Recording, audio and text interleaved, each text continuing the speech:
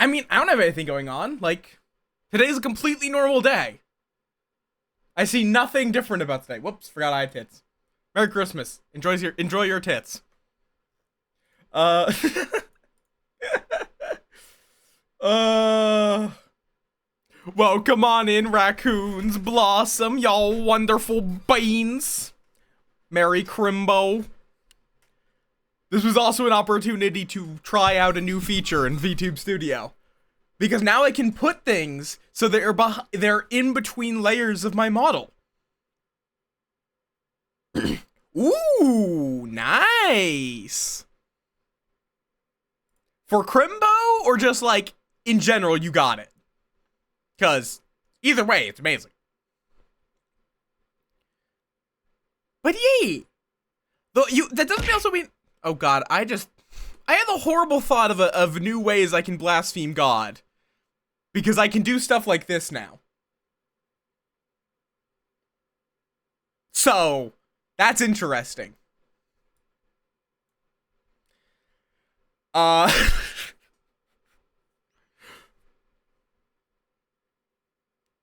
know what? Sure. Also, high imagination. Welcome on in.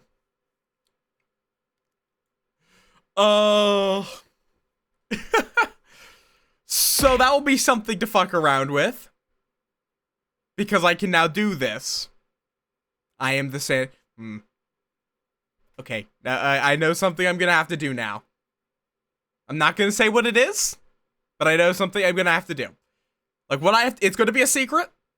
You guys will learn what it is in, about 4 months. Maybe closer to 3 now. I guess it's kind of closer to 3 at this point. I have no idea.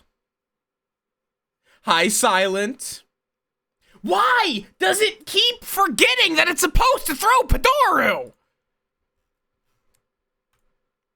Why?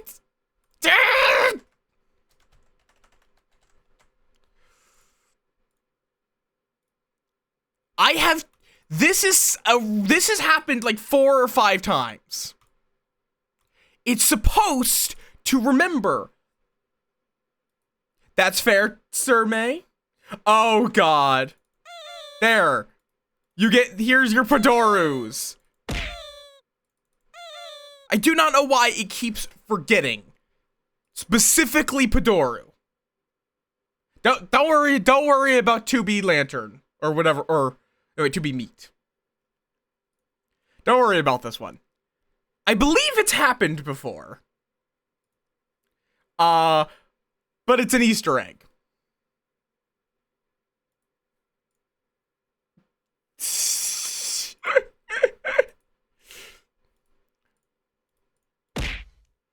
Mate. I wonder if it's because I think what I did in previous occasions was I edited this all and then I just clicked this. So that in that case, so it probably was like it hasn't saved until you do that. That's probably what's been the problem. But yes, I am going to try to explain this game better now. Also, now that I actually understand it. Yes, I've played a little bit. I'm level 32 now. Also, I just realized, is this game in early access? Because it's 0.6.9.1. Jesus Christ, this is in early access. It's already so fucking good. So yeah, we have a lot more options now. Because like before, we had Priest, Warrior, Pyromaniac, Dwarf, Plant, Crystal. We have a lot more options now. Because this has become my off-stream vibe game. But yeah, how are y'all doing? How's y'all's Christmas? But also, I love those fucking bootleg 201 consoles. They're so stupid. There was one that Linus Tech Tips covered. Okay. It is Christmas in some places in the world, 1. And 2, I'm not going to be streaming tomorrow. Tomorrow is one of my break days. So it's just like, it's Christmas. Today is the Christmas stream. How is y'all's Christmas so far? Realistically, I will more be asking about Christmas on the 26th when we're doing Strange Horticulture, but how is a lot of y'all have already gotten your gifts. But yeah, I'm just yapping. Don't worry about it. But there was one Linus Tech Tips covered, which was like 100,000 games, which is like legitimately a lot of games. That is legitimately something that could be worth owning. It costs $1,000, and like, if you're already committing piracy by doing that, you can get all that for a lot cheaper than $1,000. I could probably build myself a computer explicitly to play those games for a lot cheaper than $1,000. It would probably run better too, and I'd be able to load whatever the fuck I want onto it. But yes. I have been playing a lot of Engineer Moyle off stream. I don't know if I should play Engineer Moyle because you know how you guys have said you already don't really know what's going on? I barely know what's going on with Engineer Moyle. And I'm the one playing. Because what Engineer Moyle does, there's two parts to it, because basically, let me explain the game for anyone that is not already aware. The point of the game is you have a leader unit, which is whatever thing you make here. And you are trying to kill your opponent's leader without your own leader dying. Pretty simple. Oh god. I have not actually looked at the compendium. Dear fucking lord. And you do that by placing what are called cubes. Which are these little things. And most of them are pretty simple. For example, the plant warrior. Every 2 seconds, it moves forward 1 space, which forward is towards the enemy. Always. No matter what unit it is, it will always, if it's charging, forwards is to the enemy, backwards is to you. Or, it's forwards is to the enemy, backwards is to an ally. So, your units move towards the enemy units move towards you. And every second, it will deal 2 damage to any enemy or neutral unit touching it. Those 2 abilities are basically the standard for a unit cube. Something that is going to move and attack. So like you also have that for the Dwarven Warrior, who is the most simple character. Or the Large Warrior Slime. The Plant Warrior also has what's called Growth, which means its max HP goes up by 6 every minute. Which I think it subdivides the minute, so it functionally gains 1 HP every 10 seconds. But some of these are a lot more complicated. We'll get into that as the game progresses. When you start, your class and race both gives you passive perks and determines what your starting cubes will be. For example, the simplest one is a Dwarven Priest. If you're a Dwarven Priest, being a priest means every 10 seconds you heal a random damaged ally for 3 hit points. And being a dwarf means you will always have the cube stone in your starting hand, which is a cheap and tanky cube that has no abilities. It's just a wall. But then you also will get a combo perk. So in this case, being a Dwarven Priest, your stone will also regenerate 6 health per minute.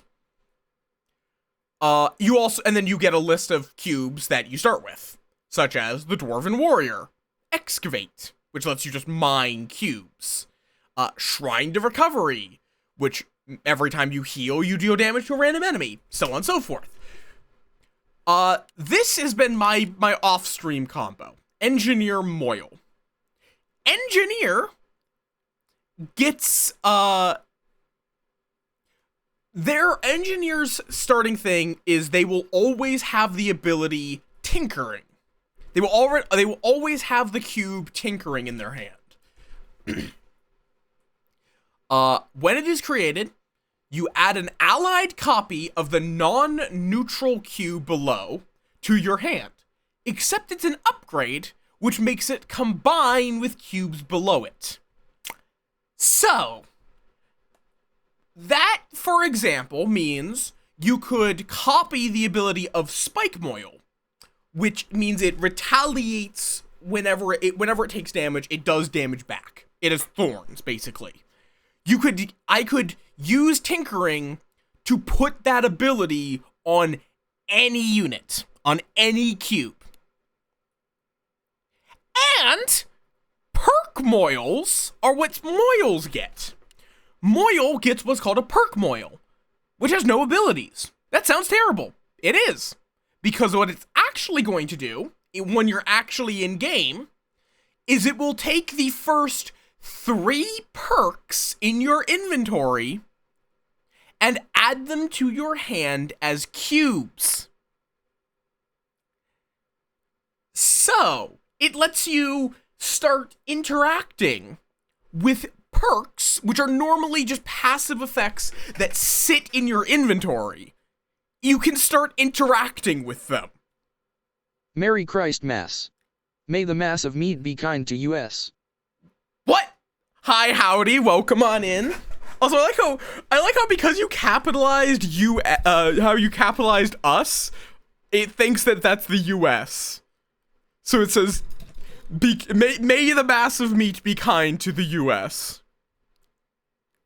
Does this make sense, or does it sound like I'm speaking utter nonsense? Also, hi, Rua.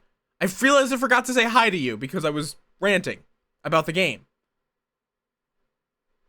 But yeah, so you know what you can do if you can, put a perk moil in the world and then copy the abilities of a cube to another cube. Basically, you can make infinite copies of any perk in your inventory if you have enough mana. Because there's a lot of perks that are okay if you have 1 of them. They're pretty fucking good if you have 30 of them. You'll understand when you're older, howdy.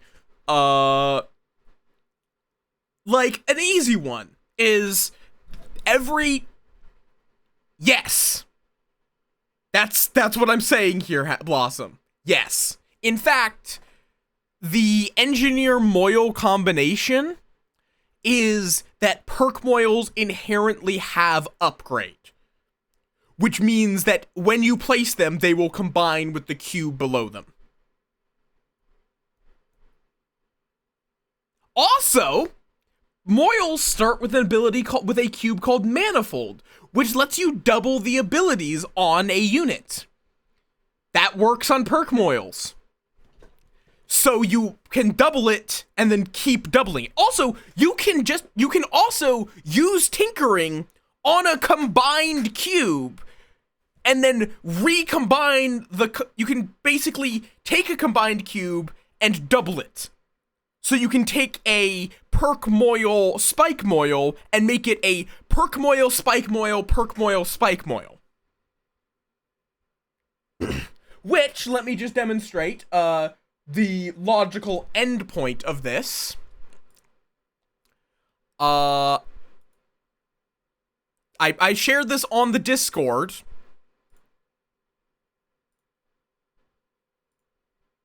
Let me make sure this is the right thing. Yep. Is this. That is this cube's name.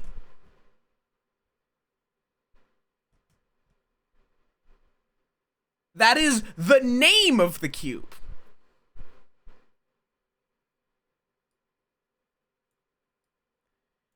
Yes, it is covering the entire screen. Because I realized if you get a cube with negative mana, because the downside to upgrade is that it costs the mana cost of the unit below the unit you're playing to combine them. So it gets really mana intensive.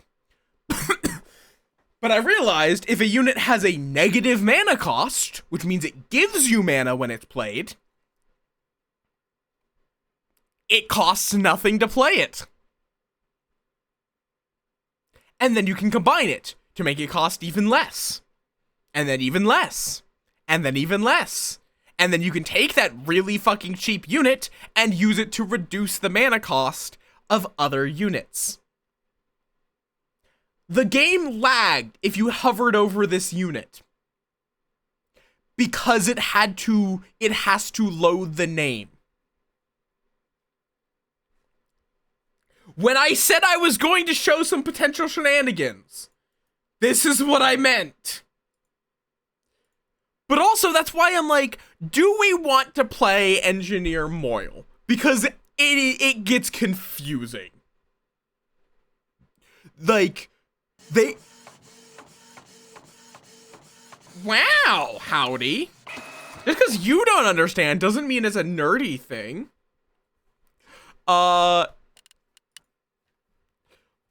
Because you can do a lot of weird options. Yeah, it's like the game is already confusing. Do we want to make it more confusing? Probably not. You do have some simpler options.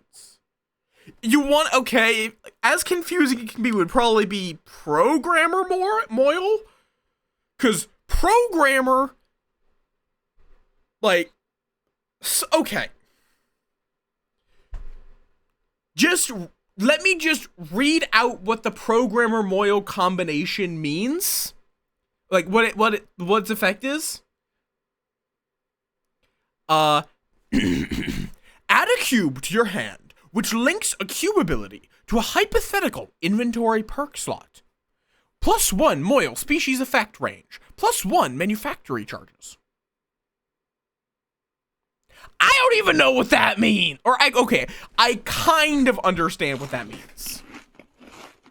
It lets you take a cube and link its ability to a slot in your inventory, which would let you, because Programmer's whole thing is building custom perks. That is Programmer Moyle's entire thing.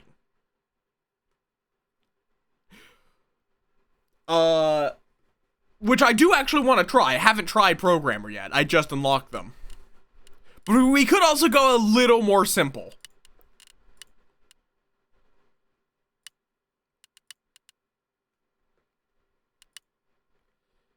Like we could do something like Chronomancer Plant.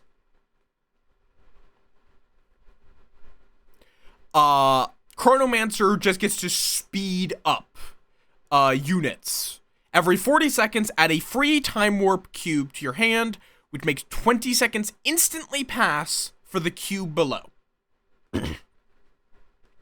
With Plant being focused around growth, which means that their units will grow stronger with time.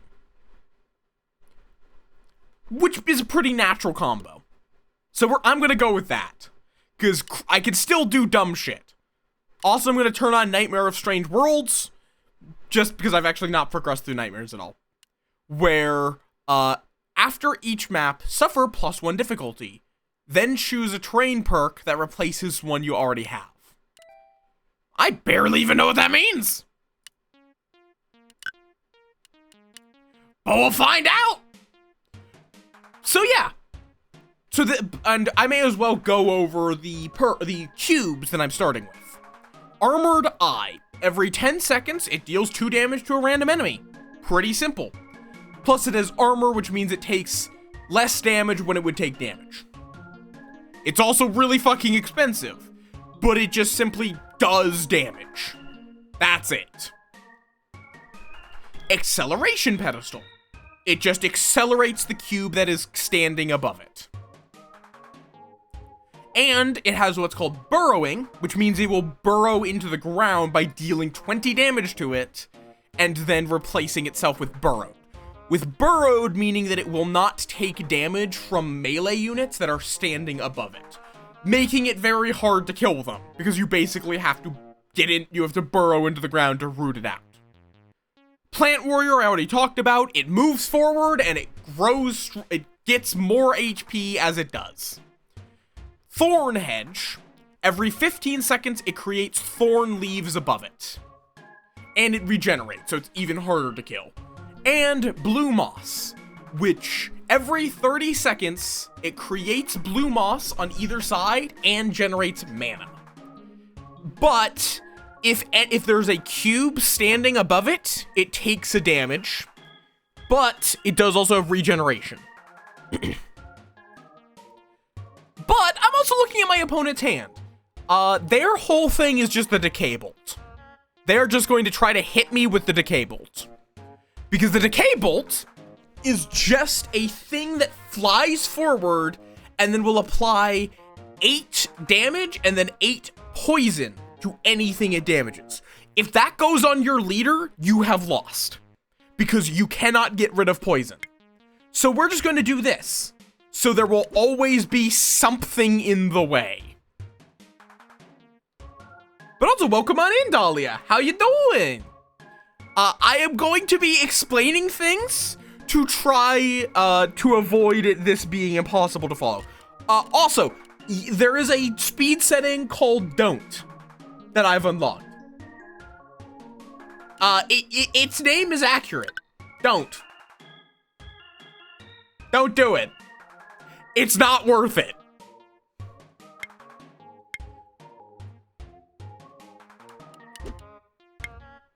So yeah, Time Warp right here just accelerates the cube below by 20 seconds. Plain and simple.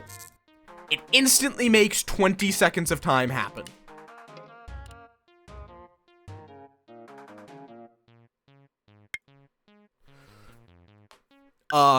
Which, you know, can be quite effective on something like, say, Armored Eye, which deals 2 damage every 10 seconds. It just makes it deal 4 damage instantaneously.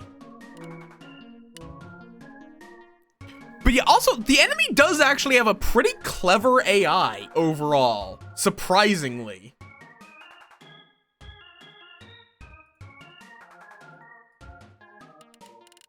In that it will actually adjust to things like where you've put things.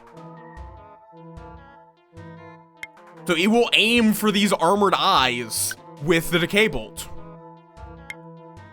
But I'm also just going to kind of, you know, spam armored eyes. Which will just kind of keep shooting. They're just gonna keep blasting. Until I win. That is the point of Chronomancer. Get enough of those, you win. So, and then after each battle, we get to select a cube. Oh, God. Oh, God, Nameless Ascension. So you know how I was talking about some cubes being a little more complicated? This is one of them. But it's also a really funny one. So, Ascension cubes have an ability called Ascension, where after they are created, it gives every name in the game to the first cube in your hand, which is not shield. And effects which check for a specific cube only check for the name.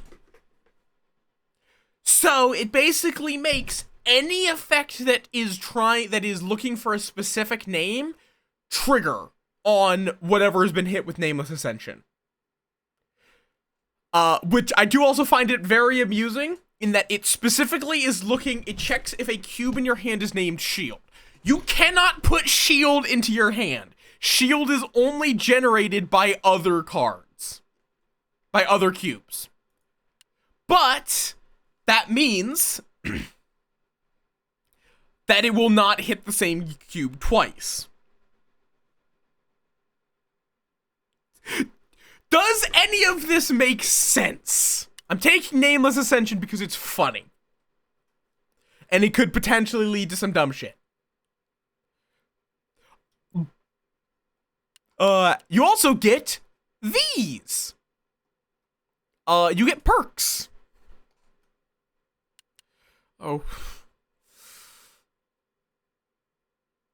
Like, currently, it just is gonna keep getting worse. So perks are just passive effects.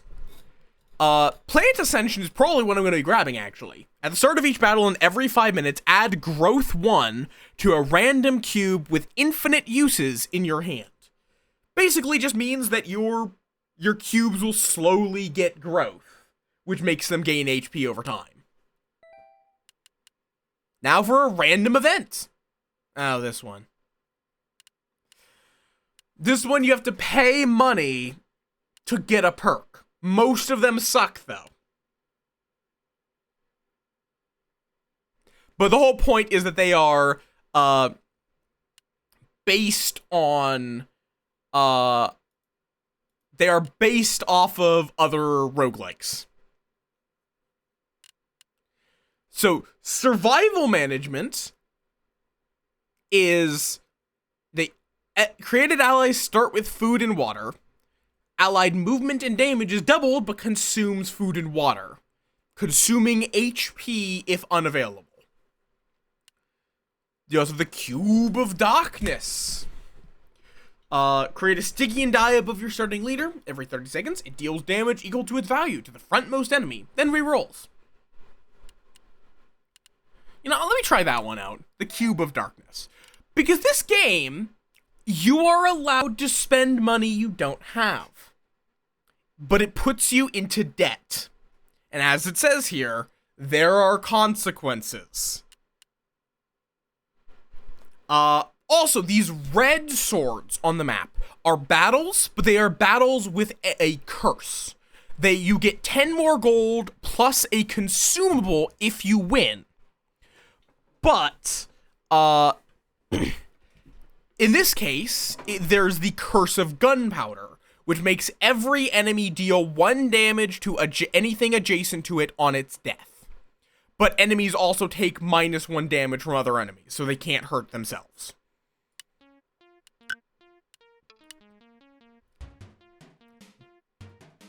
Basically, it turns the enemies into suicide bombers.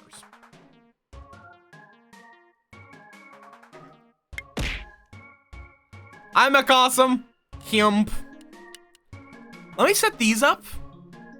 Like, currently, Nameless Ascension is not going to do anything. I do not have anything that cares about names.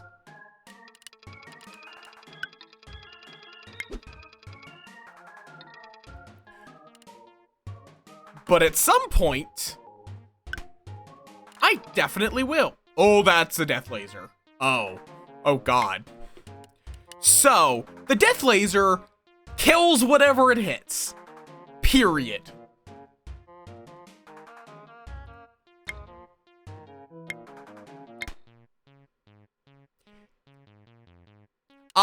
Don't. That's what it is. Don't.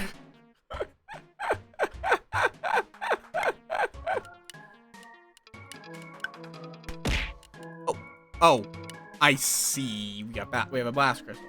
Hi, Porsche. It is absurdly fast. Like, I'm betting it's something like a 1,000 times. Wait, do you have retaliate? How did that guy oh. I'm doing good. I've been loving this game. It's become my off-stream chaos game.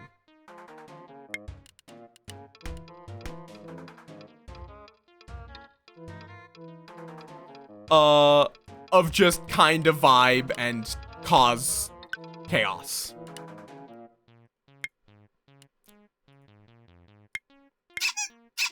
this a free place? No, there's not a free placement. Because also, I can only place things on my half of the battlefield. I should specify that. So you're not able to just, like, airdrop units. Unless you're playing the rogue, whose whole gimmick is they can start to encroach onto the enemy territory. Yippee! Oh.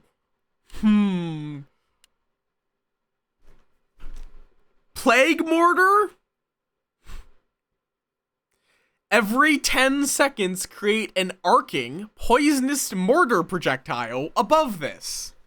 When I can speed up things. Yeah, that sounds hilarious. We're doing it. Bottled Geologist. Okay, sure. And then this is one of my favorite map notes. This is Cursed Traits. You get some really good perks. The enemy also gets some curses. But membership card. All prices in future shops are reduced by 5. What's the upgrade of that?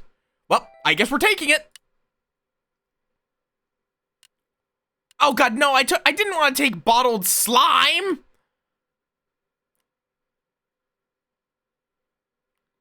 I wanted to see what the... Okay, well, I guess we took bottled slime. Which means I can get slimes. Hi, pal. Welcome on in. Oh, God, no. Absolutely. We're not taking the Blessing of Chaos. That is such a bad idea. Okay, here's the problem, Mikasa. Most likely, that means my leader will copy charging at some point. Which means it will march into the enemy. Also, we have Poison Vial here. You remember my eyes that deal damage to a random enemy and cost 70 mana?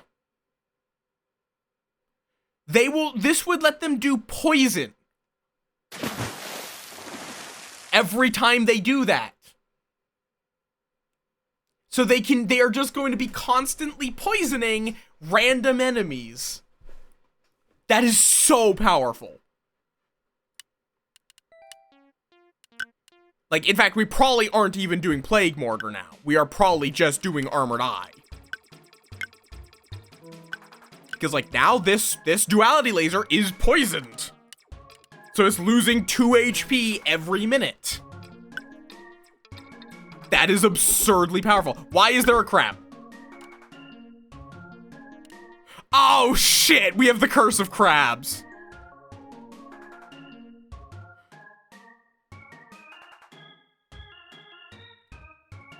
Okay. So this curse means that every time an enemy kills an ally, there's a 20% chance it creates a crab. Which the Replica Crabs also make crabs when they kill people. That is Replica Crab's whole thing. They turn everything into crabs.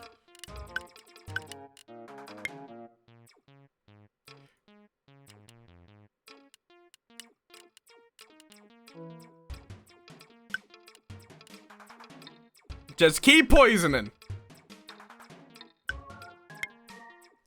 Okay, I'm also gonna put down blue moss, because that gives me a lot of mana with enough time to grow. But yeah, so we're just gonna keep using Armored Eyes.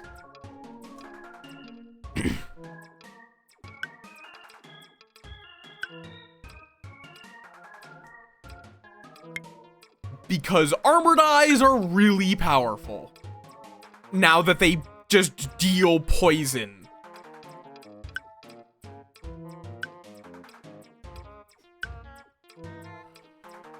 Okay.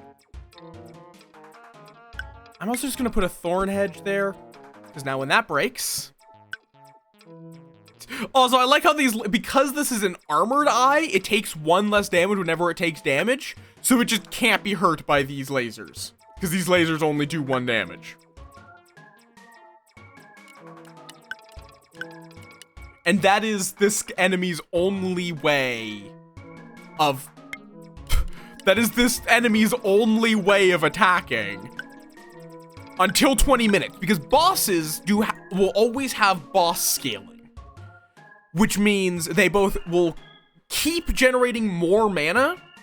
And then after 20 minutes, which, remember, we are speeding up time a lot. They will gain... random cubes.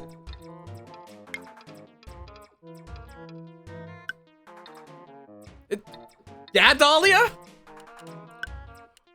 But we are just going to keep we're going to eventually inflict the boss with poison. While we make an impenetrable wall of eyeballs. Okay, yeah. The boss is very dead now. He's losing HP. Yeah, okay. We win. Oh god. The Explunkinator. Yes. Yes, the Explunkinator is a unit. Every 10 seconds, give a random ability of the cube behind this to a random enemy. It is as stupid as it sounds. You are taking abilities from your units and giving them to the enemy. Now that sounds really stupid. Why would you want that? It works with negative abilities. It works with negative abilities. So say if you have a unit with Eldritch, where after this dies, a random allied leader loses max HP and takes damage equal to this cube max HP. You know, you can do some silly shit with that.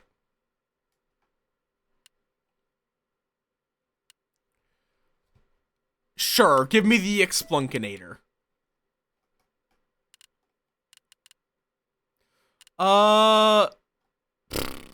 Doubling flower. I don't think I care about the doubling flower. What do you mean I'm making a shitty game? What do you mean I'm making a shitty game? I'm making a game? It's not a I'd hope it's not a shitty one.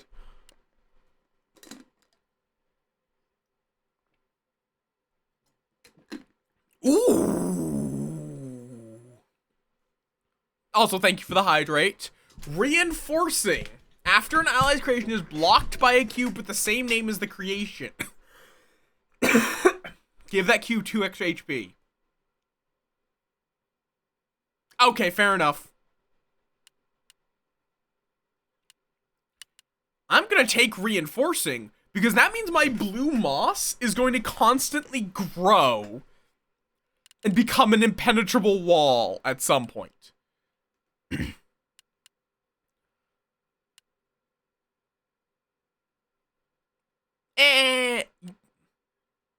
Angry video game nerd. I'm guessing, at least.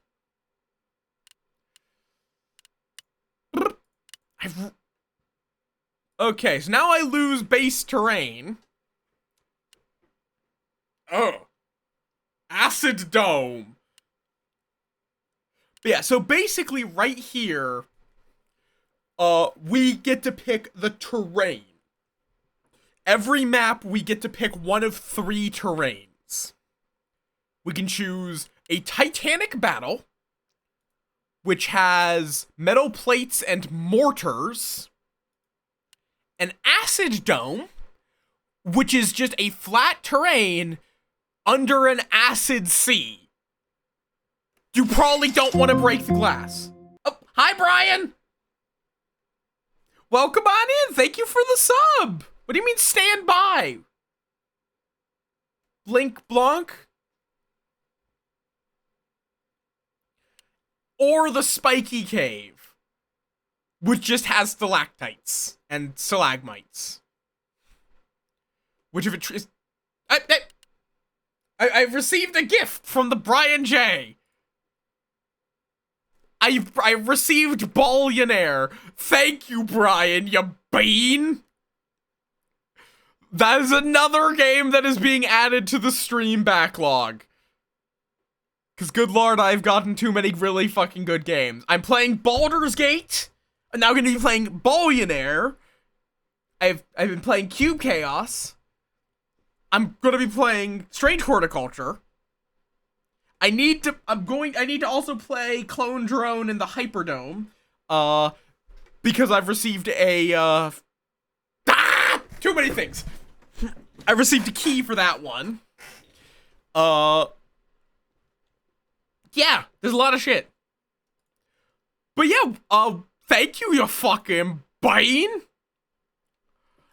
I am not going to be able to do too much in the way of the Christmas this year, but I may take a gander at, in particular, I will say this, what I do with gifts, with like Christmas gifts, is this is a game I really like and want more people to play.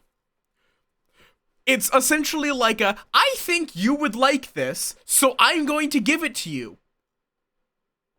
Like, Heat Signature is one that I love giving to people. It's not really on much of a sale this right now, so I'm not going to do that this right now. But Heat Signature is an amazing game. Or Fictorum, which is $2.50. Some people might be receiving Fictorum this year. Because that game is really fun to fuck around with. Also, Brian, have I told you about Cube Chaos? You might like Cube Chaos. It is chaos, as the name implies. Let's go with the Spiky Cave. I think that is the least likely to kill me. Yep, it is a obscure game. Because, you know, that's kind of my thing. Like, I didn't intentionally make that a thing, I just like weird games, and I like showing off weird games. So basically, it is an auto battler. You have your, let me actually go into a battle. Which one is this? Is that fine? I really want to go to here, where I can upgrade my perks. Is this fine? Yeah, I think that's fine. Yes, the Steam Interactive Recommender is great. I think that's actually how I found Cube Chaos. So basically, you have a leader. You have to try to keep that leader alive and kill your opponent leader. Kill the opponent's leader. You do that by placing cubes, which are these things. So you're trying to kill this asshole, who has 69 HP. I did not know he would have 69 HP, that is just happenstance. And you're trying to keep this little guy here alive. Basically though, how you do that is by placing these, which some of these are very, very simple. Like, the Plant Warrior. The Plant Warrior moves forward every 2 seconds. Every second, it deals 2 damage to every touching enemy or neutral unit. And it gains 1 HP 6 times per minute, so functionally every 10 seconds. Some of them are less simple, like Nameless Ascension, which, when it is created, gives every name in the game to the first cube in your hand, which is not named Shield. Or the Explunkinator. Yes, it is named the Explunkinator, which, every 10 seconds, it gives an ability of a unit behind the Explunkinator to a random enemy. So you can just like throw negative abilities at your enemies. It is very interesting. I would describe it as a game where you assemble a Rube Goldberg machine of chaos. Where you have to figure out how to put these pieces together to do something really stupid. To demonstrate, a recent game, I made this. This is something that happened. This is not a bug, I want to be clear. What is happening on this screen is not a bug. That is the name of the cube. That is the name of the cube because I combined together hundreds of copies of fake coin. And that whenever I made a copy of this, I gained like 1,000 mana. Which admittedly is not the best thing in the world because mana burn is a thing. If you go over your mana cap, you take damage. Right now, I'm doing relatively simple things. Like right here, apparently this map has mana crystals, which give you max mana and mana when you kill them. So I'm going to do that.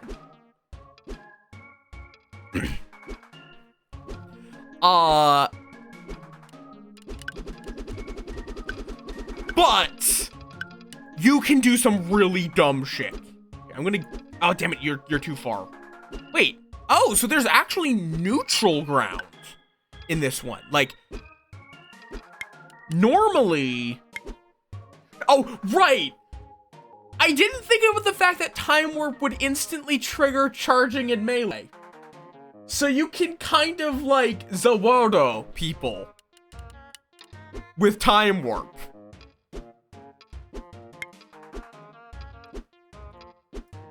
You can actually just Zawardo them.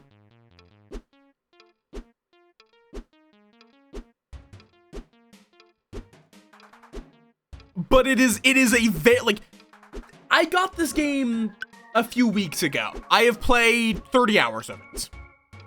It is really fucking good.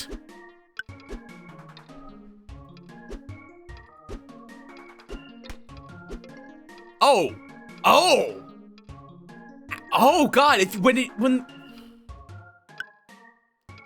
yeah, you can Zawardo people. Like right now, what my build is doing is it's placing down armored eyes, which every 10 seconds deal 2 damage to a random enemy. Plain and simple. They also take less damage when they would take damage. But because I have a perk which makes any ally with more than 50 mana cost that deals damage to an enemy or to a non-ally, it also applies that much poison, which makes that enemy take that much damage every minute. So, I am basically making enemies take unavoidable damage and then immediately and poisoning them for it. And that you can poison the enemy leader. It's usually difficult to do that. Not really that difficult when you have a death laser beam like this. So basically, once I hit the enemy leader, I win.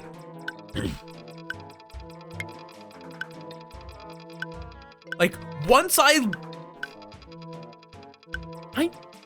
don't know. Why'd you want a sphere? Cubes are so much better.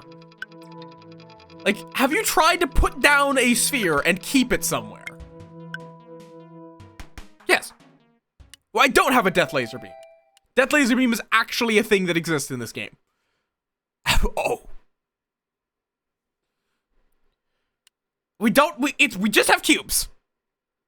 I think you guys are overthinking this. We just have cubes.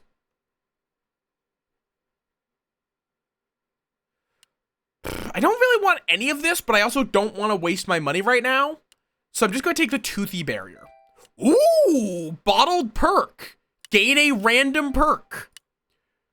What happens if I upgrade? Because what this is where I waste all of my money and die to debt.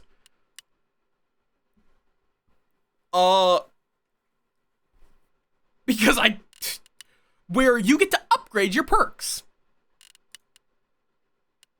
So there are some really good examples.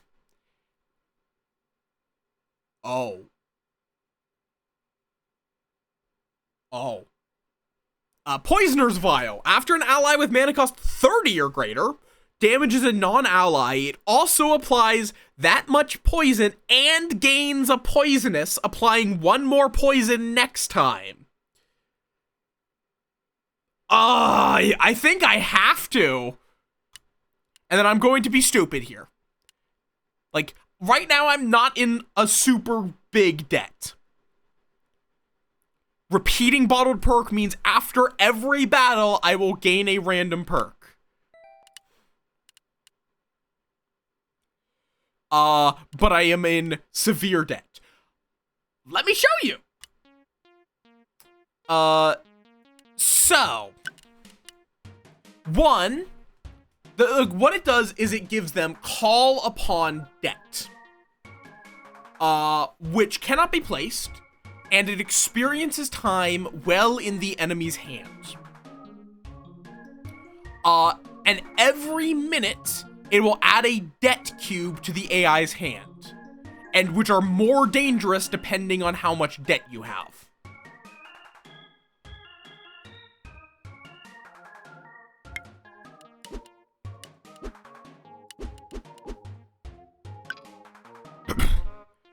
Which I'm sure the AI will show, like, whenever it pops up. Oh, wait, oh, that worked, now that works with the Stygian die, oh god. I didn't think about that. Poisoner's Vial now works on the Stygian die, that's amazing. But yeah, so, like, right here. It gives you there's now a really scary plant debt collector that is going to soon be placed to attack me. Okay. Armored Eye, go. Yep, exactly. It is usually, there are a lot of situations where it is worth it to take on debt, but you do risk the enemy getting, if you go above, like, I think it's 1,000, debt, the enemy will get a cube that lets it take a life.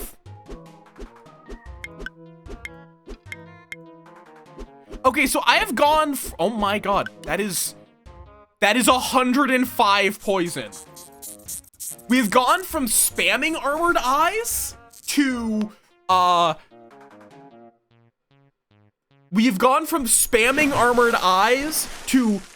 making one Armored Eye really scary. With that being, because every time it attacks, it does add poison. It adds poisonous to itself, which means next time it does more. I mean, okay, pink and rose are kind of red. Just like how brown is technically an orange. Also, we are about to have ads, but I think I'm also about to win this, so I'm not that concerned about this.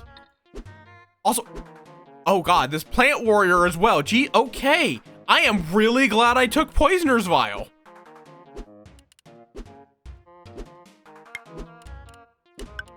Because that is absurdly powerful with my build. Actually, I don't even think just with my build, it's just absurdly powerful. Like, this guy is losing 344 HP a minute.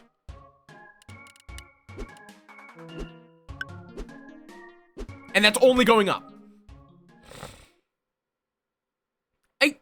Is there a subclass for Rogue that focuses on poison? Yeah, we are about to have ads, so now is a good time for a tangent. Oh, okay, that's even stupider. Mana acceleration. After an ally with more than 0 HP is created, accelerate it for 1 second for every 5 mana it costs. Oh god, that's gonna make it even stupider.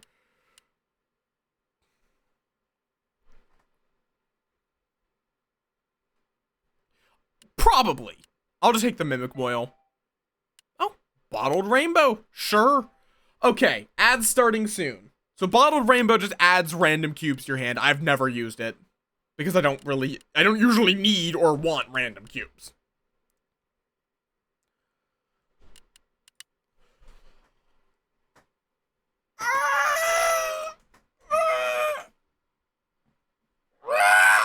Whoa, that was a good stretch. I'm also gonna just take a quick hydrate. But yes, words and stuff. I'm trying to think what I was about to say. Oh, right. Oh, yeah, I was gonna look up if Rogue has a poisoner. Okay, so I have this bad. I don't know about bad today. I really love the part of like DMing of helping people make character concepts work.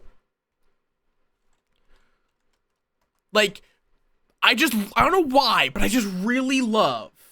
Yeah, I figured there is going to be a subclass. I'm curious though, if you wanted to be a poisoner rogue, but did not want to homebrew, you wanted just something that is built in. Which one, what subclass would you go?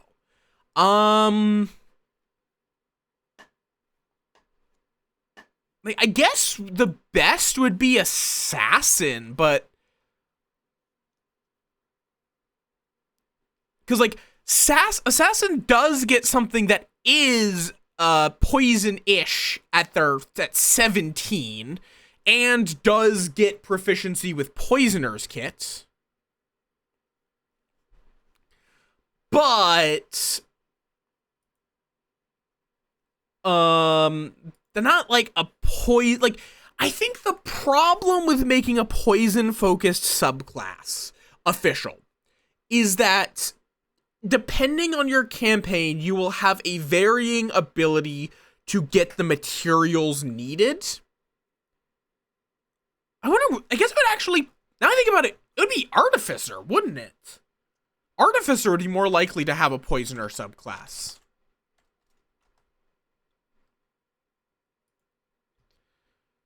Because their whole thing is being able to make things, period.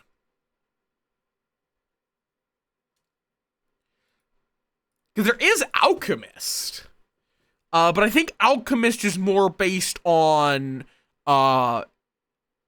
like, beneficial effects or, like, fire, like, grenades, basically.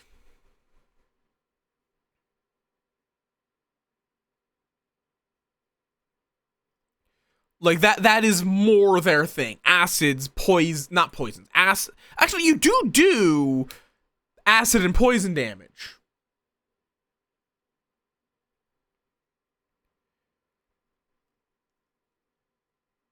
It's an interesting, like, Yeah, there's not really a poisoner.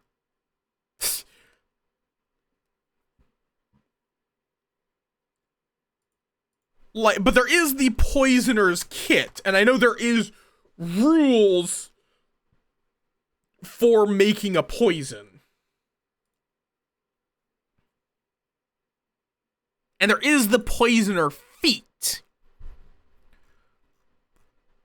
which is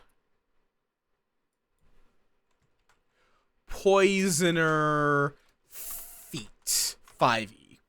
What does exactly it do?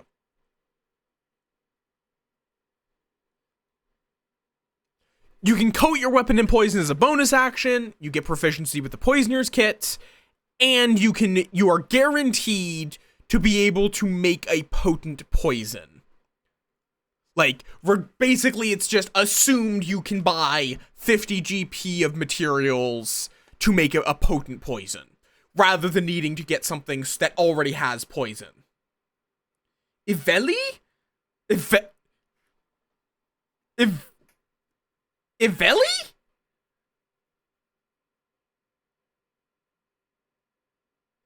Yeah, I don't know either. I was like, okay, maybe you just did the thing where all of the keys were one to the left, but no, they're not. I mean, if you want, I don't know jack shit about Dark Souls. I know about Dark Souls. I've played Dark Souls. I don't know jack shit about the meta of Dark Souls. Okay, to the random event, because I really do not want to go to this perk chest. Because these perk chests are called blood perk chests. You lose a life if you go to these. accurate. That's accurate for once. Wokamon in circuit.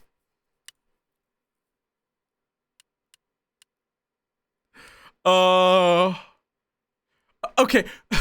The fucking theater group, man. Okay, the theater group is the joke perk area. In that all of these do almost nothing.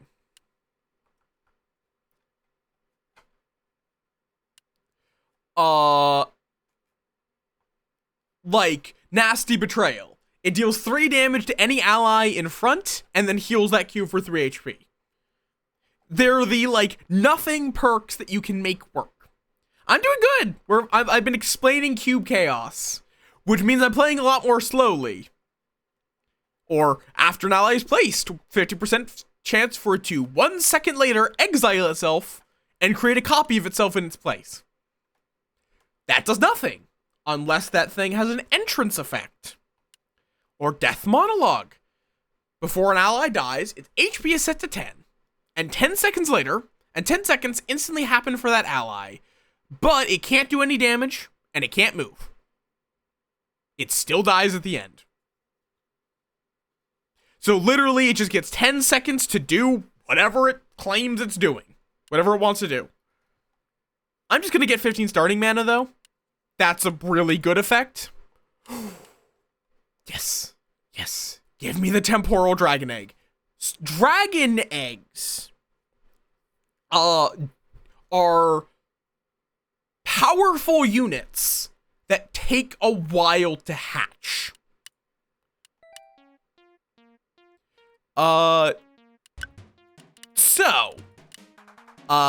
It's a 0 mana thing. After 4 minutes, you kill it and add a baby temporal dragon to your hand.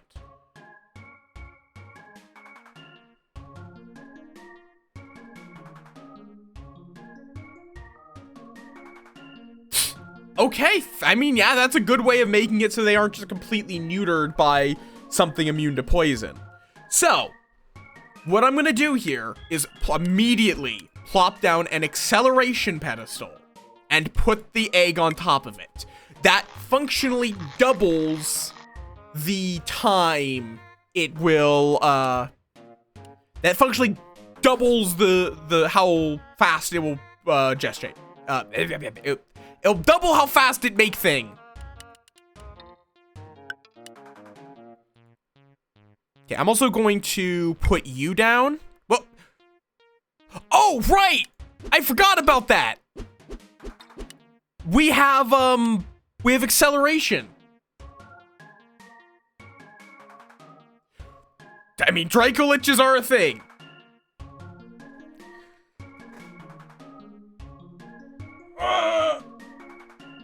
But every class has a possibility of being relatively useless against some enemies.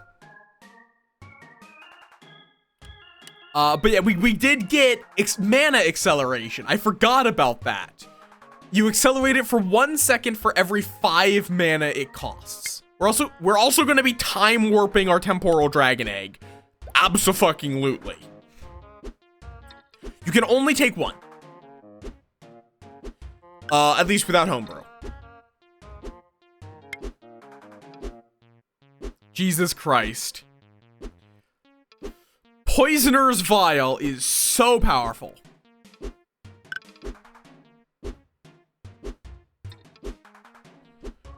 Wait, why are you poisoned? Why are you poisoned?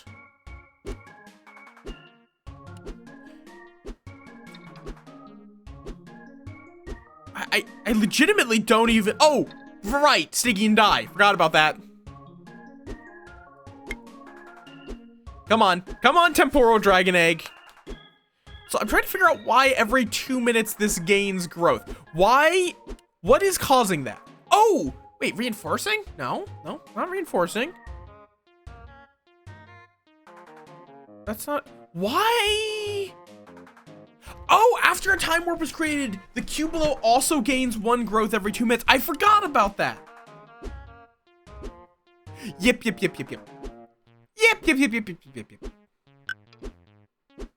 You unfortunately cannot accelerate your hero because that would be busted as fuck. Now this, the temporal dragon is really slow.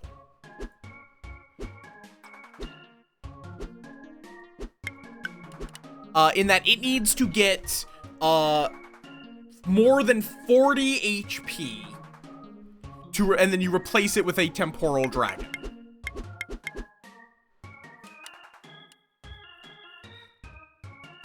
I'm also just spending my mana so I don't die, because I've never actually been able to get the temporal dragon to be, to hatch. Literally, I've never been able to get it to happen. Because it is one of the harder dragons to turn into an adult. Because it's supposed to be played with the Chronomancer. Oh my god, you are. Okay. Okay, nope. No. What are you? Oh, shit, right. I forgot about the hired assassin.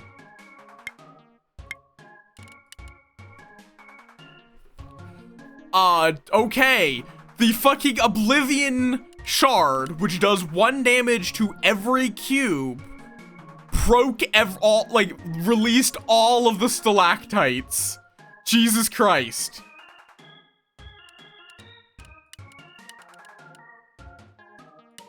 Come on.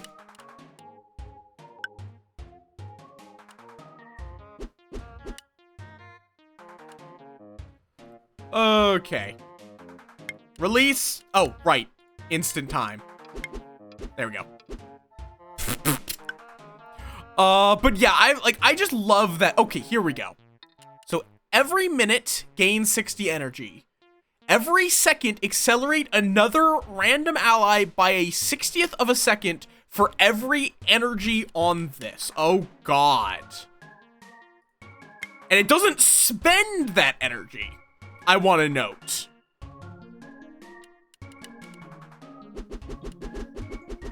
So it will just slowly get to the point where it is, it is accelerating everything by, hours in a second. Okay, then. I see.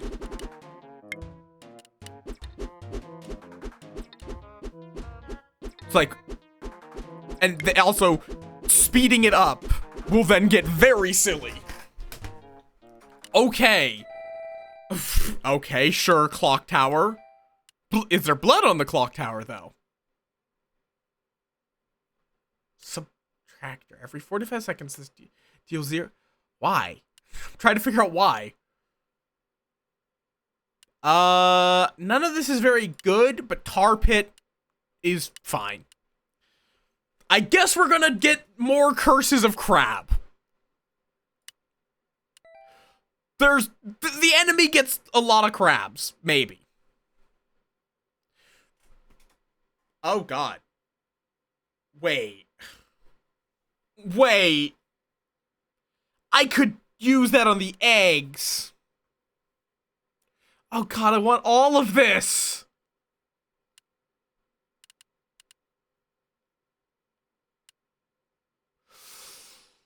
Okay. I'm gonna say, one, I should take debt relief, because it's 23 gold to get 30 gold. It's literally free money. And then I'll take the Curse of Mystery. Please don't be bad. Curse of Struggles, I can handle that. But do I want the fact? No.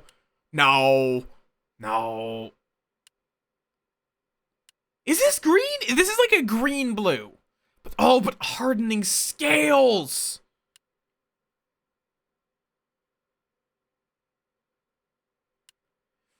Oh, fuck it.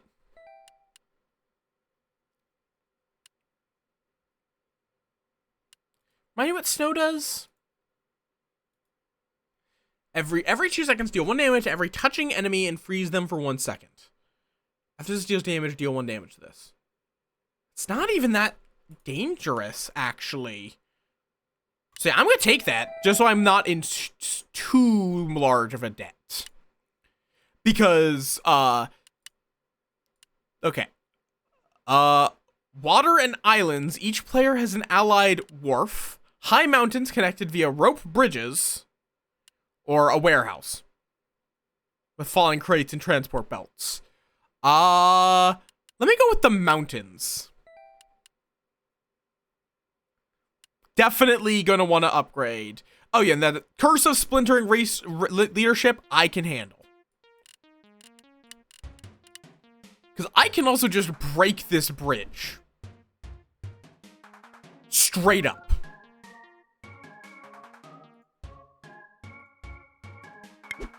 Like, I can just break the bridge so they have to tunnel through the entire fucking mountain to get to me. But first, I want to tunnel through the mountain. In fact, actually, tunneling down here for the mana will inherently break. Oh, wait, no. This floats.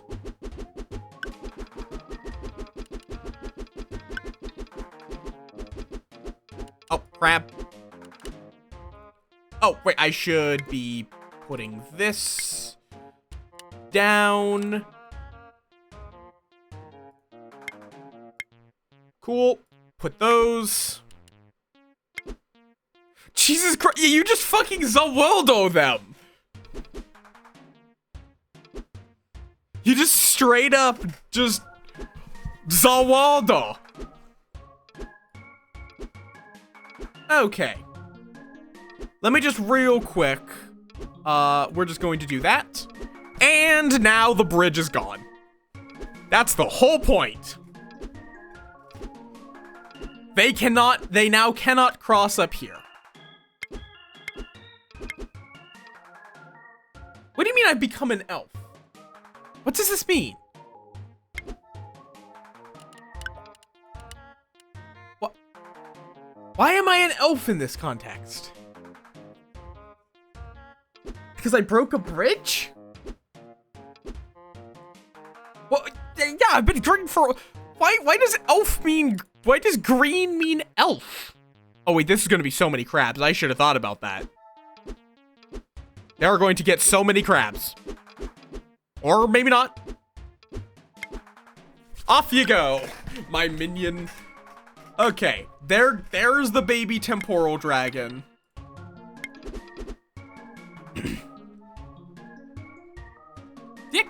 I have a hat. The only issue is well, actually, I don't need to. That's the best part.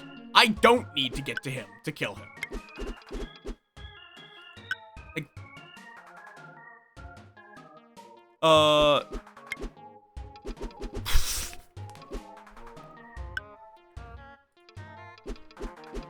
Bam, bam. Okay. So this fucker is going to be growing at a exponential rate. Especially because he can accelerate the pedestal he is standing on.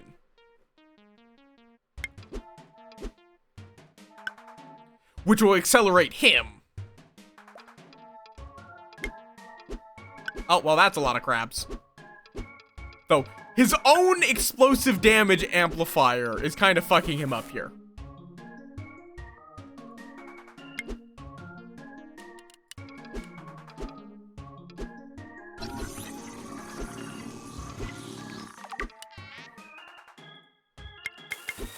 Oh, wait, shit. Need to be a little careful about that.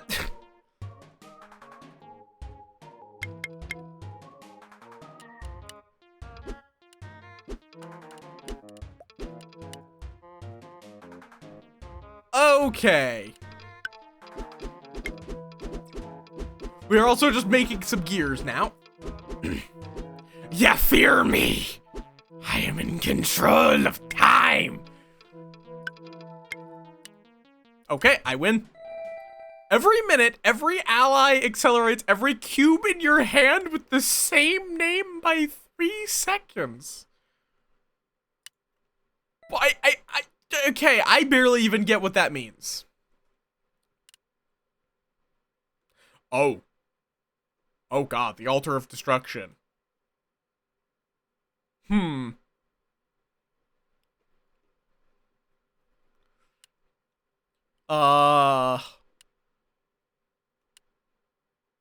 just going to, you know what? I think the winter project could be funny, though. Okay, upgrade my perks.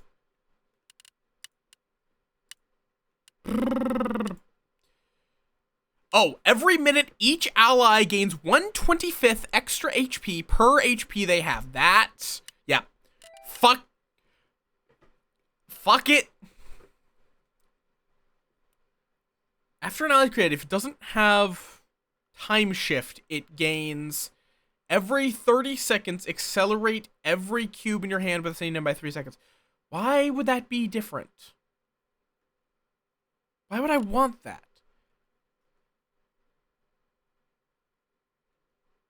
I guess it is a lot faster.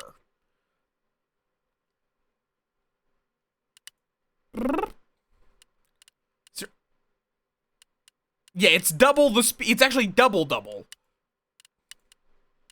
Where is it? Thought time, because it's both every 30 seconds. Oh no, yeah, no, it's just double. But it's also individual timer, so you can't like spam it. But I don't know how useful this is going to be in the first place. Because the cubes, I don't have a lot of effects in my hand that are useful to accelerate. It's really just going to be growth.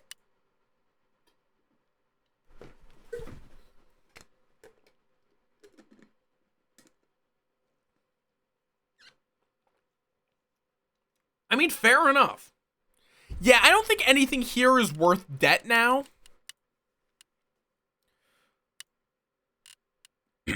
Yeah. Okay, we're gonna go to the Curse of Knights.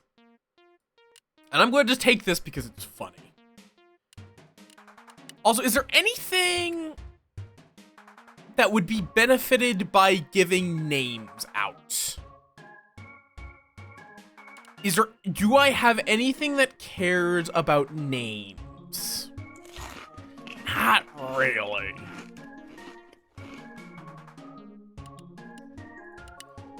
Okay. So we're gonna go with this. What the fuck are you? Pufferfish. Oh, I see. You are 10 poison. That's what you are.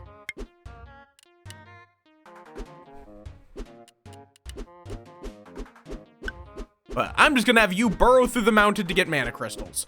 Because this is something I'm gonna be able to do a lot.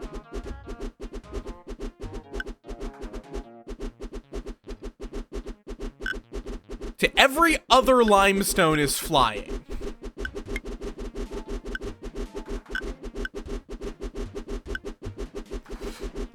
Nice. Okay. Plop you down. Plop you down. We are also going to break this real quick. And start accelerating you a little bit. This just kind of sounds like you're running Blood on the Clock Tower, Rax. Which I am going to be running Blood on the Clock Tower soon, TM, this Saturday. And I intend to stream it now.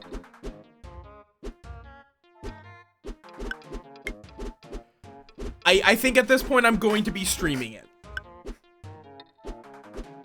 What the? Treasure slime. After this dies, the kill trucking game. Ooh, actually quite useful for me.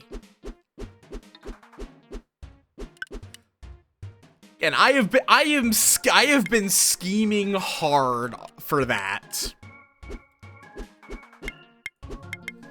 I'm just gonna throw these down to ward off the enemy because these just retaliate. That's all they do.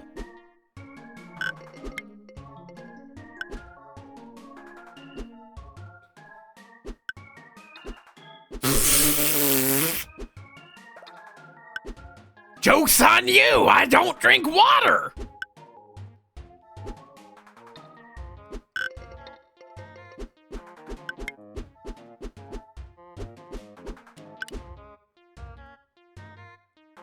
I am curious. It might actually be worth hitting myself with this, even though it doesn't accelerate me. It still will mean I gain growth, which is important.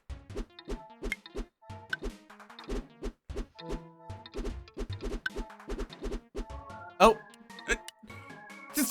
Why does my blue moss now have no HP? Excuse me, what? Oh god, because there's technically a cube above it, isn't it?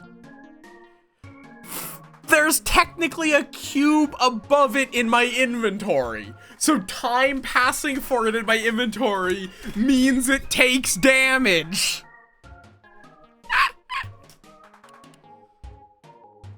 Okay. God damn it.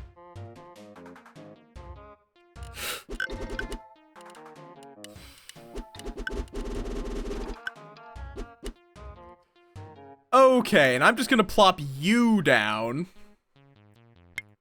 And then keep time warping. We're gonna keep time warping this dragon. Mostly because I think it would be really funny to win with Winter Project. I could win with the Armored Eye so easily. But I think it's funnier to win through other means. Oh, there goes the Winter Project. I don't know how it died, but it died.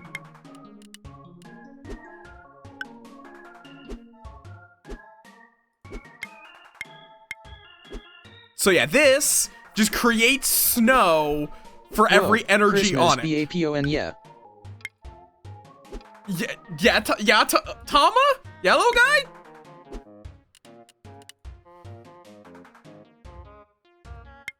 So I'm just gonna keep putting down more of these.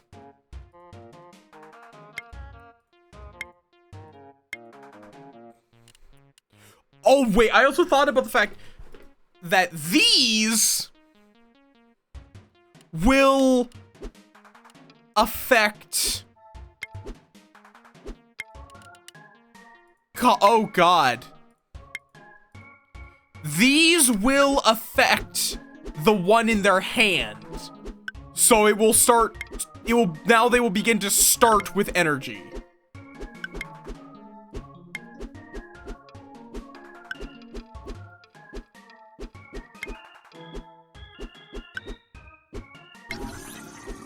Whoa, Christmas upon ye.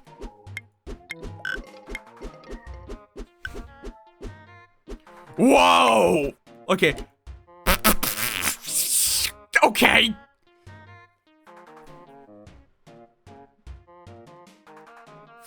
And this one will make 200 snow when it dies. I just want to point that out.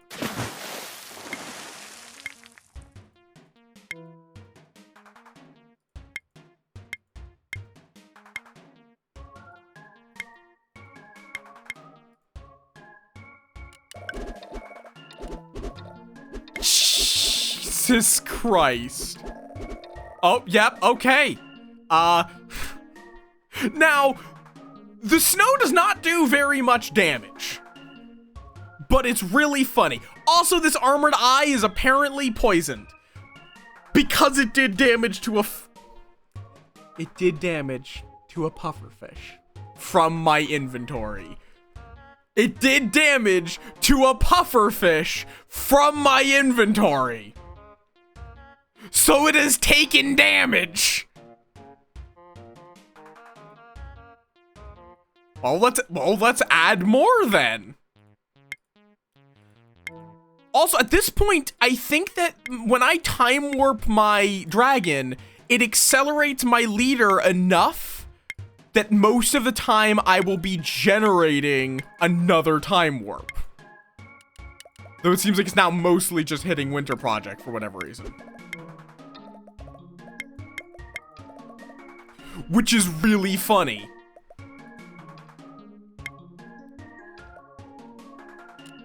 I also don't know why the AI has decided to make a Skyworm. I'm gonna be honest, I just don't even know why it decided it needed to do that. It just did. Because that literally will never come down to me. It literally cannot hurt me. Jesus Christ. Also, these are starting to get quite tanky because of hardening scales.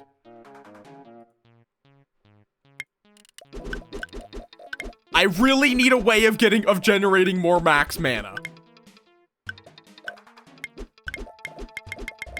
I'm just gonna hit myself with a bunch of growth. Oh, Jesus Christ. Just so I don't die from mana burn. Because that is a legitimate concern. Is that I could kill myself with mana burn.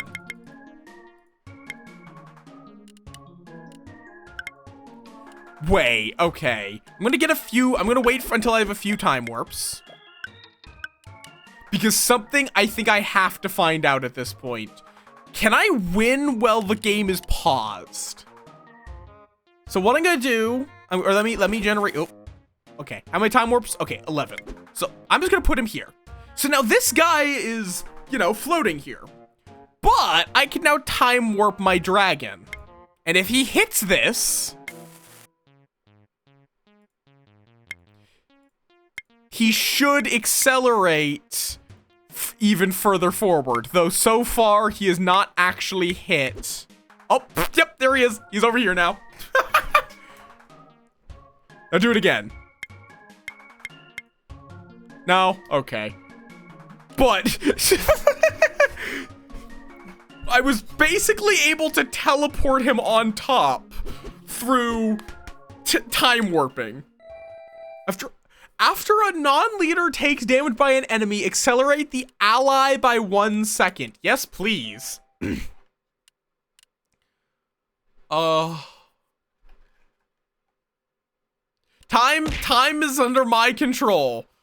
After a cube with the same name as the cube above is created, exile the created cube. Sure. Oh, sure. Bottled resell. Why not?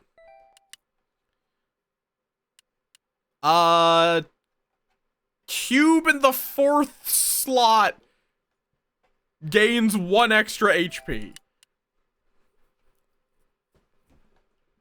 After an enemy takes damage, there is a 15% chance that enemy randomly either loses a strength or gains a poison. Do I even need that? Also, hi, Lone Wolf. Welcome on in. Actually, no. Static field.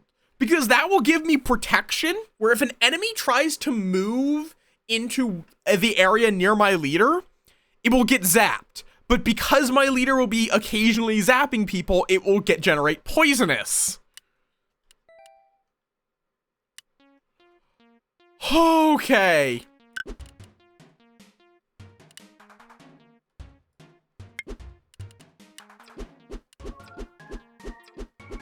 Now you go get me some mana crystals. I need that crystal. How you doing, Lone Wolf? Welcome on in. Merry Crimbo. You get an acceleration platform.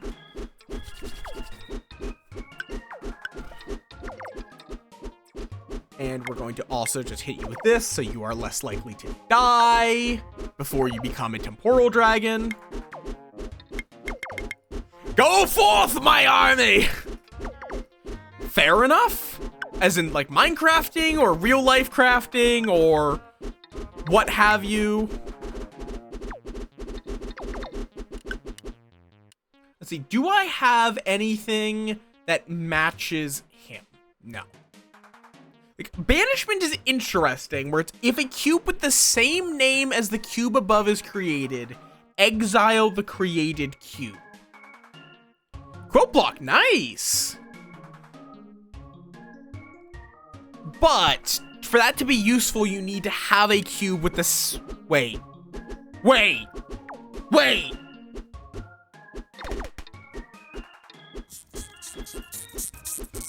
Did anyone else just have the brain explosion I just did?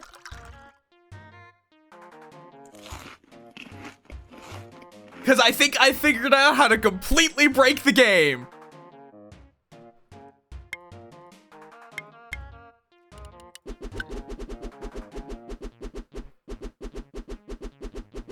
Oh no. Because you guys remember Nameless Ascension? Yep. More specifically, it gives one of your dudes every single name in the game. Well, Banishment makes it so that if a cube with the same name as the cube above is created, exile the created cube. And I believe placing a cube counts as a cube being created. So we just like place a armored eye. Oh, wait, every 30 seconds for every minute already elapsed this battle, a random enemy which still has HP silently loses 1 HP. Yeah, that's perfect. I really just need a way of generating maximum mana. We're looping. Loop to another map. At its end, you'll reach this choice again. Because I think I want to do more stuff. Give me the acid dome. I want to see that. But that we have won the run. I just want to keep going. Sure, give the enemies an extra life. It will not save them. Shop. After you place an ally, lose 5 times its mana cost in mana, then create copies of it in the 8 surrounding positions. Oh god, that's an option. Ooh, yes, give me the perk mimic and a tiny mana crystal. Perk mimic lets you mimic another perk. That's what it does. Non-consumable, non-unique perk in your inventory to copy. Do I just recopy the repeating bottled perk?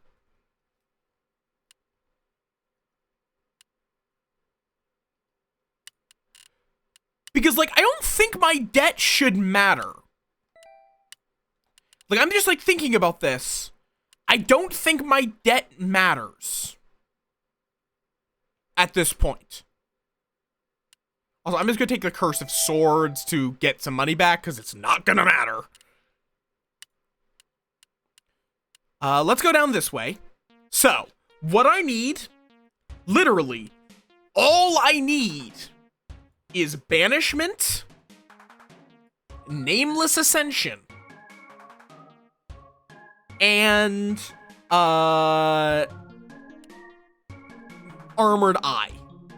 I believe, at this point, those are going to be all I need, period.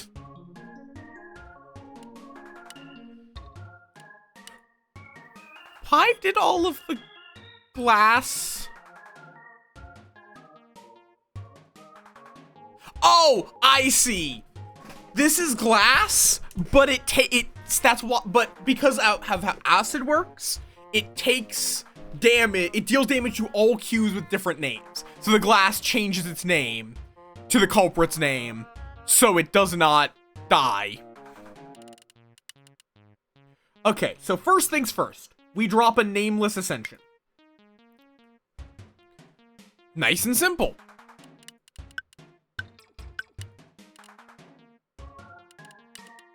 Then we need to drop Banishment. Like, we do have to get the mana. Why did I get rid of the plant? Okay. I'm just gonna drop you and start lasering. But yeah, this has literally every single name. Period. You a climber? Okay, Berserker got poisoned. That's what matters.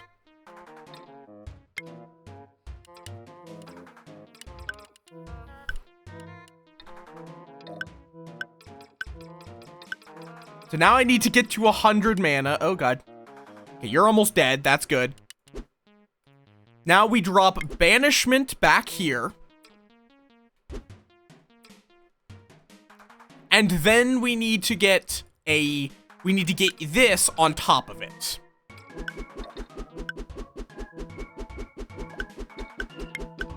So now, anything that is placed dies. Or, more accurately, anything that is placed is banished instantaneously. It does not matter what it is, it shares a name with what is on top of banishment. Sure, ammo box. After non-leader ally takes damage from an enemy with less HP, it deals 1 hit. Sure. Like, at this point, it barely matters. I just need to get mana.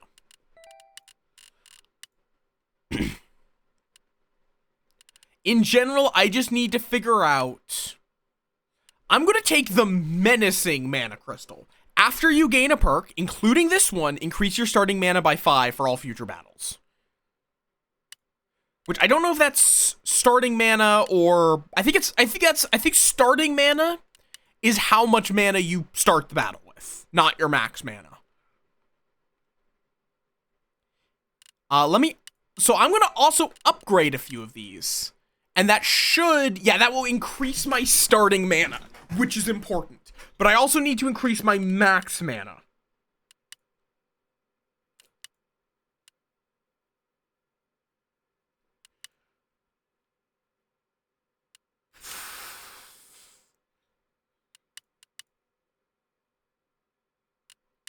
Let's grab that. So, this might be a bad idea. We're gonna find out. We are gonna find out. Let's see, starting mana 80. I want to get to starting mana like 100. So let me also just grab that. Let me... You know what? This is really good. Every minute, create a large warrior slime above a random non-large warrior slime ally. So that gives me some units that can protect me. Okay. Although I just realized I'm going to actually start getting into the point where I start getting mana burn. I need max mana desperately now. Okay, we're going to go this way. Because when the next perk I get will actually mean that I immediately suffer mana burn. Okay, Nameless Ascension.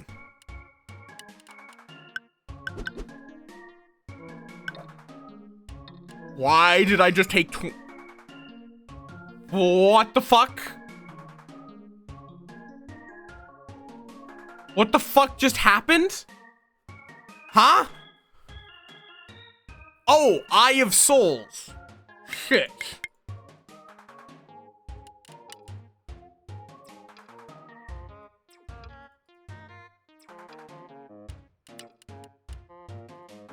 Okay, you need to get the ability to gain more growth. Okay. But there goes that large warrior slime at the very least. And we did get our... Oh, yeah, that's fine.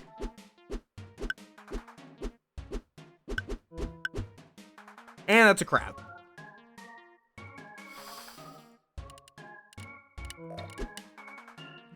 You know what? I'm just going to plop you down here before we get to banishing because I need... Oh, and you, of course, immediately got deleted by the Eye of Souls. Great!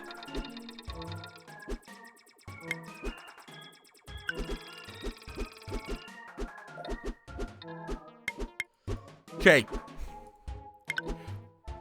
The fucking Eyes of Souls are kind of... What? Huh? Oh.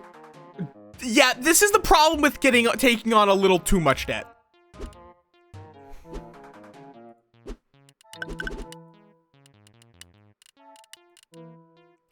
Okay. After Naya dies, cool. I don't want that, but sure. I'm forced to take this, and I am now immediately going to start every battle by taking damage because I have too many perks. Up we go. Like, you literally just heard it. We just took damage.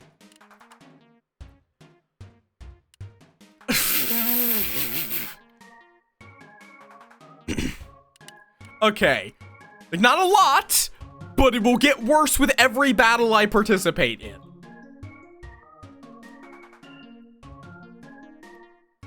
Okay. Nameless, I need more max mana. I desperately need to get more maximum mana.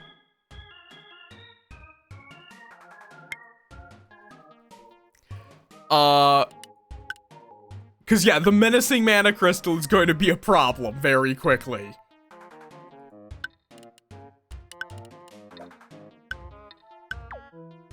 Okay, get you down.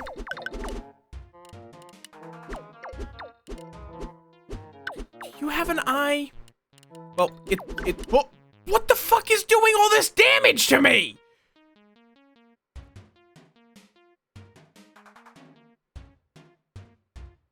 Oh, fucking course the fucking bullet constructor got eye. Fucking course it did. What the fuck is going on? Why is everything just being instantly deleted? What?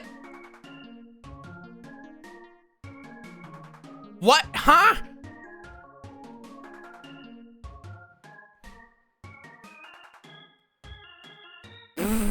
What is going on here? Why is everything being instantly deleted from existence as soon as I play it? That's supposed to be what I'm doing!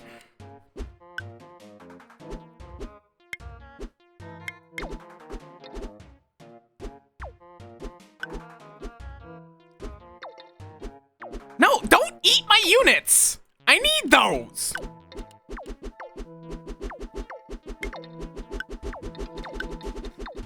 Okay, acid just got in here.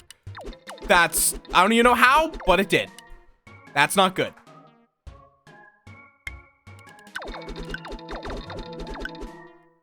Okay then. Well, another Tooth of Time. Personal Guard is kind of nice.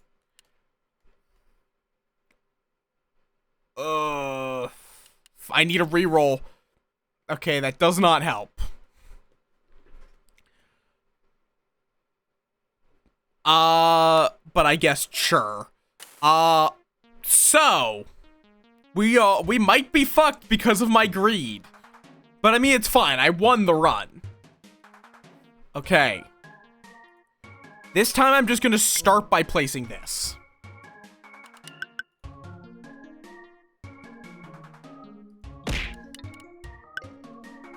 Oh god, it's actively trying to break open the ceiling. Oh lord, no, no. Don't do that. Don't do that. No, stop doing that. Okay. Nameless Ascension, gonna drop it as a wall.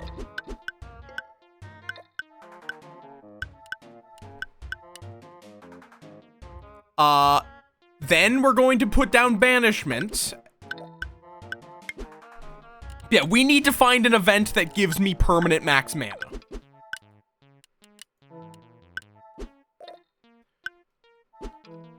And now I need to get down, the eye. No! Why, you fucking warrior slime? No! No! Why are you there?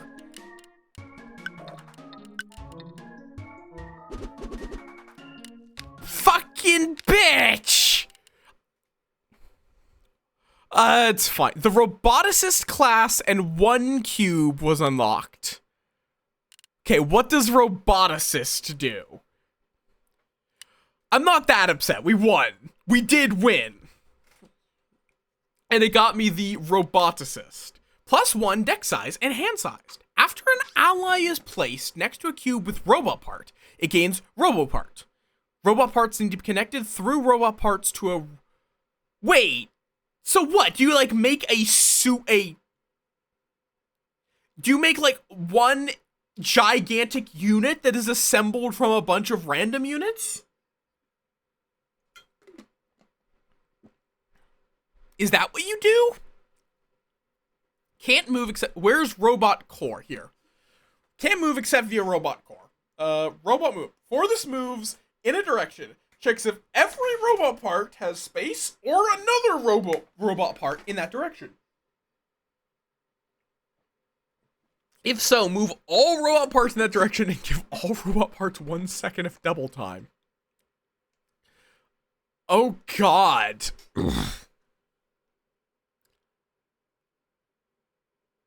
Huh. Weird. After you place a non-row part ally, lose this ability and gain every 4 seconds move forwards. The fuck? Okay, that one I do not have the brain cells for. Not right now. I kind of want to try Programmer. Which I at least kind of understand, in that you make custom perks. The question is, which race would I want to combine with that? Probably not Chaos Programmer. Because that just gives you a random cube every battle. And it doesn't, I don't really know what the perk fragments I would get would be. Oh, you can also just look at just 1/2. But then this also gives me the subtractor and the compiler. Every X seconds create an allied combination of the 2 cubes above in the position below. X is their combined mana cost times 4. Fascinating. We're not doing a Programmer Moil. That is way too much for my brain. Let's go with, after a non-undead ally dies, if it had more than 0 max HP, 40% chance for it to create a copy in its place, except the copy is 4 HP healed and is undead. You know what? Let's be an undead programmer. Fuck it. So yeah, what the programmer does is it gets 3, it can create custom perks. Which is really weird. But since we're doing an undead thing, let's do, what is a zombie? Like, I think let's do, so every time an undead is created, it can, I'm gonna start with Zero Nightmares. Or, no, I think Strange Worlds is just kind of fun. So,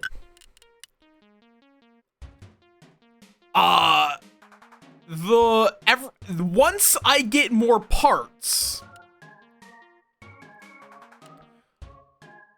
Oh, I see, actually, right here. Starting fragment. Click to choose from 3 perk fragments of the type you have least of. Then lose this perk doesn't work in battles. I should have, before we went into this battle, done that. I didn't realize I started with these. So, after this battle, we'll get parts to make a custom perk. Which is going to do weird shit. Okay, so like right there, we just got a undead.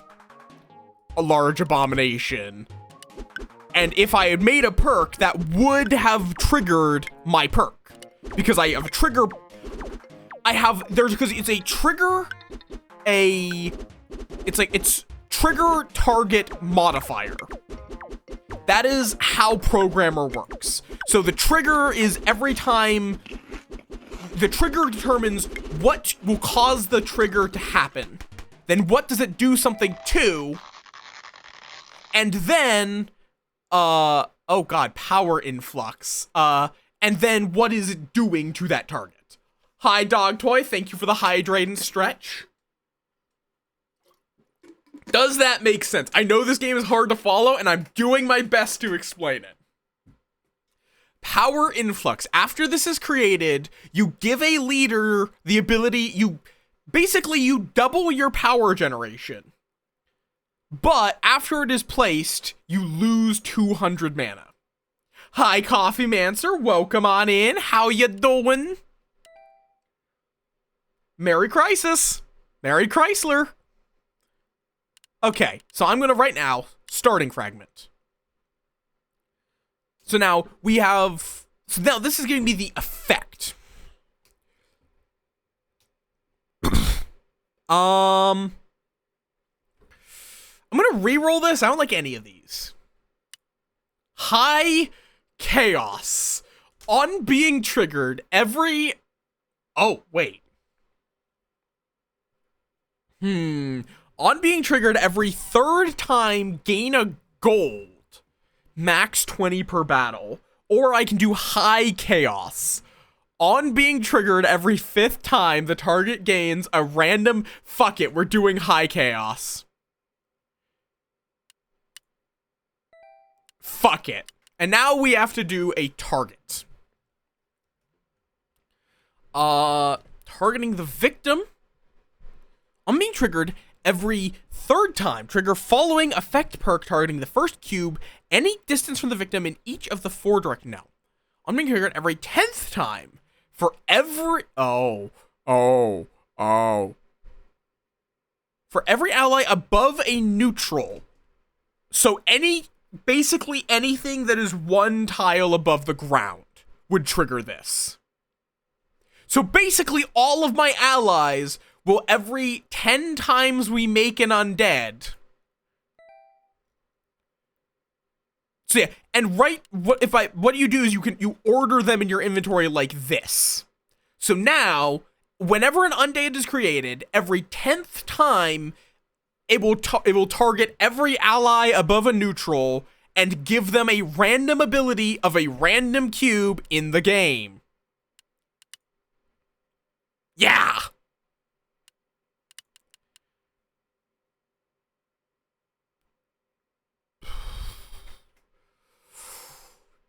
You know what? I'm going to take expensive fragments. Gain 3 more random perk fragments. No rerolling. Lose 40 gold and lose this perk. Another undead created one. Effect, gain 1 mana. Caps at 20 mana per minute elapsed. That's reasonable. After this cap, instead trigger the following effect perk. After an ally takes damage, every 4th time...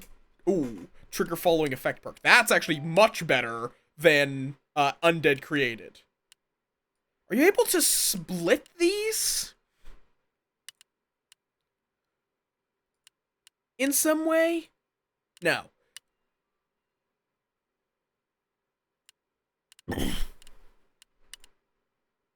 So instead, we're going to gain a mana.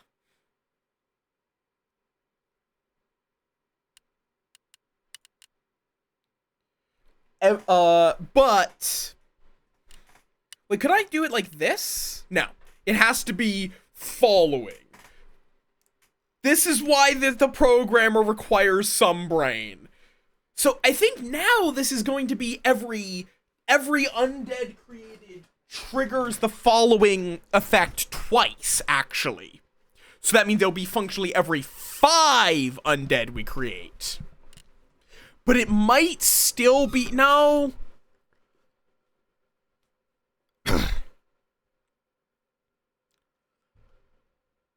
Ooh, Summoning Altar is actually also great.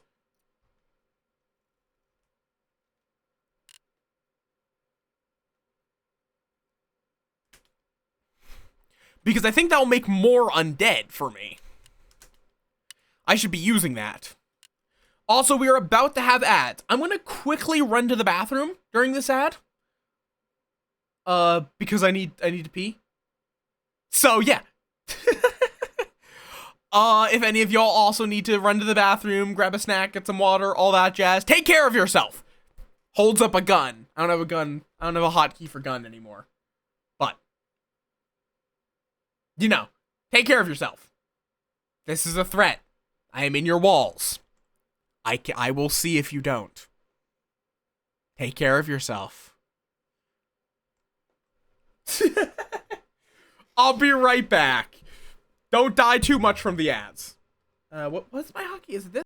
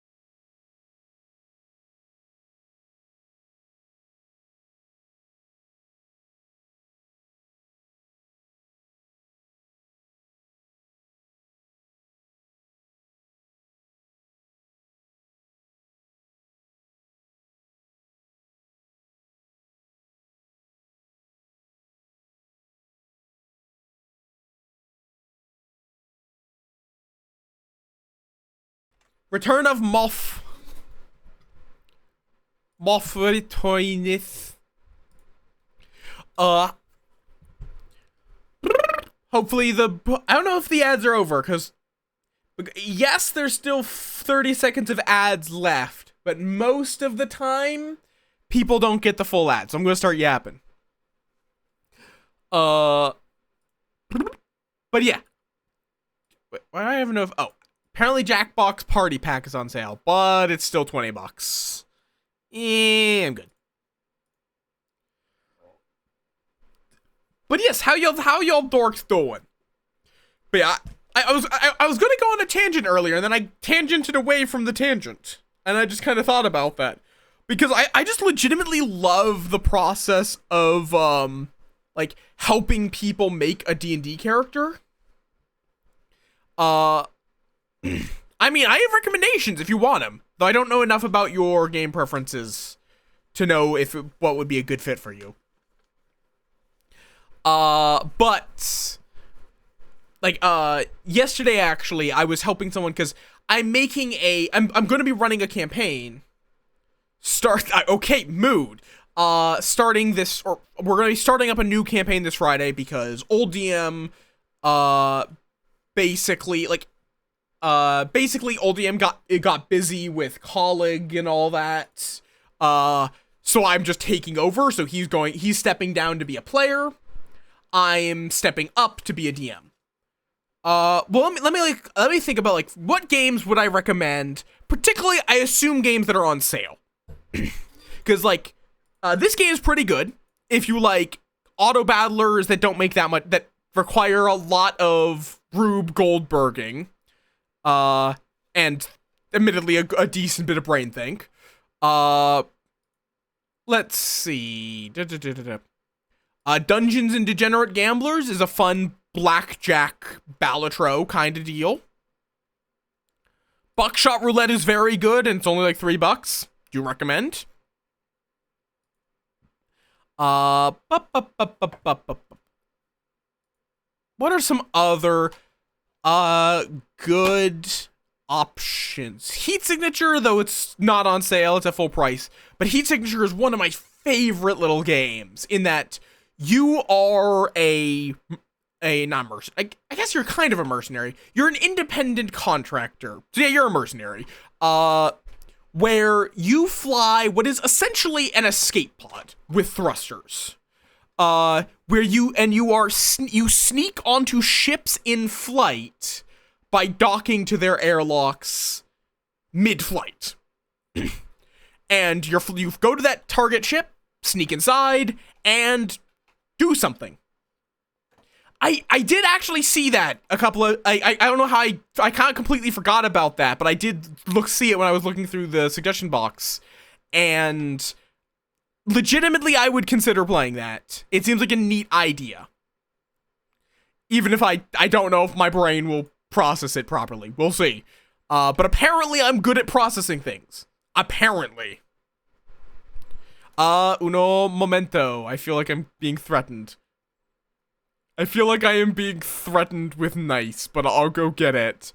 I really wish that Steam would make it a little easier to get to where your friend code is. Right there.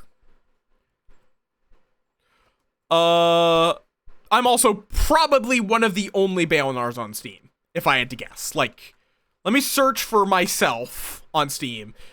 Yeah, there's one other person named Baelnar on Steam, and they have an anime profile picture while I have a Möth. I think that's an anime profile picture from a porn game. Though, weirdly, all of their recently played games are games that I have played. And one of them is Cultist Simulator. What the fuck? Why is this Baelnar like an alternate universe version of me? What? Like, nobody fucking plays Cultist Simulator. That's not a thing people do. It's a really obscure game that's really good if you like Lovecraftian horror. Like Dogtoy, if you enjoy Lovecraftian horror, Cultist Sim is $5, and I strongly recommend.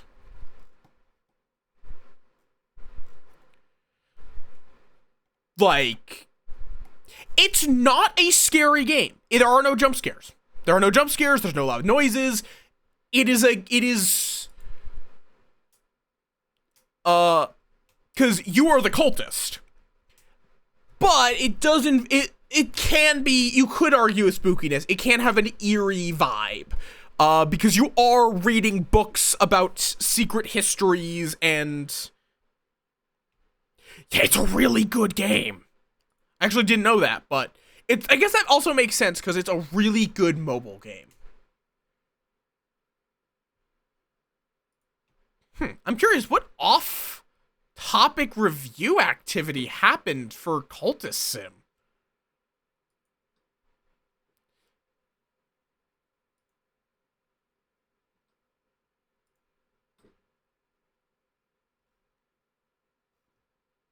Huh. Weird. But yeah, it is a weird game. It is a book you can play through in a lot of ways. It is also a book you can die in very easily. You will die. But it's legitimately really cool. One of my favorites. I still need to... POW got me Exile ages ago, and I've been meaning to play it. But I keep forgetting about it or not having the time.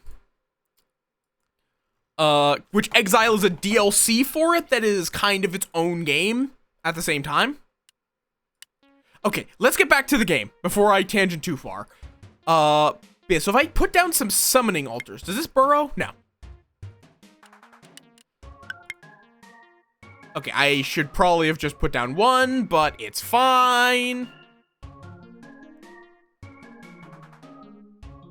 So, is it mana? Or no, it's HP.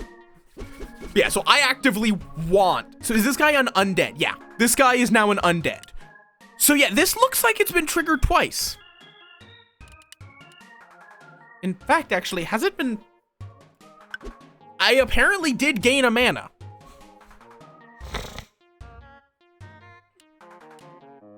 Yeah, so I want these guys to die to create undeads.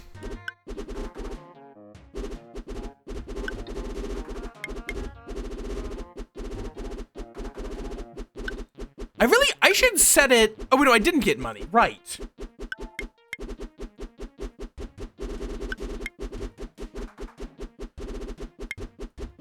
And the really important thing about...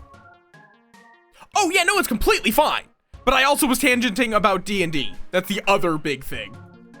The other nice thing about Summoning Altar is that it moves the allies out of the way of new creations.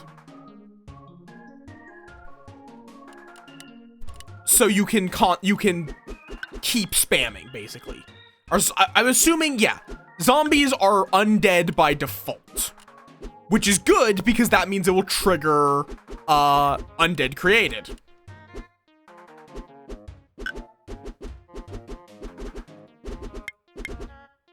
But it will not trigger zombie. Or not zombie. It will not trigger the summoning altars. Which is probably why summoning altars make zombies. So that they can say, yeah, you can make an undead. But not a... But you can make undead, but not... You have to be putting something that isn't an undead in.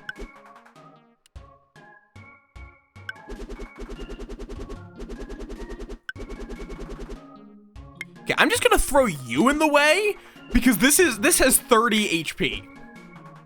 Having 30 HP means, you know, that will basically make a undead swarm all on its own. Like that!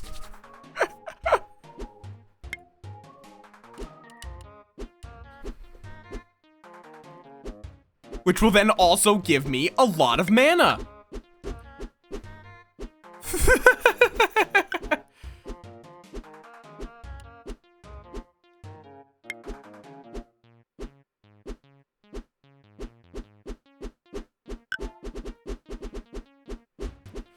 Oh god. So we are creating a zombie apocalypse. That is the plan now.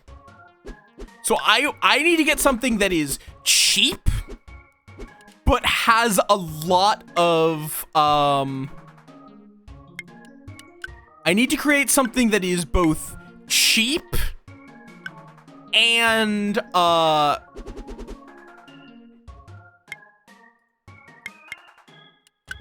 need to create something that is cheap, but has a lot of, health. If I get something that is cheap with a lot of health, we probably win. Just from a complete undead swarm. Look at all of this undead.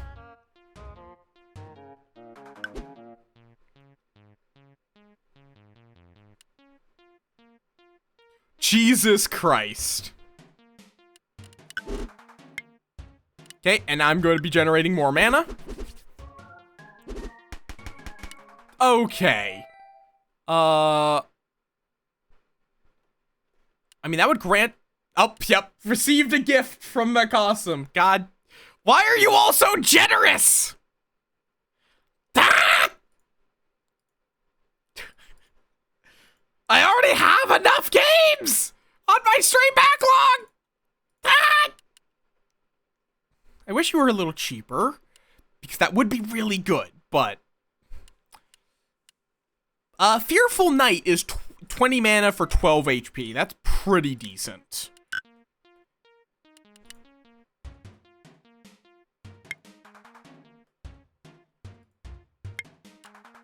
And the Fearful Knight just kind of sits there, which is quite nice.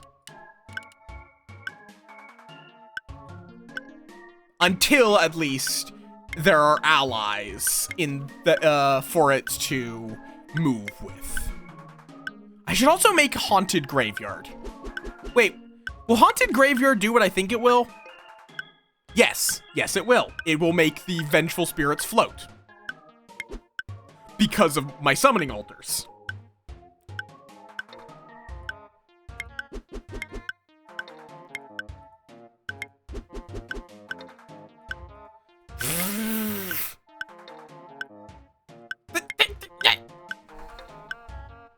You guys don't need to give me stuff.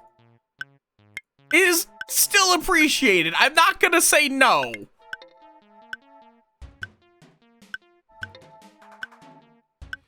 Okay.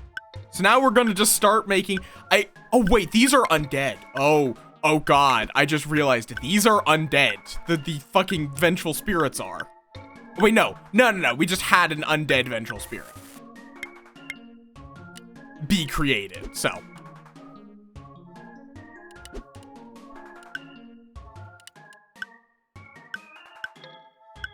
This is not Geometry Dash. I've never actually played Geometry Dash. We are making an army of ghosts to protect me. The problem is I don't have enough. I'm making too much undead. I am actually creating too many undeads because of effect gain 1 mana. I might need to just set it that it's only high chaos.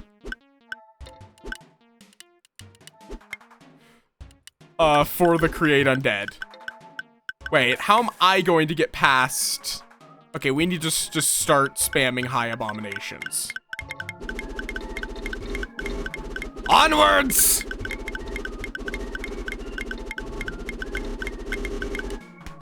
Okay then. This is very silly. Already. Give me a healing pillar.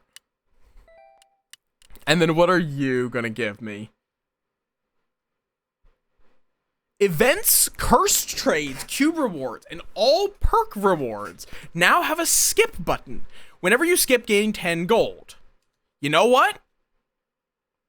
Sure, fuck it. I really like that.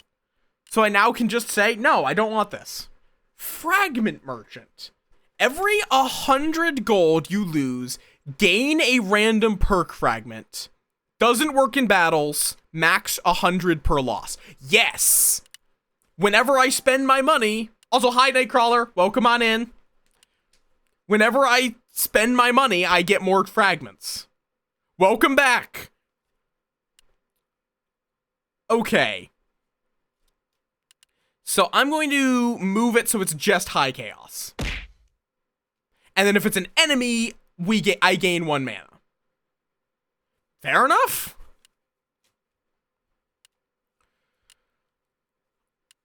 Okay.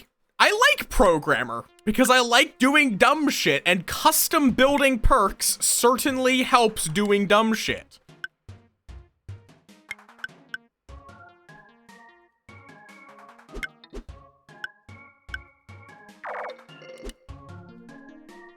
Okay, we need to throw out an abomination just to keep ourselves safe.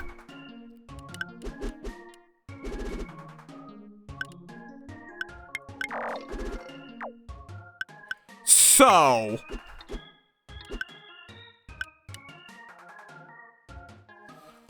we are going to be making some chaos here. Some high chaos, more specifically.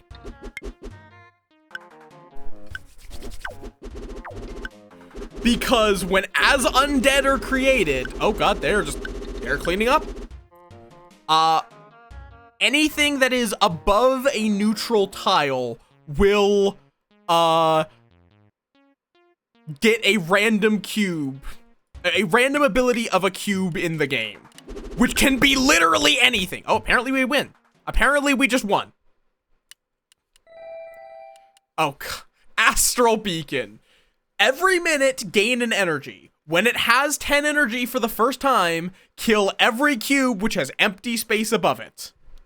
No. Every second, if the cube above does not have charging, grant it charging. And every second move forward, and climbing. It just adds legs. That's it. It just gives the thing above it legs. Venom buildup. Inheritable.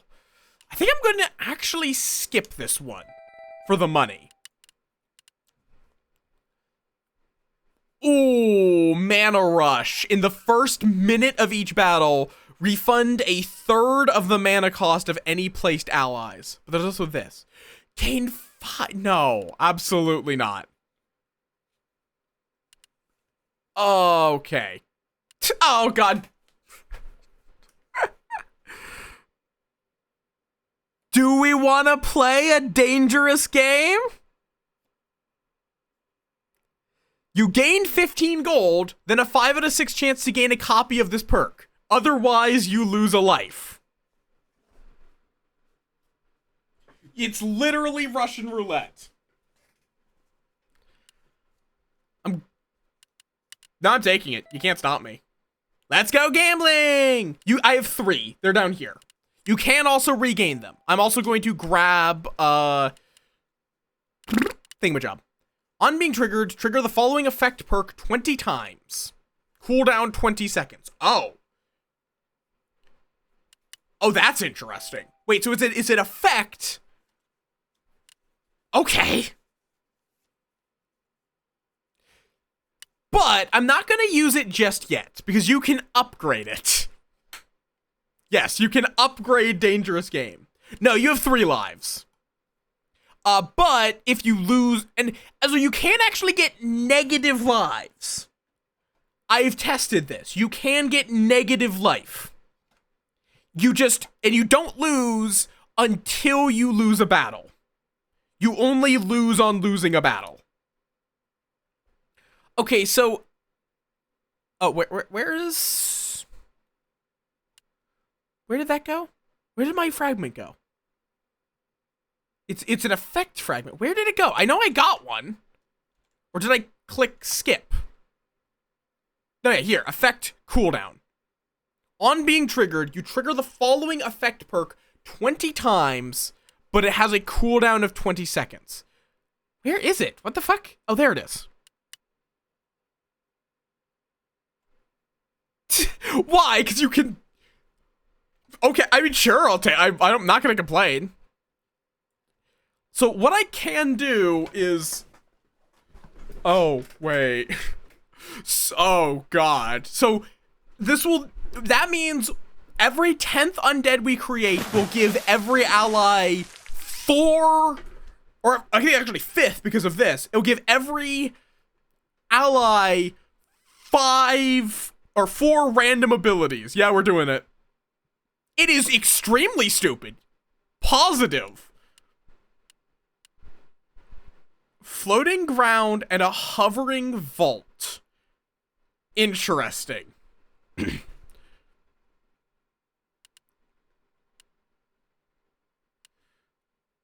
What does that do?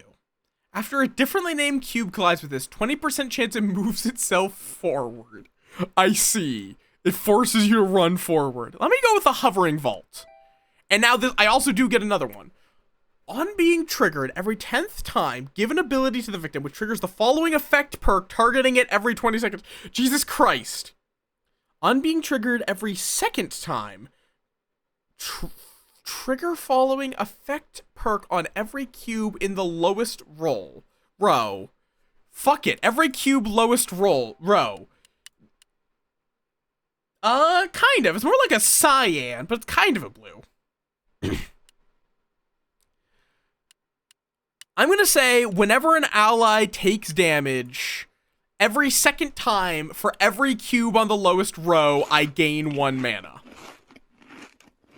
That will basically just give me a lot of extra mana without really risking mana burn. Yeah, Curse of Abandonment, perfectly fine.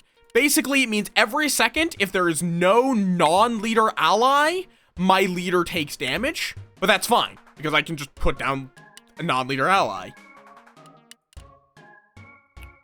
So this one's whole thing is that you can burrow in here. Okay. Large abomination, go kill those ants. Ants would be a problem right now. Yeah, so I'm constantly going to gain mana, in theory. So it is only every 4th time an ally takes damage. Padoru. Okay.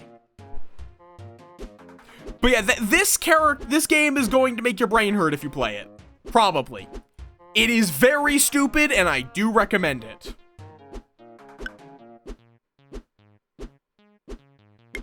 Let me throw out another large abomination.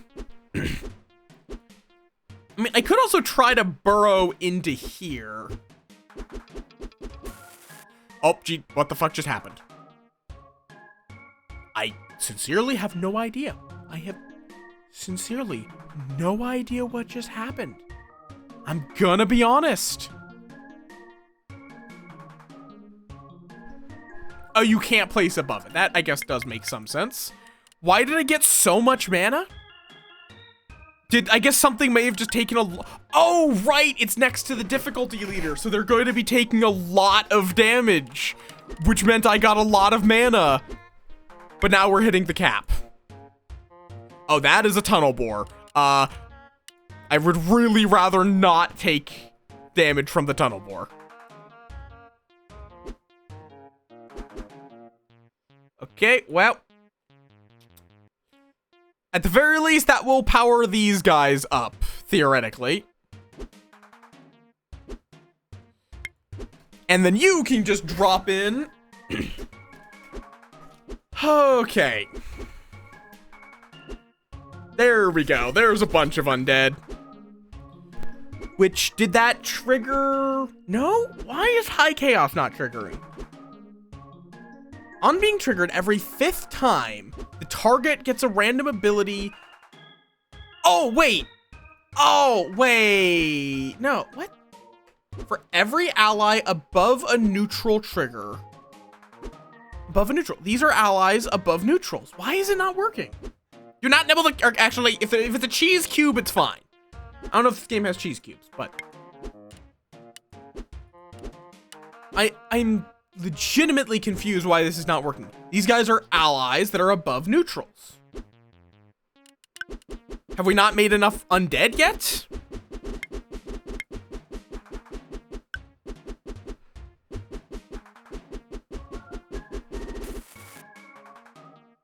Well, we now are getting a lot of mana. Okay then, mouse.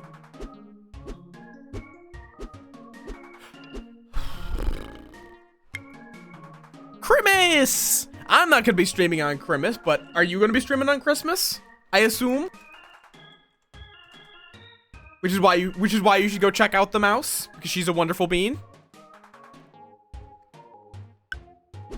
Okay, I'm trying to comprehend why high chaos is not triggering. I'm really not sure why. Ooh, fair enough. Leader regeneration is always worth grabbing. And bottled rainbow, sure. Every 70 gold you lose or gain also get a random perk fragment. Yes. Give me. Now, I'm going to take very dangerous game, which gives you 50 gold, but can also kill you if you have only one left. But it's very worth it, especially with Fragment Trader. On being triggered every third time, the target gains 1 strength. If it's an enemy, instead trigger following effect perk. After an ally is created every second time, trigger following target perk. I'm gonna keep playing this very dangerous game. And I'm just gonna get so many fragments here until I lose. I'm still winning. I can't stop winning. After cubes move, oh god.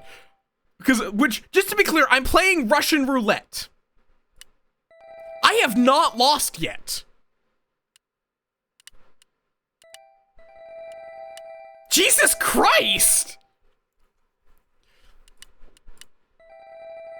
On being triggered, trigger the following effect perk once for every 4 minutes to pass this battle.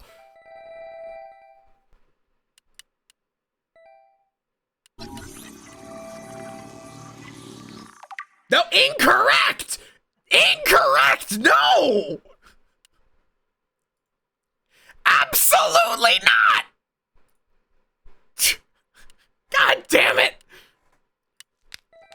Okay, I finally lost. No, do not numb the mouth! We've been over this! Oh my, okay. I wound up with 500 before I lost. Good lord. Okay, we need to... Okay, I'm gonna sort this.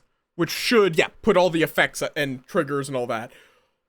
Oh boy, okay. We didn't get that many triggers, but we got a lot of effects. Wait.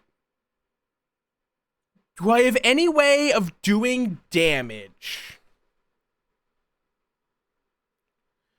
Wait, do I still only have... Oh wait, no, this is not sorted. What? Oh, I guess it's sorting these as if they were... Because it's like because they're connected, it's sorting them as one perk, maybe?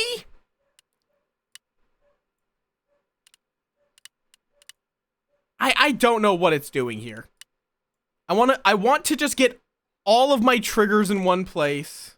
It is not Tuesday. It is Tuesday. Trigger.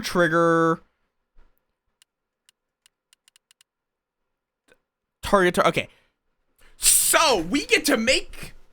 I mean, okay. You don't really need to clip it because I'll say I just in the Möth scans. Wait, no. Oh, I forgot to code that actually. I forgot to code it that it would put a screenshot in. Whoops. I need to do that. Okay.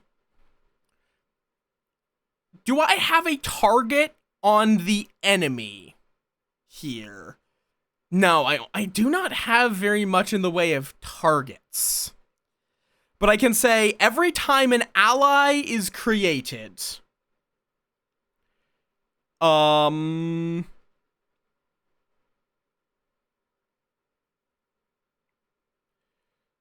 every cube in the lowest way...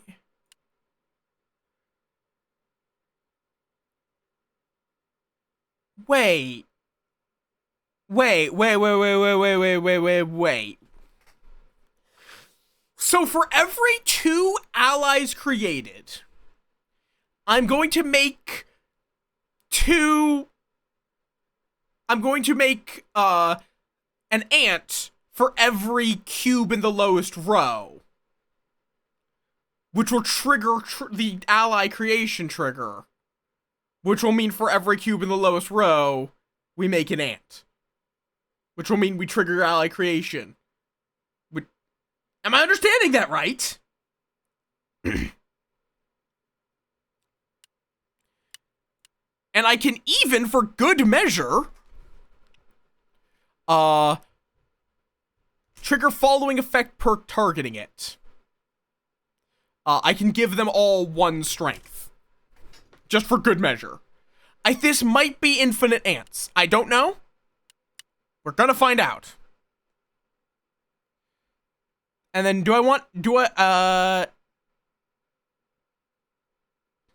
and this is also apparently like a whole, if it's an enemy, but that will be where the chain stops.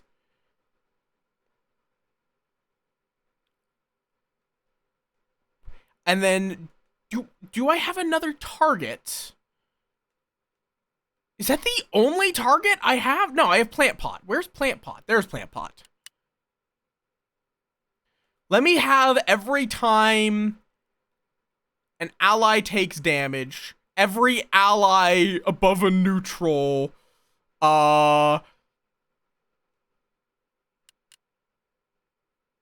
gets... Let's just do the high chaos. Yeah, I think this might turn into infinite ants. Or actually, no, movement, because we're gonna get a lot of movement. So, movement... No, why? Movement triggering the plant pot for high chaos. Okay. Also, I can upgrade this. Oh, no. That just lets me spend 60 to get it 1. Whenever you skip, gain 20 gold and a 30% chance to encounter a random event. Yeah, you know what? I have the money. Affect extra HP. Don't need that.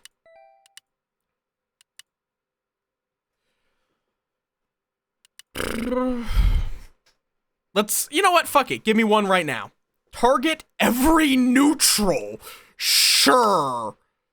And an effective damage splinter. Okay.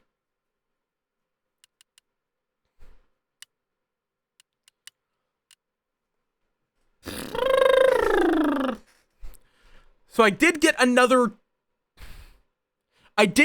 target,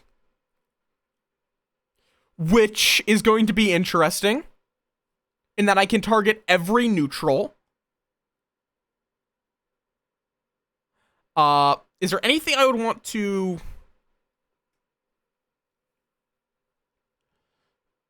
Not really. I think for now, let's just go. And we'll see what the fuck this does. So,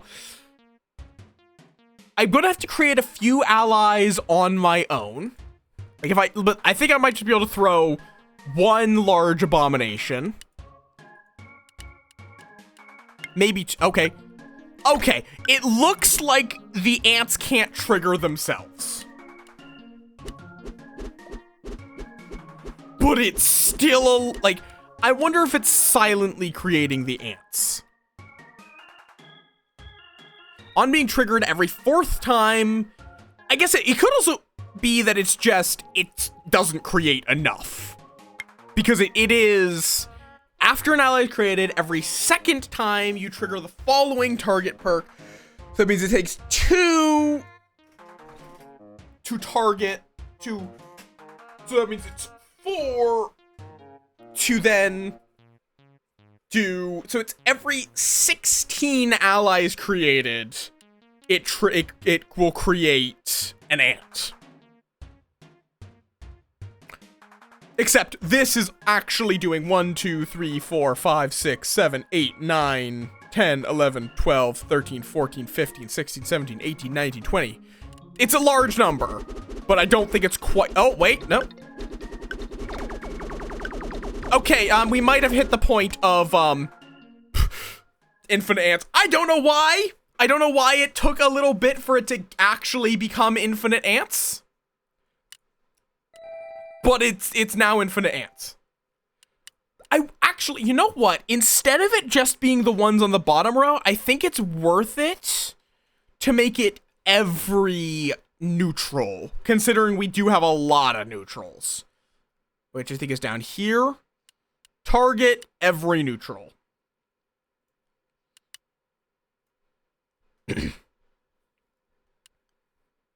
And what is damage splinter? What is this?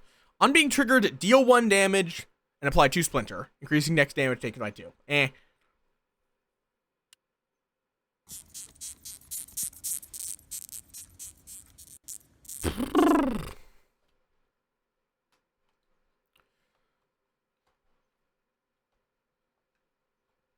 You know, oh, I see. I have fragile copy next to it.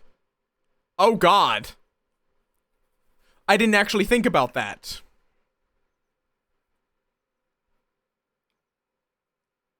So at some point, it's wound up being, it's just making a lot of, oh God. Wait, if I move fragile copy up, that will probably be infinite. Probably, it's literally luck-based, but we're gonna find out. Curses and perks in equal measure. I'm just going to skip here. And I'll take a wrapped gift. Why not? That also lets me apply a random debuff. But I don't really want that. Well, I'm losing a heart here. After an ally is created by a differently named cube, 25% chance it creates a copy of itself on a random position on the left side of the battlefield. But it has to be an ally. So an enemy takes damage, there's a 20% chance that enemy... I think we're just gonna go with the mirror shard because we want infinite ants. What? Why did that make a copy of it? It was not created by a differently named ally. Or by a differently named cube.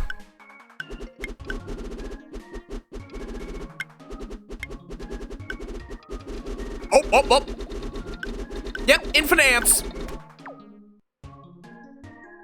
I apparently won.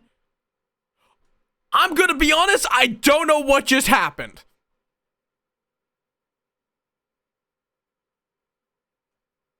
Gonna be honest. No idea what happened there. And apparently this killed the enemy leader. I don't know how or why or what just happened.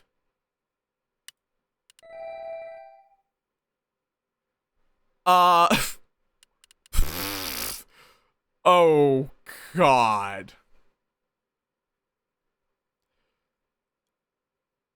I could also make the ants poisonous if I want to. Sure, why not?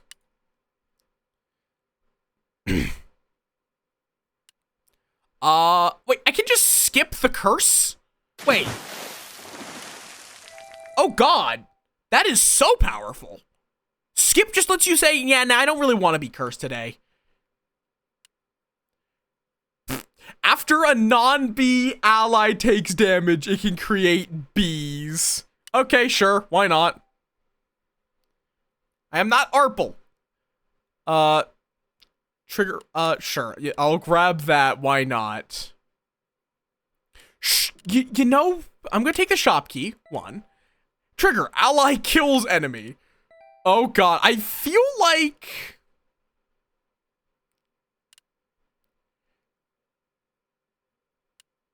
I really do feel like this is going to break shit. I feel like the programmer is just always going to break shit. Oh, actually, I'm gonna take the Oracle.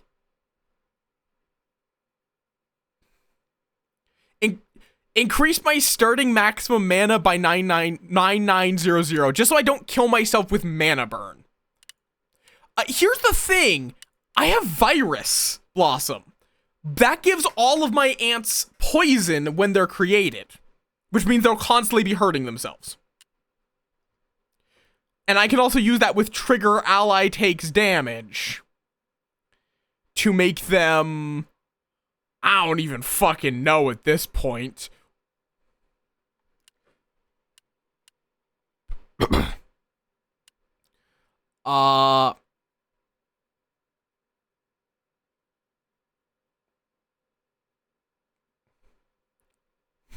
You know what? Fuck it. Let's make this even stupider. Every 4th time an ally takes damage, it will trigger a medium blast, giving everything near it strength. Which means it will do more damage. Because that seems like a good idea.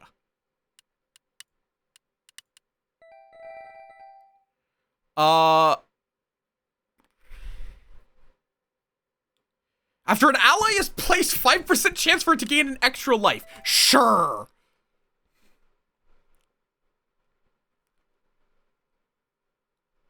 I'm being triggered every 10th? I mean, sure, that might be funny. So we lose the hovering vault. I want whatever one will have the most terrain, which I think is going to be mountains.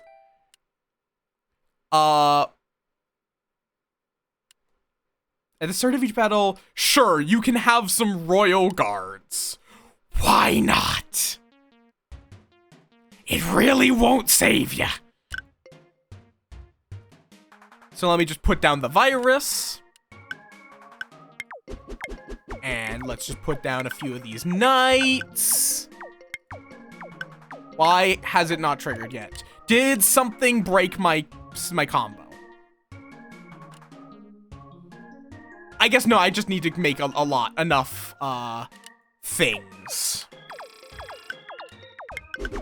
Oh, there it is.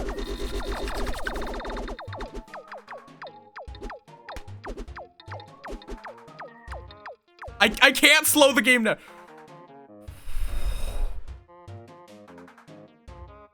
Oh, why is there a wandering curse? What?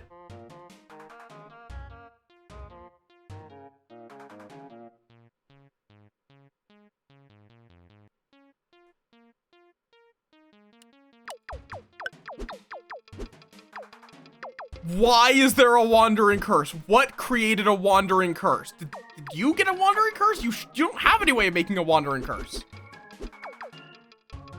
What? Oh, wait a second. High Chaos. It gave one of my guys the fucking wandering curse ability, which is after this dies, create a wandering curse above a random ally, which is more than 0 HP and space above. I need to get rid of High Chaos. Wait, I'm dead. I literally think I lose this.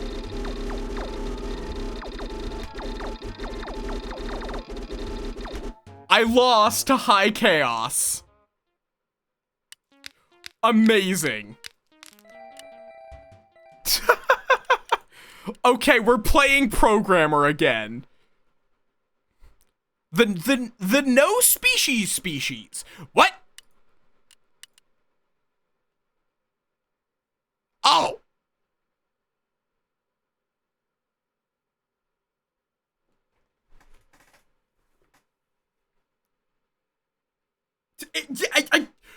We're gonna see what nonsense I can do. So no species means you get no benefit from your species. Just straight up, you're just your class. That's it. But you start with 3 random cubes.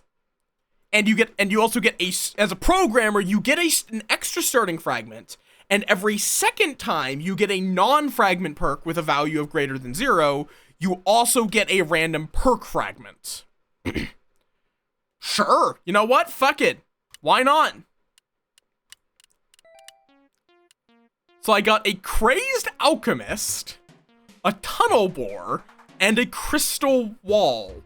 Crazed Alchemist, every 30 seconds, if the enemy blows an ally, exile it and create a random cube with equal cost, except with 2 extra HP. The Tunnel Bore is just a 70 mana thing that basically just kills everything in its path. That's going to be what I use to win the early game. Because it every 1.5 seconds deals 3 damage, it moves forward every 2 seconds, and when it kills something, it moves forward immediately. So it is, especially if you can give it strength, which we're a programmer, we'll be able to give it strength, it can be pretty terrifying.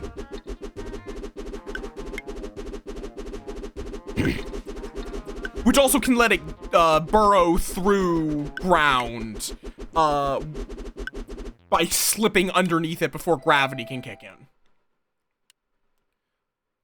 Teaching. After this creates a cube with less abilities, give it a... Oh, yes. After this creates a cube with less abilities, give it a... Okay, and add-on effects apply to the next... They apply to the... It takes its abilities and gives it to the next thing you play. This is going to be very chaos. After an ally moves itself, I should, yeah,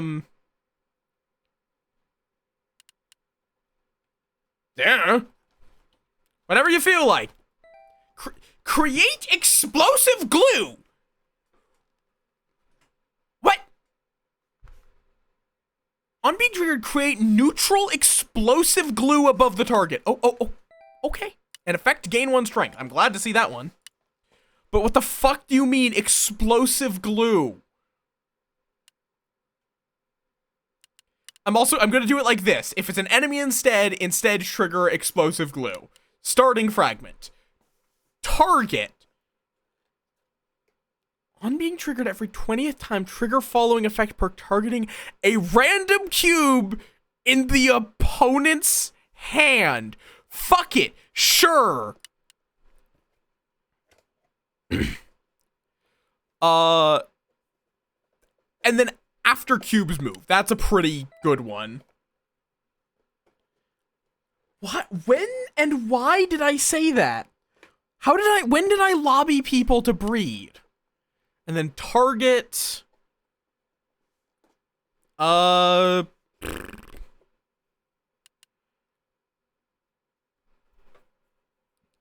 know what? Let's go with random same faction. Because since this automatically... So I'm going to want it to be... On moving, it targets a random same faction. And if it's an ally, it will gain 1 strength. If it's an enemy, it will create explosive glue. What is explosive glue? It's sticky... And when it dies, it deals 2 damage to touching cubes. Okay, fair enough. It also only has 1 HP. It is just a bomb. That's it. It's a bomb. Yes, pet them off. Do this. No, do not eat them off.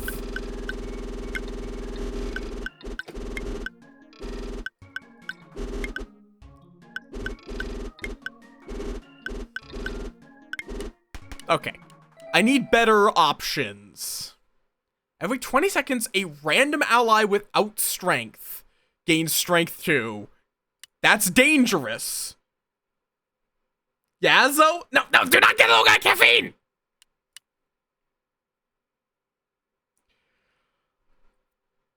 Okay.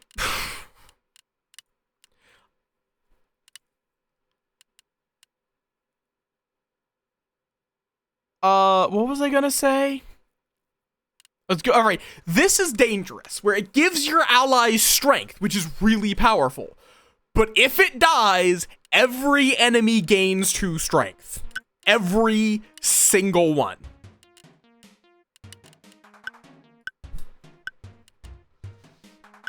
So, that is sitting back there, and I need to kill it before a climbing enemy is played.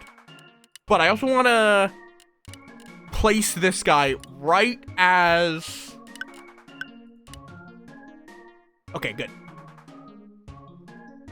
Bam. Cool. So Now that guy gets extra strength, which makes it really scary. The tunnel borer is already scary. Giving it more attack, it makes it even worse. Like, look at that shit. Which also, there is a reason for why I'm dropping stuff from orbits. In that it will make trigger movement happen more often. Oh, mortar. Mortar, more importantly, this is technically an ally. The mortar projectile. Wait a second. Oh, no, you have more. The mortar has more abilities. Wait. Wait.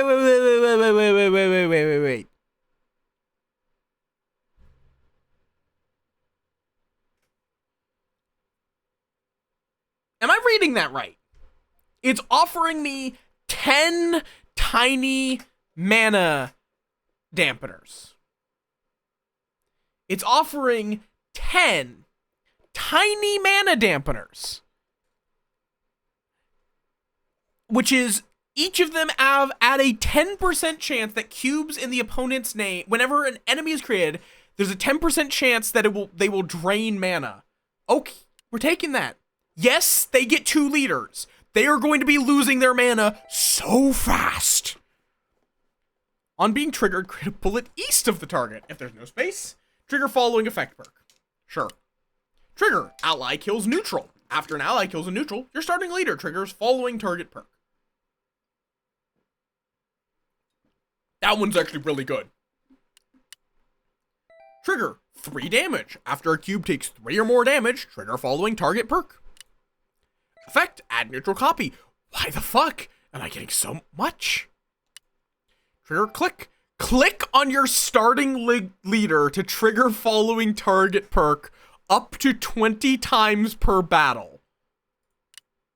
I don't even know. Are you asking like what the hue shift is?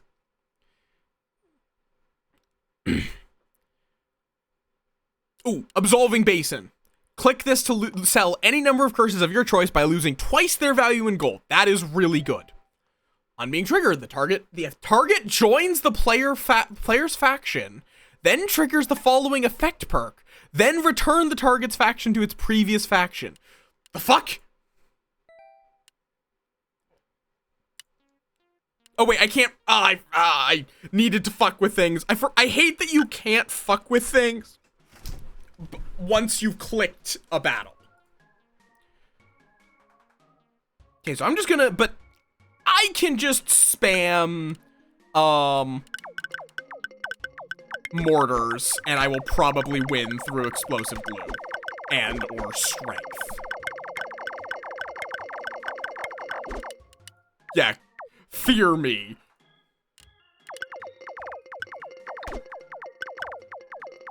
Because these are all moving, which means things on my side of the battlefield are constantly... They are constantly gaining strength, or enemies are getting explosive glue placed on them.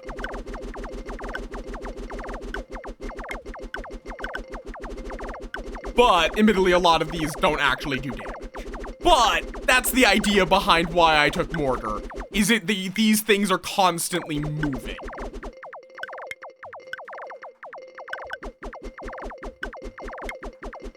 And they're technically allies.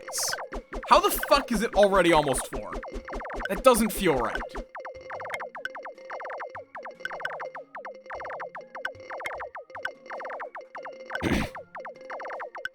The artillery approaches!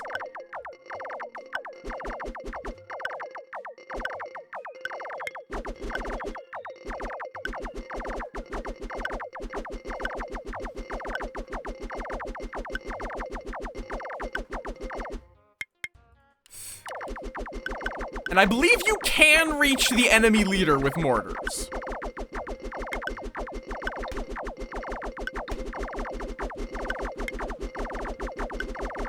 Eventually.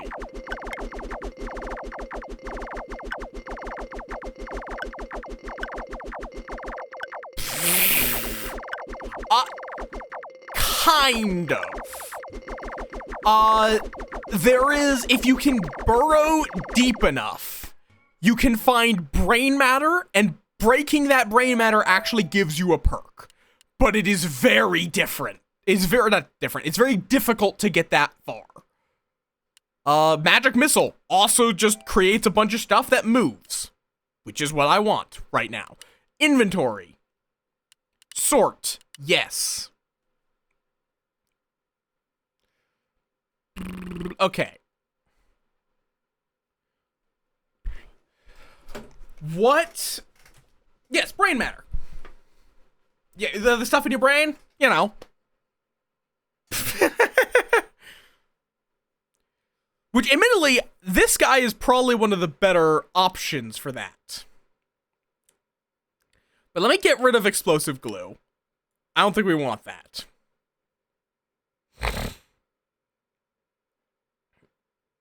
I'm trying to think.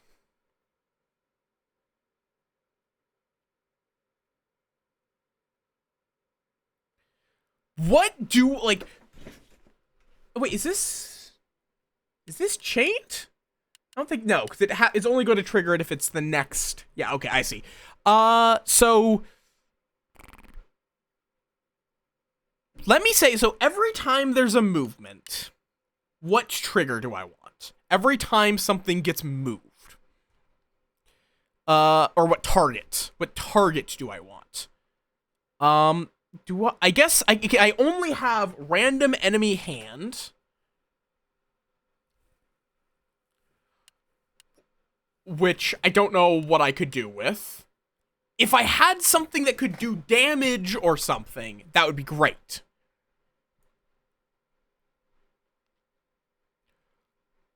But I don't think that will really... I don't currently have a good option. But I instead could do the target as random same faction. But then I would need something that is positive for my mortars to have. I don't really... I guess I also could... Like, I can have it be that they gain strength, but that's not really that useful. I guess bullets? I guess we just throw bullets? That's currently, I think, the best option. Or I could just make a lot of explosive glue, but that would backfire. That would backfire so hard. And I'm gonna say, click target random enemy hand. Create explosive glue. Just because I'm curious what the fuck that even would do. I'm gonna be honest. That's the entire reason I'm making that setup. Also, there's the ads. So I'm gonna wait before we move on. Okay.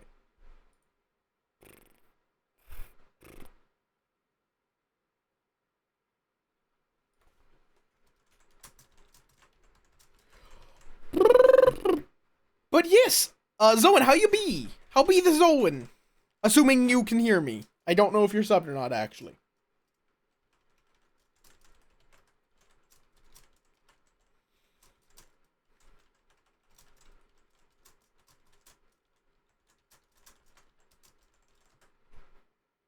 Fair enough. Welcome back from the ads. But yeah, what I keep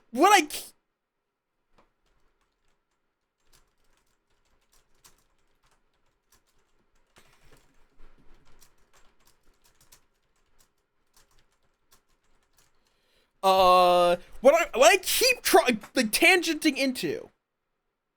Wait, what? What do you mean? What happened? I'm talking to someone on Discord about things. But yesterday Like, I was helping someone with my D&D, with their D&D character, and it was legitimately a really fun, experience. It was a fun experience to figure out how to make their character work with the story I was running. I legitimately enjoy that process. Because they were playing a character who was a part of a mercenary company. But the story I'm going to be running is more built around independent, independent adventurers. So basically, the character needed to have enough freedom to act without having to, like, report to their mercenary headquarters or anything.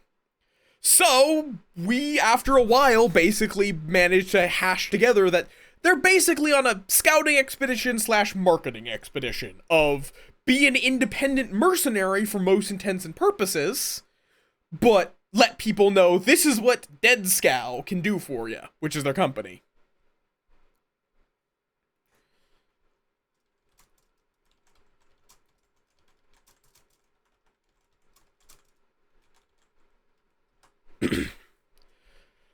Oh, but yes, I legitimately just love that process of helping people take a character concept and make it work within a setting or within the rules of a game. like legitimately, I just love taking a concept, like giving a vague concept and just, how do you make that a D&D character? Because you have some, like, where it's taking a character, for example. How do you take a character and make a build for them in D&D? Some are very obvious, some are very much not. No, not going to let the cube control my AI placement at all. Okay. Ooh, I do like witchery. Whenever I gain a curse, I gain gold. Every 2 minutes, lose 1 gold. No.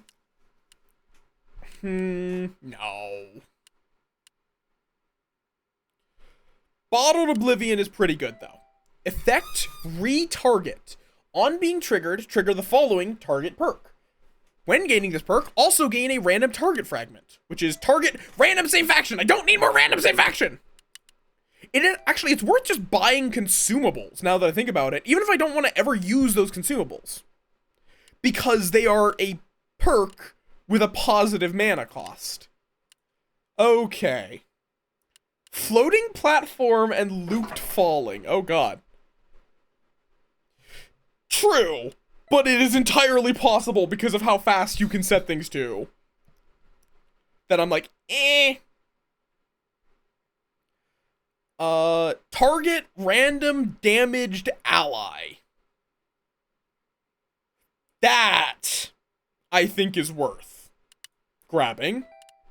Because that means I can, rather than it being target random same faction, I can say, make it target random damaged ally. Which means it's not going to be anywhere near as random. And I'm going to have them gain strength. So if I put down an ally and they ever get damaged, they are going to be getting a lot of strength. Basically. That's the plan. And when an ally kills a neutral, random same faction, oh, I'm curious, what is it targeting with this? Oh, it's your starting leader. My starting leader, you know what, fuck it. Every time an ally kills a neutral, a random same faction creates a bullet. Fuck it. Let's go with that. Wait! Ally kills neutral would also work very well. In that it's just a random same faction. Okay, actually, let me change that so the strength is coming from you. So, whenever an ally kills a neutral, a random ally... basically, this kind of launders the triggers into a random ally gains a strength every time you kill a neutral, which when you have a burrower is really powerful. And then I'm going to say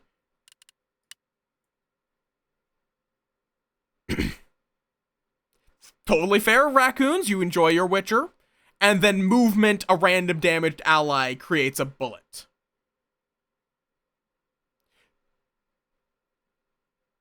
Although, I guess that's the thing, actually, because, like, I think it's actually better to do it like this. A random faction makes a bullet, whereas a random damage ally gains a strength, because, yeah, the artillery.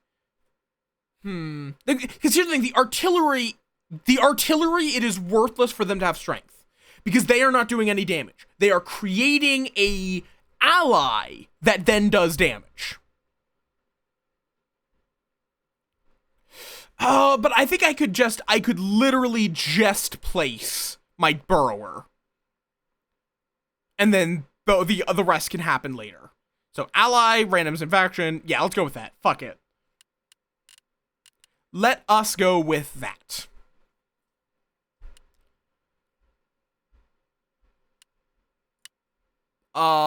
Which curse is this? Oh, Curse of Healing? Easy peasy. And honestly, no, I think Mortar is actually worth more. I don't think I want to risk the power container, though. Okay, so now I'm going to be dropping the Tunnel Bore, which should very quickly grow. No, why is it not working? Ally kills a neutral, a random thing of the same faction, gains 1 strength. With this triggering, might just be that it takes a few triggers. Because admittedly, these all do have.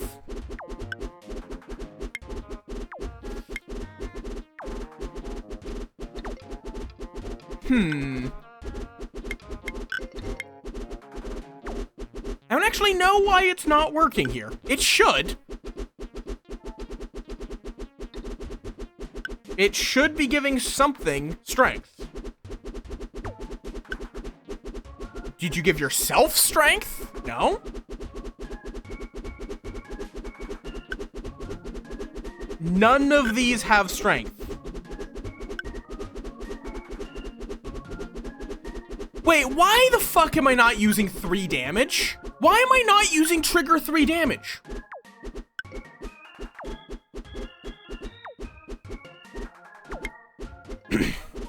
Why in the fuck am I not using trigger 3 damage?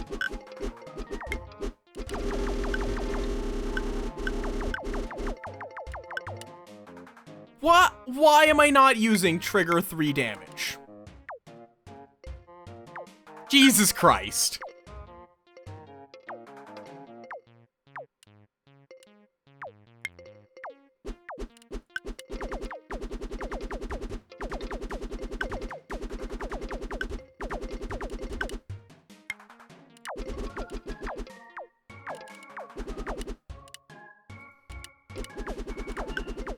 Okay, that was a lot more damage than I would have liked.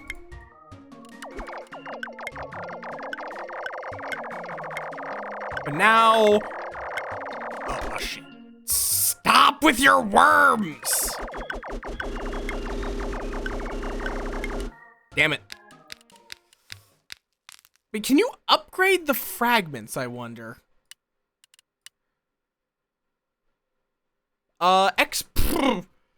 That's probably not worth it.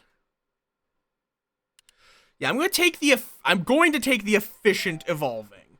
Every cube touching victim. Ooh. No. Wait, no, I thought about that. I should have done that. That would have been silly. But okay, why are you not working? Okay, well, you know what? Trigger 3 damage. Every time an ally does 3 damage. Or after a cube takes. Oh, that's the opposite of what I want. So I guess it would have to be like this. Oh. Oh, God. I fucked this somehow. So 3 damage, target a random damaged ally, and give them... What? There. Every time every time a cube takes 3 or more damage, a random damaged ally gains 1 strength.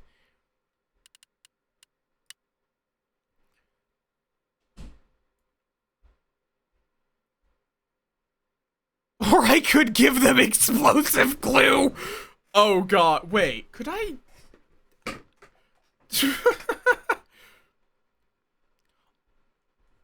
On being triggered, trigger the following target per. Oh wait, that's weird. These are really weird. So this effect lets you change the target, but from a new target. This I am like. You can make it be that this does something, which does something, but then this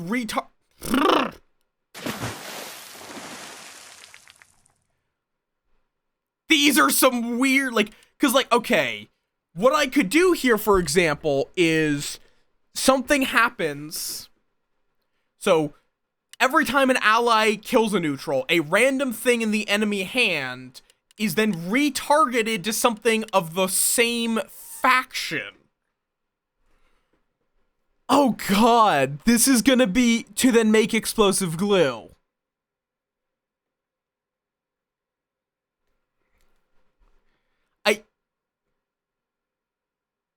Or Jesus Christ, that is a bizarre combination. So, or I could just make it movement. So actually, you know what? I think that's perfect. So trigger movement. A random thing in the enemy hand targets something of its faction to get explosive glue.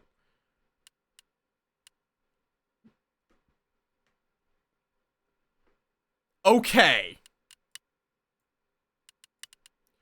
Does that make sense?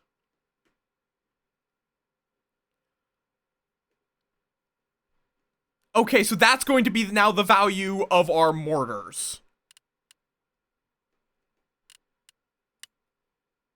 We are going to fill the world with explosive glue. Yes, please give them gray foam cubes. That just will make this stupider. Okay, so I do still want to tunnel to get these. I'm trying to think as well. Wait, how did I? All right, I made that movement, and then you are when something takes damage, a random. Okay, so now with all of this mana, I'm just gonna put down a bunch of mortars, and these will make a lot of movement, which should theoretically, it should target something in their hand, which will then retarget to something of the same faction. Theoretically, if I'm understanding this correctly. Do I have something that burrows? Because I'd really rather not have a rat kill all of my things. I do not have something that burrows. Wonderful.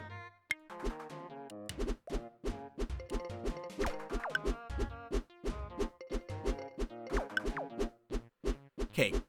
This does not... Oh, no, there is explosive glue.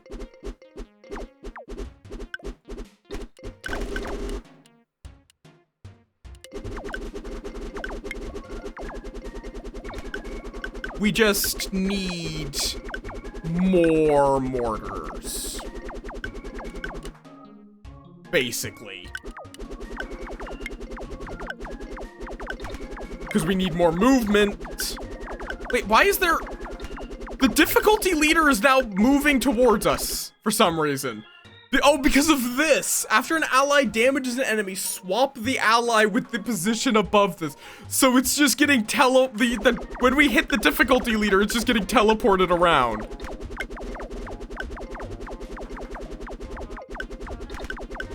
Okay, then. Weird, but sure.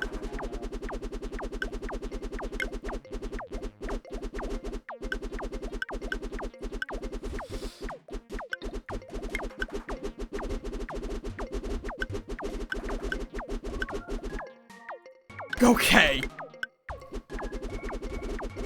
That is a bizarre... Okay, though. Unfortunately, though, I think that we are going to just get overwhelmed here. Yeah. Unfortunately. I'm gonna re-roll this, even though it's a bad idea.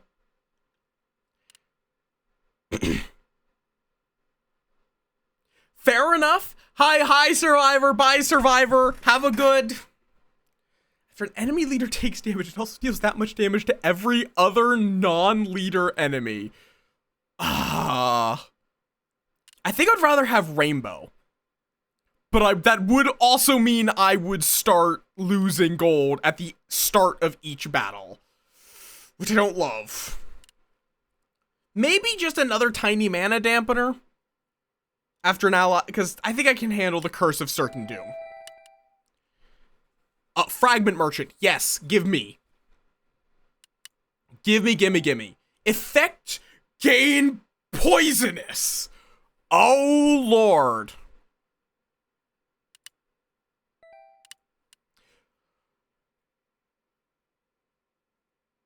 Wait, I should use...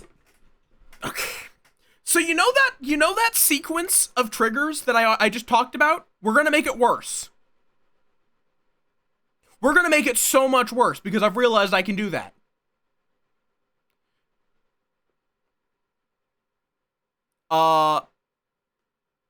Wait, no, I should, rather than this, I should make this every time an enemy takes 3 damage. So, 3 damage. Oh, wait, no, it's supposed to be a random target in the enemy's hand. Then that retargets to a target of the same faction, something in the hand, which will then I'm going to have to use allied effect, which will make it very briefly turn into an ally, which I will then, so that it will give a random ally poisonous. This chain of things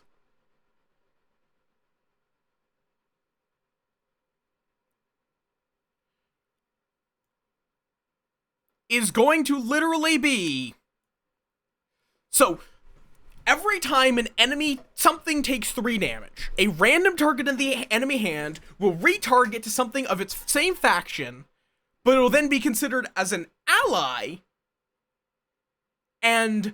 Wait, no, that's not quite right. That's not...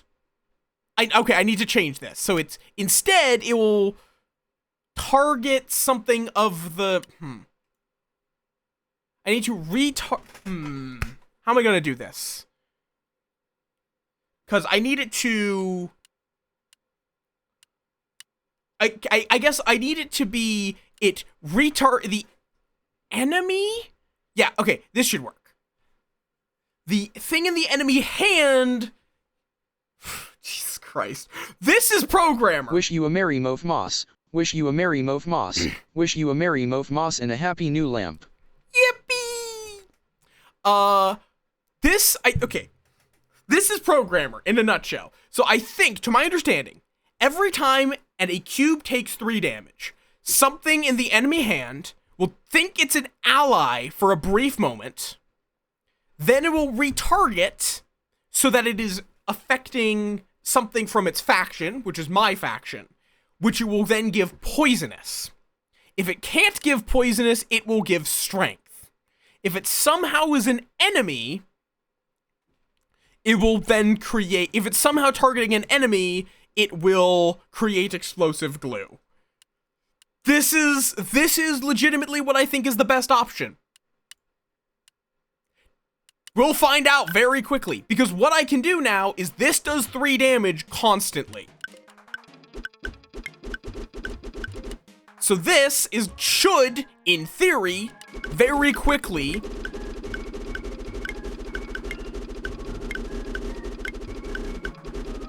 I mean, some things are taking poison. Yep, okay, this is working. We now have poisonous tunnel bores. We are creating poisonous tunnel bores that are then also getting strength. Jesus Christ.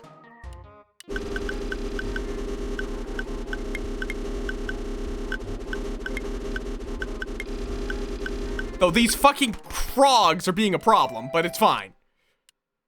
Jesus Christ. Oh god, this is an add-on that gives something else add-on. Why the fuck? What the fuck? No, that's too much. That's too fucking much for my, I'm taking it, but I'm really not gonna use it. Enemy starts with a infinite use incursion, except it generates its mana back when created. That's fine, actually. Particularly because... yeah, that's accurate. Because of the tiny mana dampeners, that will very quickly wind up just killing it with extra cost, basically. Oh my god. After an ally with mana cost 40 or greater is created, it gains all abilities of the next perk, but the next perk must be value 40. That's probably not worth how much mana it costs. I'm gonna take that for sure.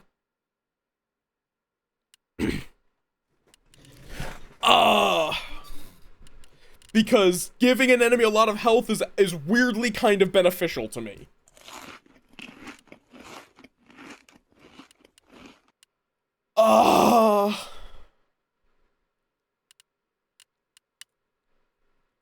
These have value 50 explicitly, so you can't try to copy them. I don't think the lieutenant is worth it. I don't think the lieutenant is worth it. I'm just gonna leave there. Okay. I guess the base terrain, none of this is particularly appealing. But I'm not wasting money on that. After... okay. I guess that would be an option. Let's go with the trigger enemy damage, I guess. Hi, Subi. You're not getting these colors right, raccoons. How you doing? How you doing? Okay. Jesus Christ. Yee! Happy holidays, Merry Christmas, etc., etc. I don't have any targets is the problem. I have put all of my oh wait, no, every cube touching victim. So I can make something where every cube targeting victim, something happens. I just have no clue what. Oh, also I would have random damaged ally. Which, sure, you know what? Movement, a random damaged ally does something. Do I have every effect? I guess a random damaged ally makes a bullet. Sure, let's go with that. After an... oh, okay. So this one, the Curse of Wrath, we are going to probably need to be very defensive for the first 5 minutes. But I really want to get to the perk upgrade.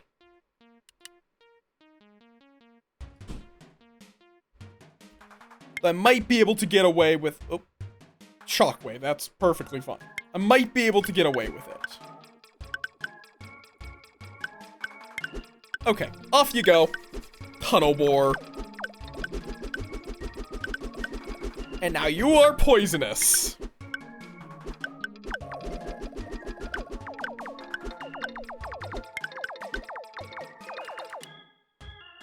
Oh god. Okay, this is working surprisingly well for bullets. Oh god, as well, because, like, the bullets also move.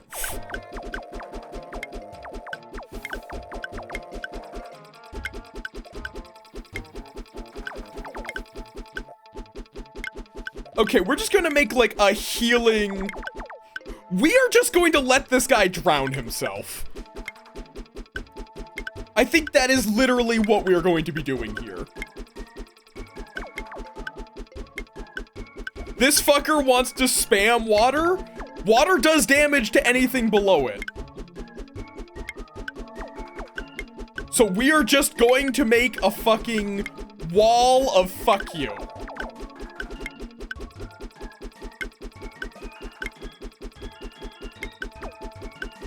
Because all of these heal their neighbors. Every single one of these walls.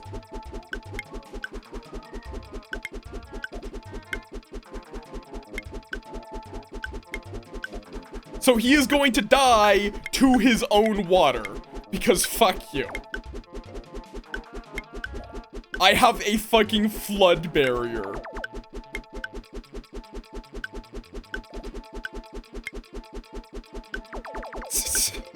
Though he also has healing. This is the problem here.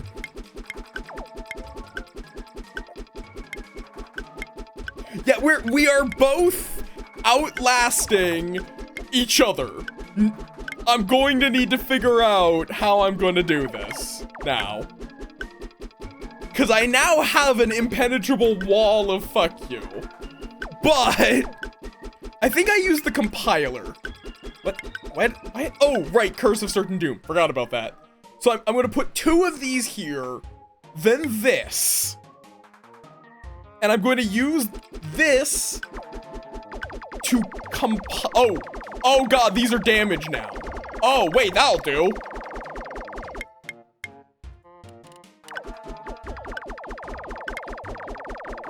We can just make a wall of fuck you, because now once these guys get damaged, they're damaged. But you know what, just for fun, let me also make, let me also compile tunnel bores. Or, do I want to actually do double tunnel bore? Oh, never mind, 1 second. Okay. So now, every few minutes, we will just get a tunnel bore out there.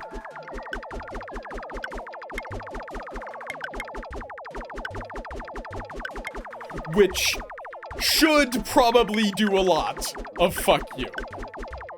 If I had to guess.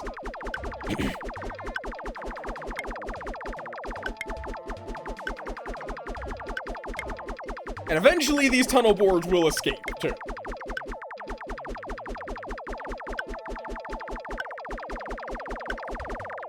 Okay, and now we're also breaking their healing. Because these are how they're healing.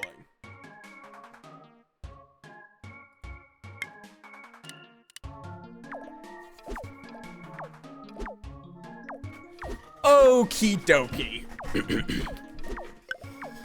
The tunnel bore is probably not going to live too long, but lowering the water level is probably worth it.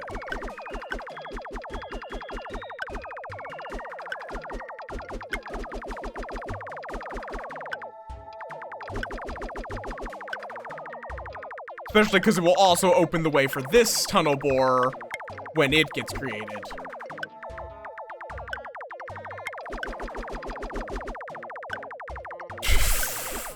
This might take a while.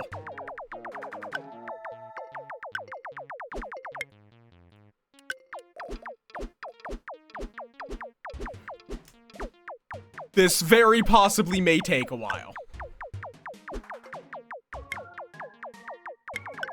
I'm just gonna put these because they will move a lot. That's it. These will add more stuff that's moving, basically.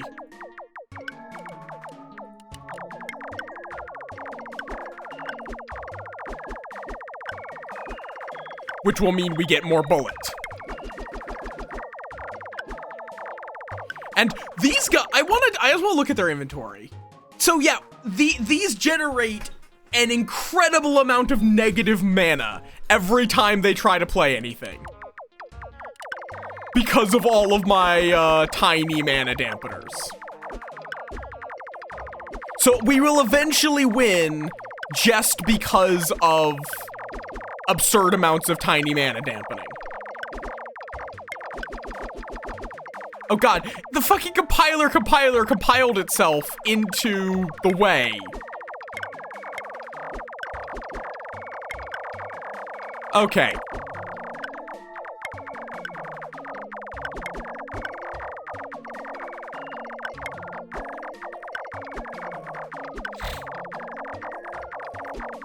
Die already!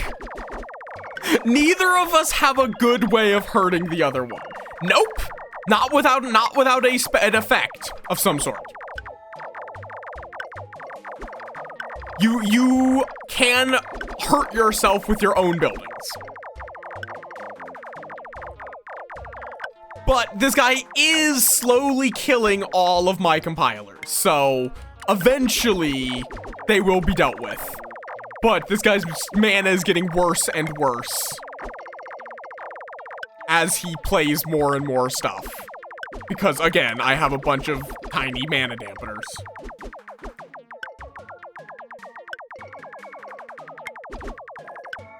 So that will take longer and longer and longer.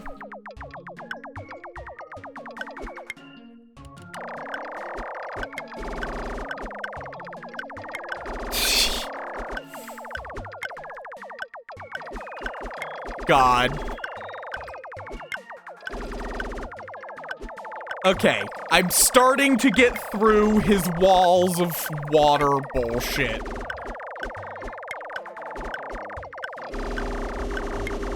There we go. And now I think I'm now starting to get poison on him, maybe? Though actually, that's really hard to tell because, you know. How much health do these have? Too much. Like, if any of these get poison, okay, you got poisonous. So, eventually, once that is freed. There we go. Finally, we are free. Huh.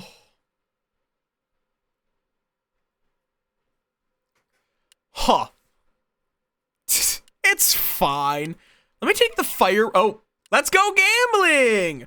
Lottery ticket. 100% chance to gain 5, 10% chance to gain 50, 1% chance to gain 500 gold. Obviously, I'm going to get 500 gold here. Like, it's just guaranteed. No, I got the worst outcome, naturally. Bam. What even is the upgrade of this? No, but I will get the fragment trader. Target every cube in same row. Not quite what I want, but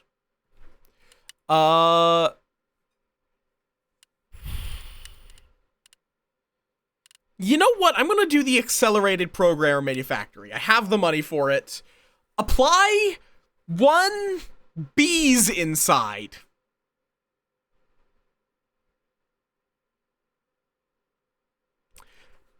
Apply 1 bees inside. I'm assuming that means that when it dies, there is a bee. It creates a bee. I'm not gonna do that, as funny as that would be, because this is really fucking funny. On being triggered, move the target east twice. If there was no space, also trigger following effect perk twice. Because that will let me kind of lock the enemy down and then start doing whatever the fuck I want after that.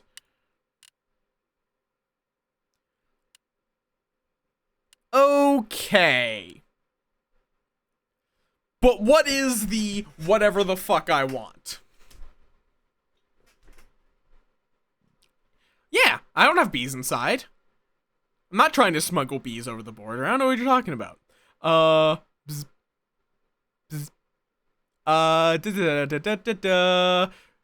Okay. Every cube in same row. That is an interesting option. But I think I want move east.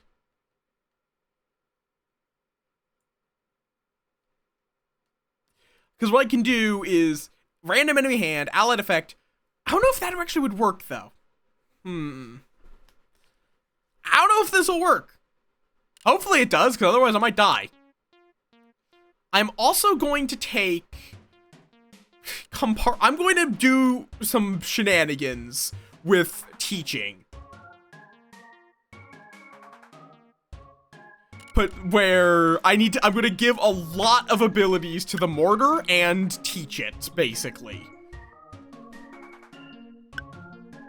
But that will be after lockdown. Wait, I should have put that on here. Oh, wait, I should have done lockdown on the movement. Although I guess I'd have to figure out a way of targeting a random enemy. Okay, oh, this guy. Okay. You are going off on an adventure. I hate you. Could you not do that? Thank you for the hydrat. Do not spray raid on me. I'm a bug, I'm not a pest. There's a difference.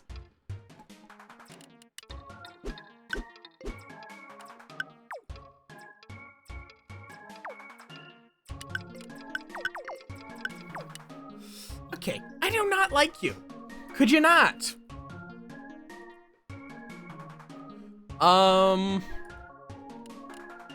Fucking hate the lasers. Fucking hate lasers, man.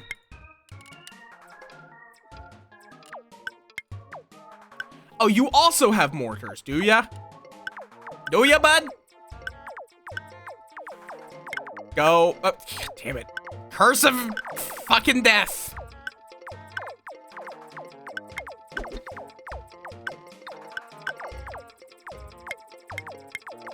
Fuck! There is too much laser.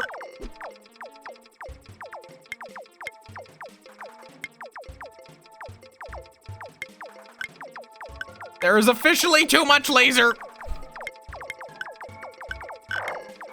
Oh, right, and then he has sparks. Forgot about that. Okay, wait, I'm below the lasers. Okay. I get a chance here. I get a chance to fucking breathe. We're gonna fire mortars back at them. Except, goddammit, the lasers. We're now just having a mortar war. Oh god.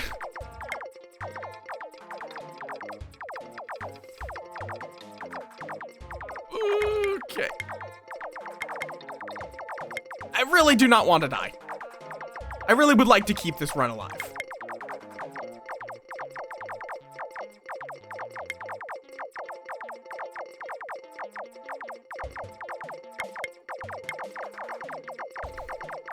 Okay, we're just gonna start burrowing with magic missiles.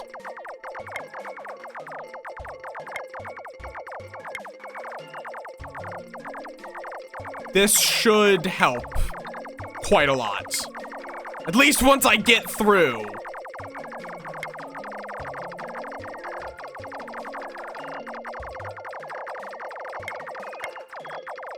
That was a dumb idea. Why did I do that? Okay. Teaching. Fire breathing augment. We are going to do dumb shit here. Compartmentalize. Compiler. Why did that instantly die? What? Why did that instantly die? From getting compartmentalized. Oh, wait, I probably have to have time paused when I do that because it has add-on, it tries to give itself add-on, but I win, it's fine. I am Wiener. Ooh, wait, charging gun. Ooh, yes. Okay. Okay, none of this is very useful. I'm gonna re-roll. Accelerate. On being triggered, the target accelerates. Okay, that's fun. Ooh, okay. Start of each battle, gain a copy of the next perk in your inventory and automatically click it. If that didn't bring back you to... Okay, no, absolutely not. The Lieutenant or Bandages for Curse of Struggles or Curse of the Greed Demon. I think I'm going to take... yeah, that would be wise. Alternate. On being triggered, trigger the first of the two following effects twice, then alternate to the other one. Okay, weird. Sedimentation. Every 10 seconds. Every ally... no. I'm gonna take Jumble Fragments. Create Bullet. Don't need that. Random Surface Neutral. No. Okay. So I'm gonna change this to be on movement.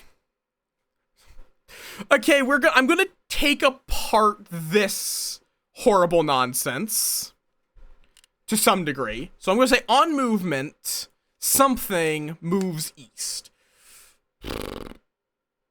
Ideally, I would like a good way of doing it to every enemy. Which I guess would have to be random enemy hand shenanigans. Yeah, let's do it though.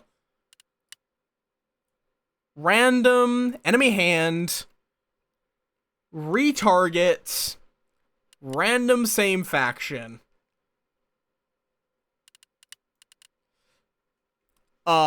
Effect move east. And then if it can't move east, what do I do? If it cannot move east, I don't really have a good effect that hurts the thing it's being applied to.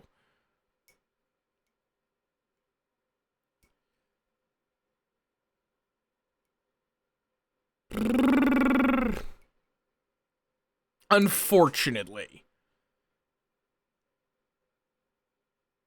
But it will at least lock them down. I could do neutral copy.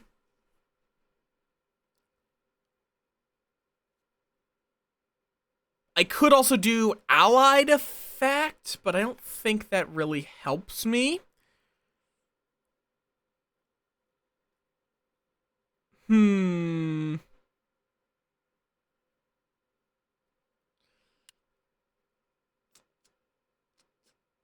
I guess just add neutral copy if it can't move east. Cause I do really like locking them down like that. Stop getting little guys zoomies! Or do I do... Actually, what I could do is just explosive glue, add a neutral copy. That should work. So they'll get an explosive glue, and then I will get my thingamajob. Jeez. Hi, Rue. Welcome on into this shit. This lets you custom build, you custom build perks out of parts.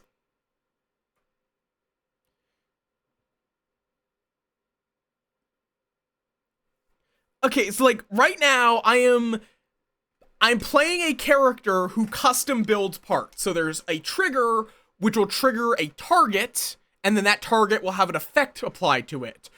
But you also have chain parts that will also trigger other things. So what I have here is every 80 time things move, every 20th time that happens, so that's a lot, but I really wish I had something that's just a random enemy.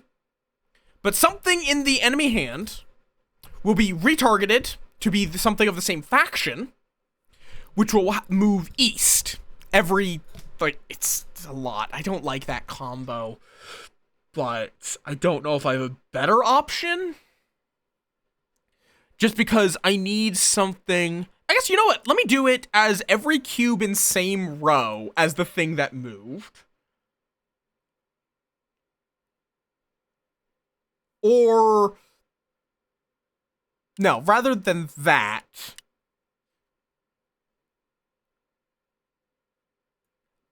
okay. I'll need to think about this. How can I get the most things targeted? Yeah, so right, like, I'm putting together a Rube Goldberg machine of parts to make horrible things happen, basically. This one specifically requires a lot of brains.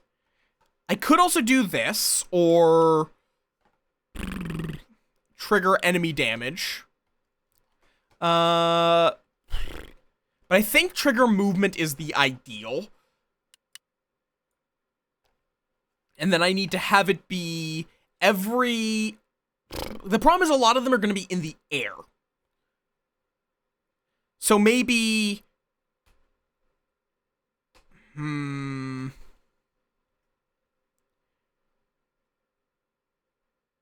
maybe a random surface neutral, actually. So every movement, it then will hit a random surface neutral, but then retarget it, not to a random same faction, that would achieve nothing, but to... oh, I wish I could retarget it one more time, because I could do every cube in same row, then adjacent. But I think it's going to be every cube target. So it's a random surface neutral, every cube touching victim.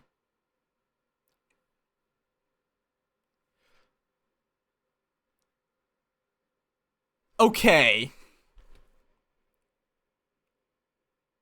And then that will then trigger the effect of moving east. If there is no space, which will be a lot of things, it will then trigger the following effect perk twice. Wait. I could do like this. Move east, retarget to every cube touching the victim. Okay, this is... how you doing, Rue? Welcome on in. This is big brain plays. And I do not have a big brain. That's the problem. So a random surface neutral.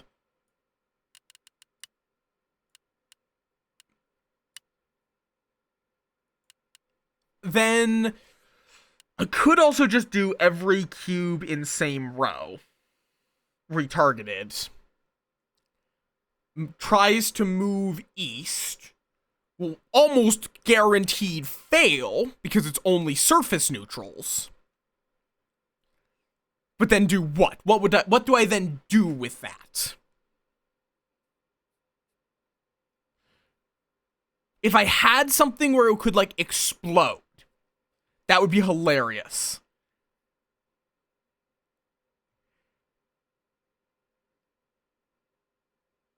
Okay. I could just make it be...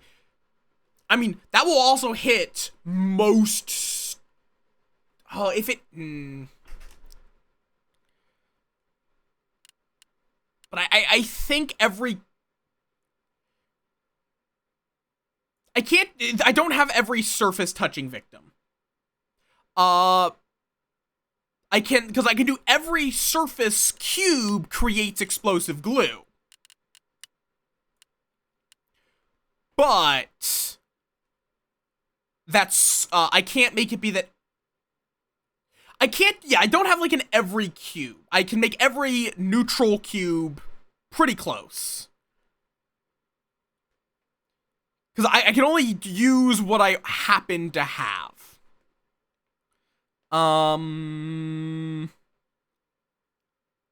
Maybe it would be better to instead target it on an enemy to start. So instead use this, because I can do a lot of 3 damages.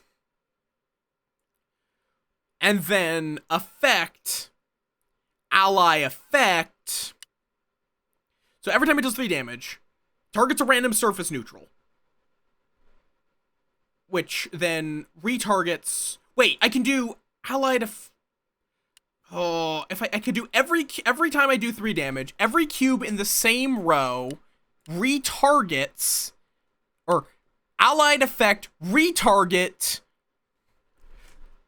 This is going to be random same faction.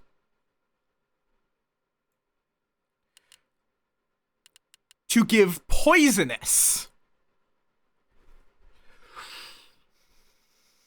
That could work. So that is going to hit a lot. Every 5th time we do 3 damage. On being triggered, it joins the player's faction. Retargets it, so it's a random friendly faction. Gains but the problem, that could actually, though, give poisonous to enemies, I think.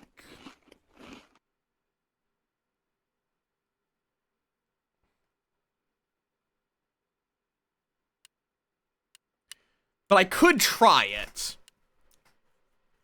And I can also have it be that it moves east first. Then it will allied affect things if there's no space. Triggering that twice, which will trigger that twice, which will trigger that twice. I could even, for good measure, do effect alternate. I think that's accurate. I could then effect alternate, so it alternates between gaining poison and gaining strength.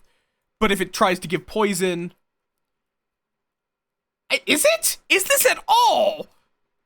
Because this game is an auto-battler. Like, this is literally just me in the inventory screen.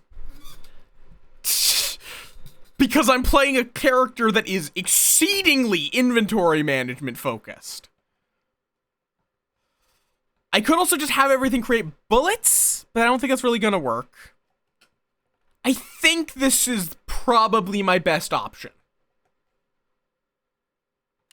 And then if it's an enemy, I add a neutral copy.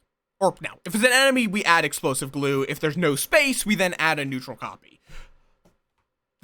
I think that should work. Hopefully, because we're gonna find out very quick.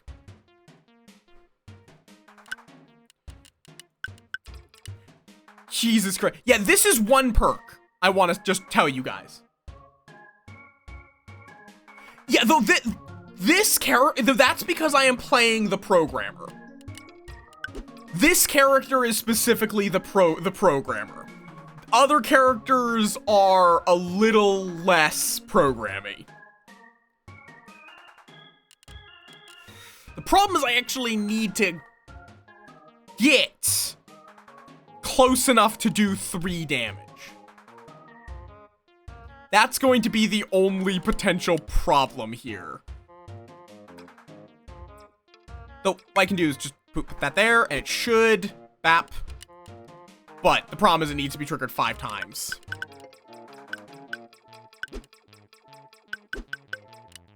But gravity loop trap. Oh god, oh, wait, this is just trapped here. Can't move horizontally. I would agree, yes. Programmer Moyle would hurt my brain. I looked at it and said, no, I'm gonna try that some other time. Let me just do this.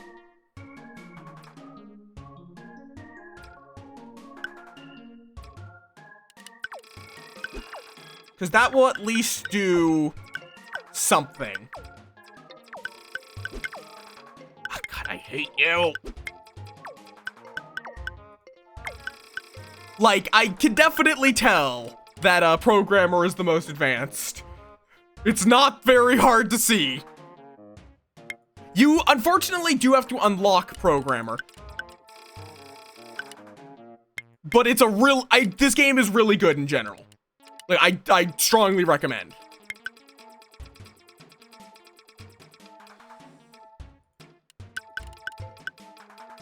Okay. Ah! Lasers are the bane of my existence. Oh yeah, you can absolutely do that.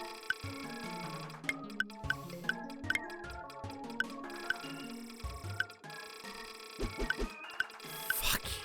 Lasers.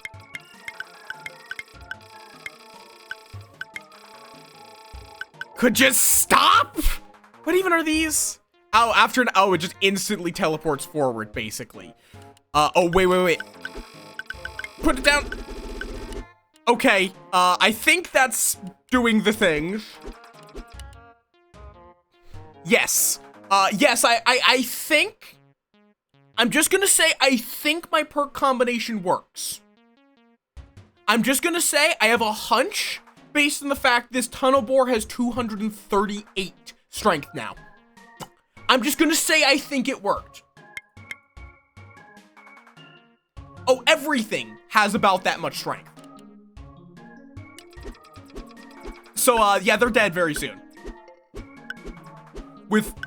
Because of just like, once it gets triggering, it really gets triggering. Because it's every cube in the same row tries to move east twice. If there's no space, which most of the time there won't be, allied of, it turns to my faction, retargets, so then it becomes the random same faction, targets, and goes wild from there. Jesus Christ. Yeah, that is literally it. I need things that can do exactly 3 damage consistently. I guess I'll grab Mummy just because it can do enough damage. That is also a 1 run, but I'm going to keep going. We're going to loop. At the start of each battle, an infinite use clock cube in hand, which every 20 seconds triggers the following target perk. Yes. Spiky caves, I quite like. So that becomes a cube that I can play, which will repeatedly trigger that. So we're gonna do that. I think that's probably going to be more consistent than... Also, I can do an infinite loop with that.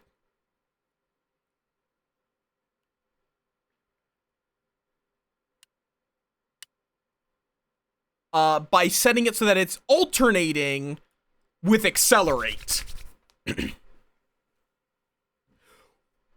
So, in theory, it should at least occasionally accelerate itself. We might be about to break some shit.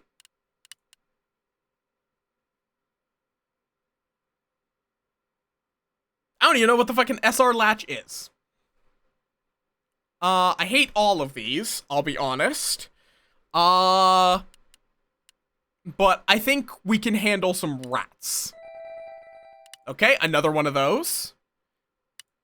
Set, reset. Okay, fair enough. I'll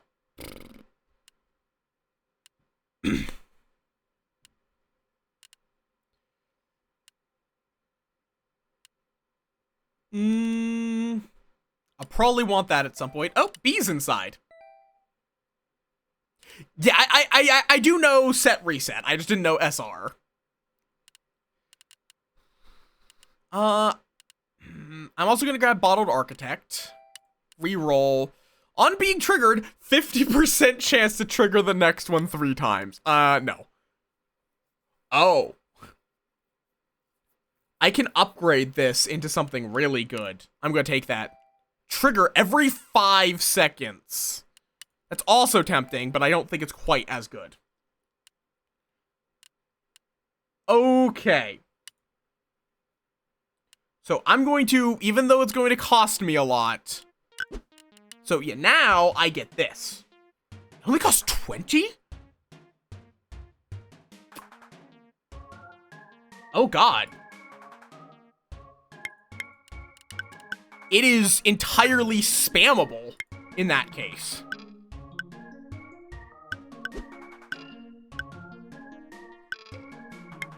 $20 mana is dirt fucking cheap.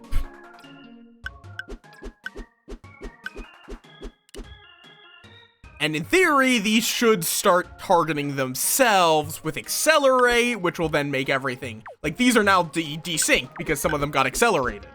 Somehow you also got poisoned. Don't even know how that happened.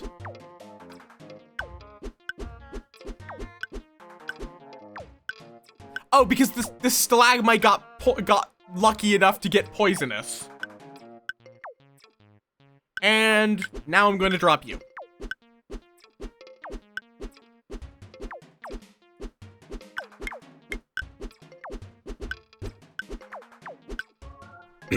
And in you go to commit mass murder.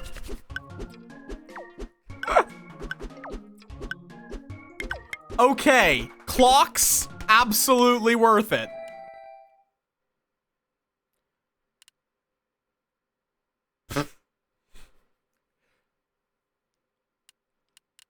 Sure, give me reality. Bottled terraformer, sure.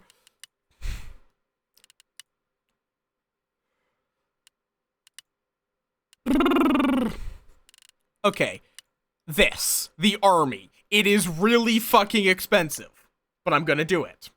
On being triggered, trigger following effect perk targeting the culprit. Wait, what? On being triggered? Okay.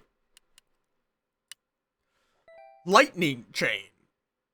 On being triggered, trigger following effect perk targeting 2 other random cubes of the same faction as the victim within 7 spaces of the victim. Cool. I'm gonna also upgrade debt relief. Every 5 seconds, again. I don't know if stacking programmer perks does anything or not. I legitimately am not quite certain on that.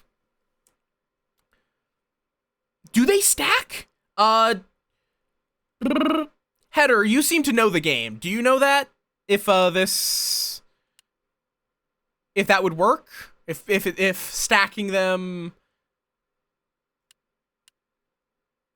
if having multiple copies makes it work better in some way. Because I really don't know. Yeah. This is going to be very silly. This is going to keep being very silly.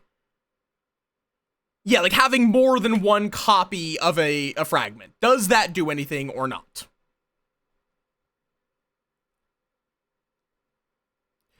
Okay, so it's like if you how does that mean that when this effect is triggered, it happens twice? And when the target is... Okay, good to know. That's very silly. Okay, Curse of Regeneration, totally fine. Oh, right, I forgot. I have the army. Which... What?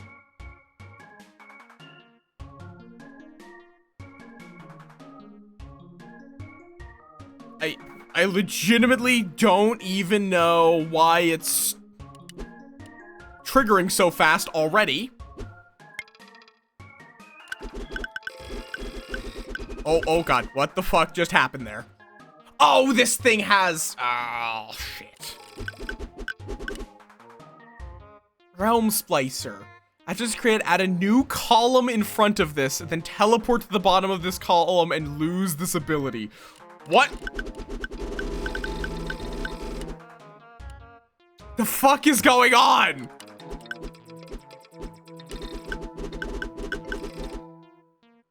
Okay. Apparently I died to a rat. Okay. Well, it's fine. That was a one run. The no class. So now I have to question, what is the no-no? Yeah. I know that I shouldn't go into depth, but it's too tempting. Every 2 seconds, gain additional mana. Negate all damage from excess mana to allies. That is what the no-no species class does. Because, yeah, you can be just you can be a no-class race, a no-race class, and nothing. You just don't exist. Which just, you get random stuff, but you gain additional mana and negate all damage from excess mana. After stone is created, every stone in your hand gets an extra HP. Oh god, your starting leader deals 1 damage to cube damage again. Every 3 minutes it gains 1 strength. Okay. After an ally is created, each touching ally with more than 0 HP exiles itself and creates a copy of itself in its place. All solid shadow cubes have 10 extra HP, can fly, move around randomly, and do double damage to non-player cubes. After an ally is created by an enemy, the ally gains all abilities of the enemy, then loses all infested. So you don't have infinite loops. After an ally dies, there's still a... okay. I'm loving reading this. Okay. What is the no species roboticist? Oh! I see, your leader is the core if you do this.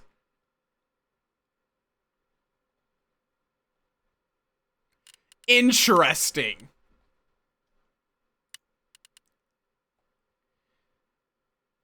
If an ally would generate negative mana, reduce it by 30 to at most -1. Okay then. So it's a little easier to do your tinkering. Oh god. So we have a lot of very interesting combos here. I'm not doing any more programmer tonight. If we do any more runs, it's not going to be a programmer. My brain is out of brain. Probably also, like, I think this would probably be hell. I think this is probably the most complicated combo. I can imagine you could do that with, like, crushing. There's the thing that makes it so that based on the HP of a placed ally, it does damage or kills an enemy. Like, engineer no species is, like, not quite. It's not because if an ally would generate negative mana, not if you spend mana to place an ally. Those are different concepts. Basically, engineer's main gimmick is tinkering. After this is created, you make a upgrade unit, which, when you place an upgrade, it combines with the unit below it, but also subtracts the mana value of the unit below it. So an engineer no species nullifies 30 of that negative mana generation. Letting you get much cheaper tinkers. Though, on the other hand, being stuck... Yes. Or one of my favorite combos is Engineer Moil. Engineer Moil, basically the Moil's gimmick is that it takes the first 3 perks from your inventory, and no, they combine into a single cube. It takes the first 3 perks of your inventory and adds them to your inventory as playable cubes. Which, the simplest thing that does is it lets you double up on 3 perks, which is already really powerful. But the much more important thing is that the perk moil, being a physical thing in the world, lets you interact with it, including using tinkering to copy it to double up on your doubling, or quadruple up on your doubling, or quintuple up on your doubling. Programmer Moil is, do you want your head to explode? Because, again, just what its description is, like what its unique power is add a cube to your hand, which links a cube ability to a hypothetical inventory perk slot. Complicated. +1 Moil species effect range. +1 manufactory charges. I'm not even fully confident in what that does, but I'm guessing that it does something along the lines of allowing you to take a cube in the world and add it to your inventory so you can have your other perks interact with that cube.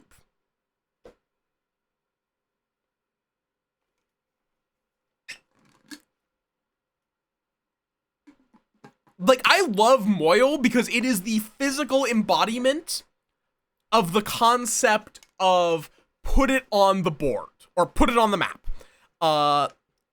Which is a programming concept of, if you have something like an upgrade, don't just hide it in a menu, put it on the map. Yeah, go for it, because I'm trying to understand. And I think I understand is that it's adding a cube in the world to your hand. I guess you could also place a perk Moyle, use the cube to add that cube ability so you just double up again. After this grid, set the n is equal to the cube's x coordinate.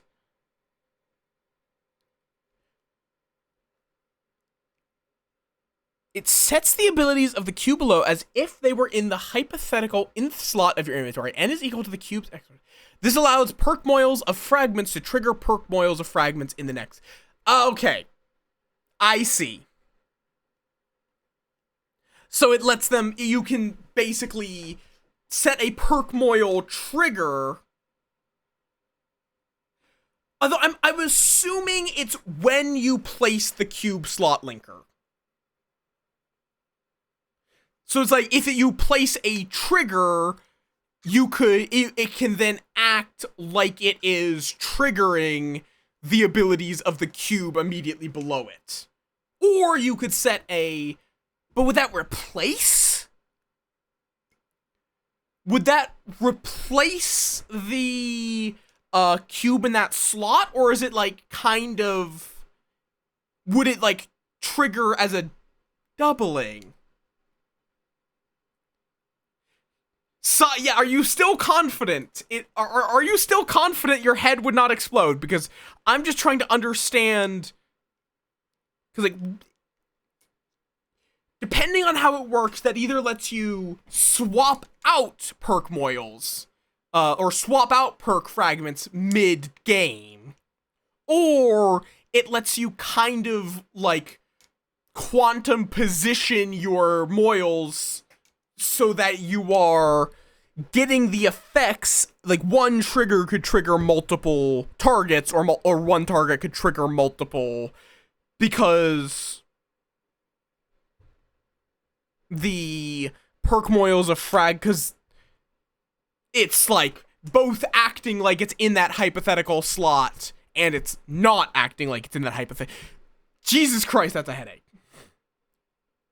Like, I'm guessing that it's, I am guessing though, Sai, that the cube slot linker is specifically only the, it's only when you place the slot linker. So it's not like it moves one to the right, it is now one slot lower in your inventory. It's just, what is its current X coordinate, set its abilities to as if it was in that inventory slot. Otherwise, dear God, I do not even want to think about how the guy coded this.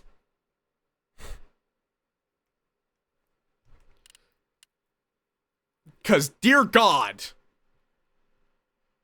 like, Daniel Wolf, Jesus Christ. Yeah, you could. Because, yeah, with move east, though move east would be move 2 spaces forwards in the inventory. So if you want it to be a reset, you would also need a way of moving west. And because those trigger twice, that becomes a little even weirder. You could theoretically make like a Turing machine in this game, if it does update. Okay.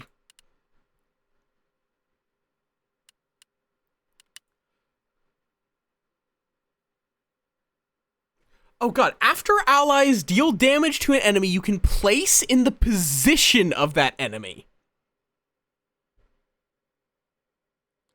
So you can just you're constantly moving forward with your incursions. Because Rogue's gimmick is every 40 seconds you get an incursion which lets you steal territory from your enemy.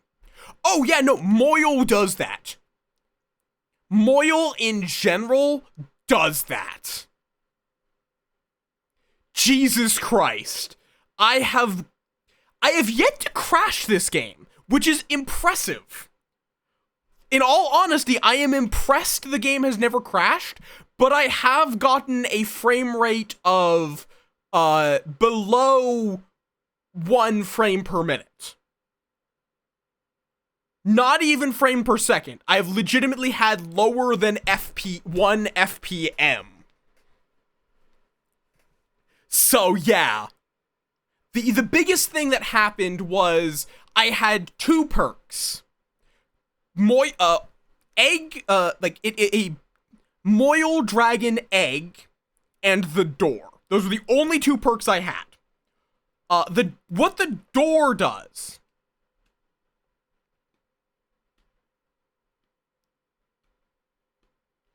Yes. What the Door does is if something tries to move, be created, or basically if in any way something is attempted to, if an ally tries to go into a space it is not able to go, the Door will teleport it to a random position on your side of the battlefield. Basically the idea being that it just lets you do things like mass generation without things blocking each other.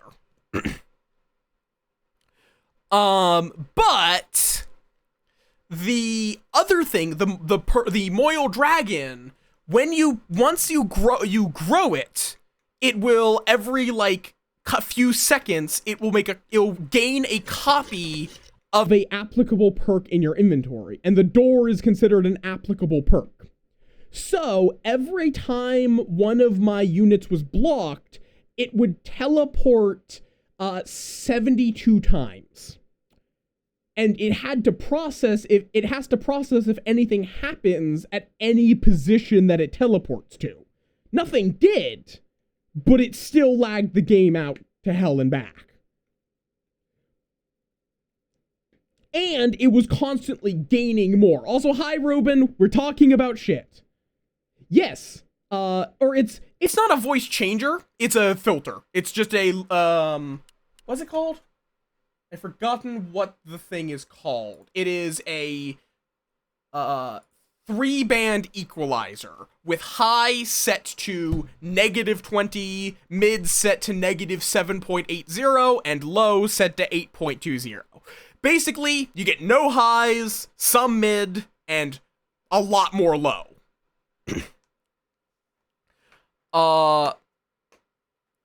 Which makes it sound like I'm inside of a bottle.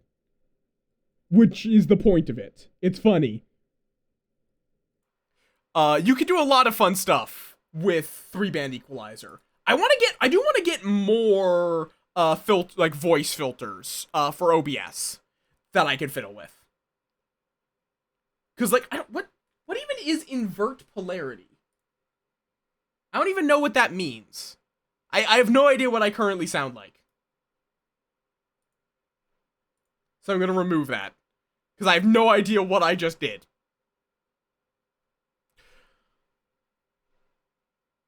Yeah, I disabled everything. But yes, welcome on in, Ruben. Have you heard about this game? It is complicated as fuck, depending on which character you play. Okay, so that makes sense. It's just avoiding it infinitely looping. It is an auto-battler that kind of feels like you're assembling a chaotic Rube Goldberg machine, is how I would describe it. Like, some of them are more Rube Goldberg-y than others, but you are creating these wonderfully horrible stacking combinations of the fucking 1,239. Not counting upgrades.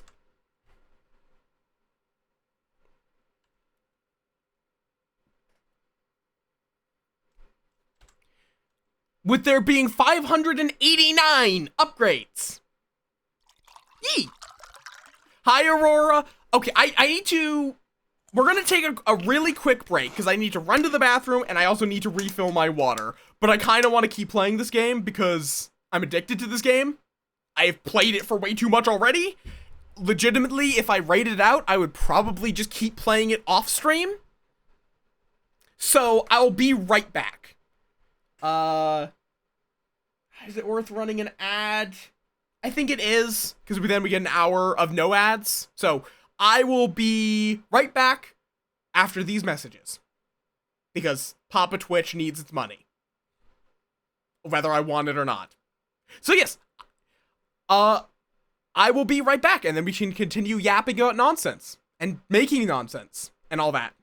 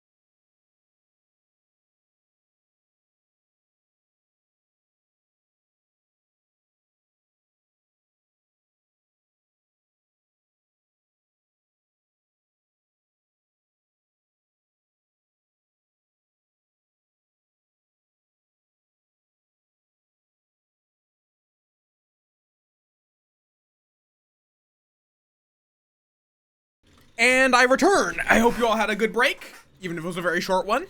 I actually don't know how short it was. How you doing, Aurora? How went the Lethal Company earlier?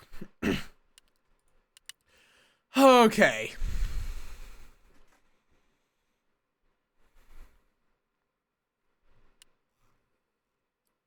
Fair enough. Glad to hear it was good. Ooh, nice. I'm kind of tempted to do this. Just rock. Rock and stone. After a perk moil is created, refund half its cost. Yeah, so basically picking no class is you want to really lean into whatever the other one is. With the exception of the no class, no species, which is you just want chaos, I guess. Because you just start with 6 random cubes. That's it. That's all you get. Well, then you also get double mana, but don't worry about that. Or 50% more mana, actually, because it's every 2 seconds. Kalua? I don't think I'm familiar with Kalua. I'm probably butchering it.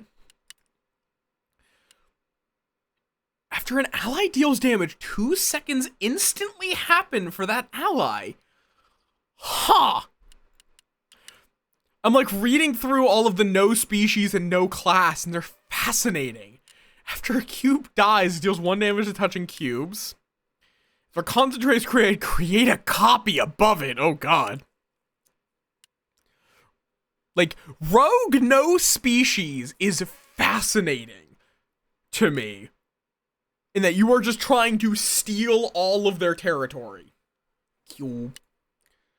Before an ally grants a cube an ability, 50% chance to apply that ability an additional time, including energy. What the Chronomancer? Every 4 minutes, add a major time warp, which warps for 2 minutes. Okay, we're going to do no species Chronomancer.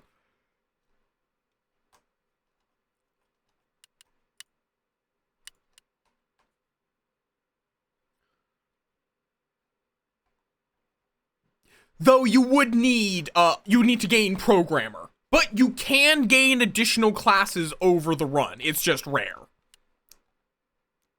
So this is, we want to make time go really fast. That is the point of this.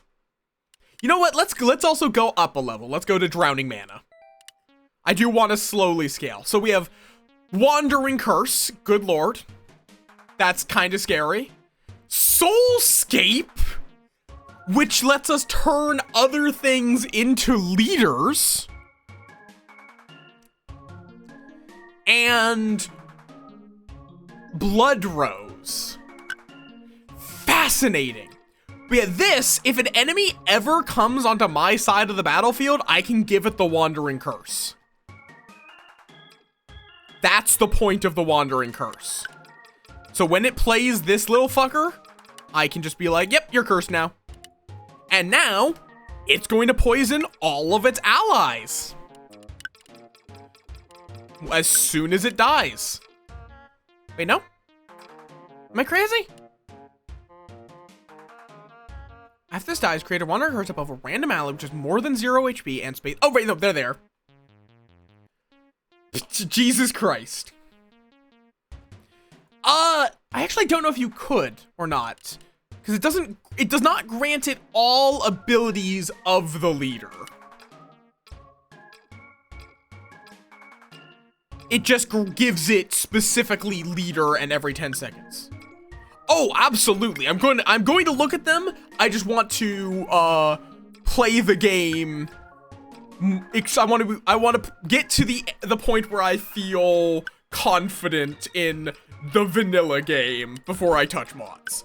But I can imagine this is like older roguelikes to me in that it just has really good systems. And then it's your job. Wait.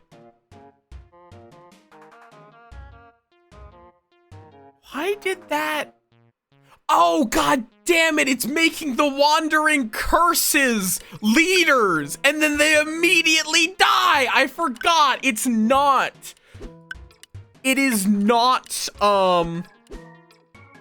after it's not after you place an ally, it's after an ally dies. Or not after an ally, words.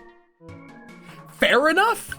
After an ally is created, not placed. There is a difference. You know what? I'm just gonna major time warp the eye. Because fuck you. And then fuck you, fuck you, fuck you, fuck you, fuck you, fuck you, fuck you, fuck you, fuck you, fuck you. Just kill most things with laser beams.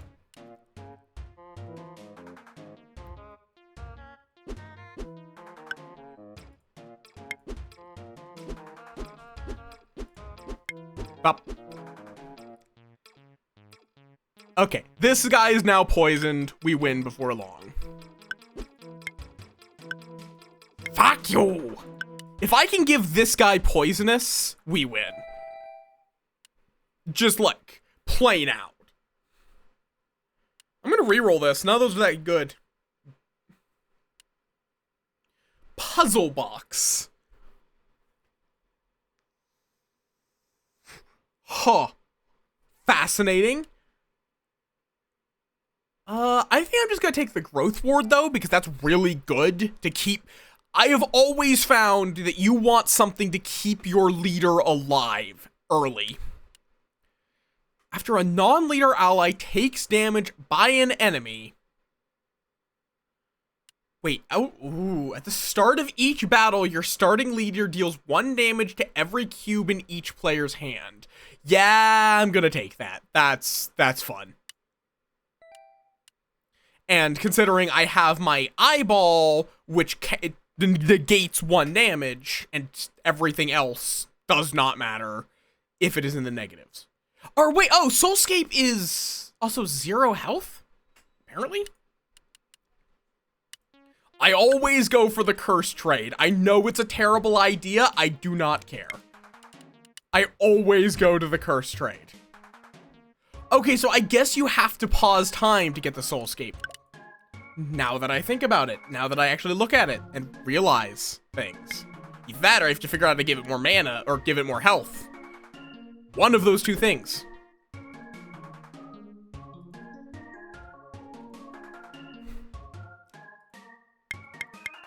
Well, fuck it. Let's just make a bunch of growth wards. Because this guy... Okay, this is going to... Wait.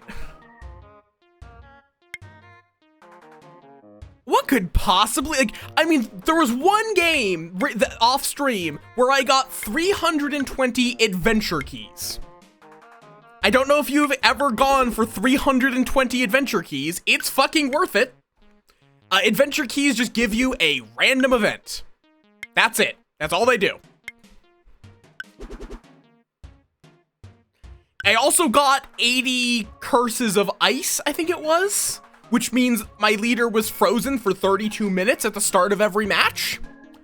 But it did not matter because I literally just won as soon as I started, or lost when my hubris eventually overtook me. Okay, I'm just gonna start eyeballing.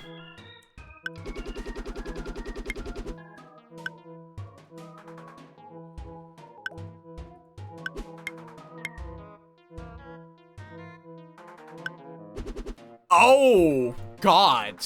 I did not know.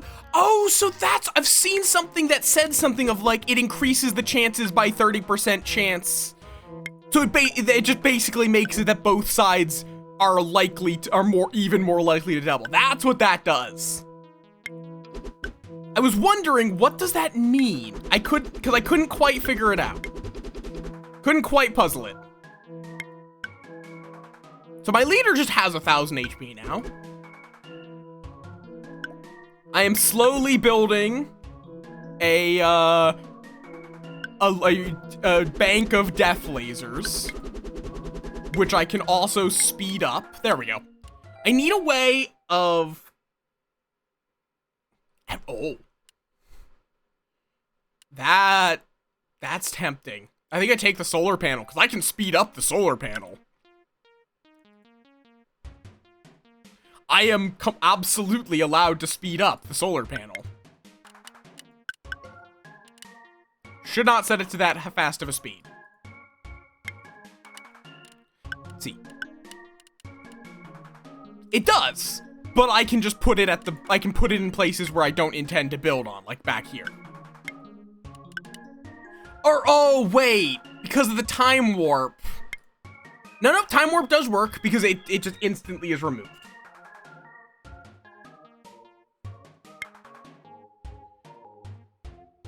So yeah, that is a way of generating mana.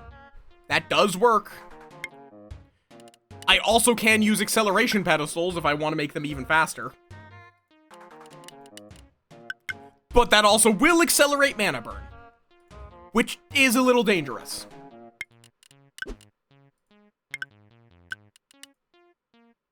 Do I have enough for this? Yes. Okay, enjoy your curse. Enjoy!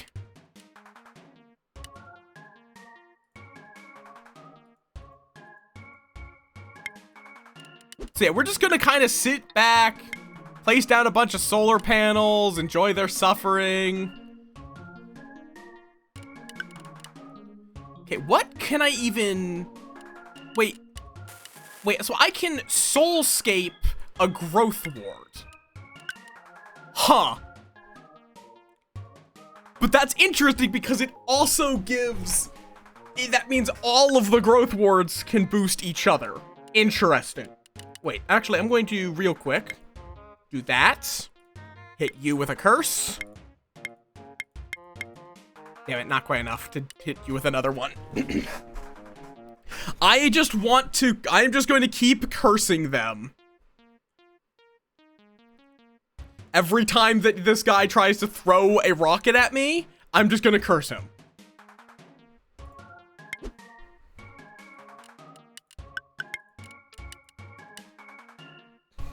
Okay, I have enough. Let me just also throw down another leader. So we're also just gonna have backup leaders. So in case something happens to our main one, I just really wish I could increase my max mana. Have a curse. Have a curse. Let's speed you up slightly, but no, nowhere near enough. So now that is dead, which means more stuff gets cursed.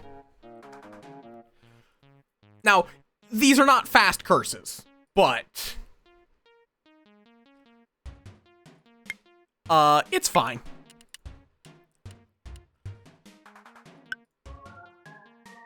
Okie dokie. I'm guessing we're going to get a missile soon.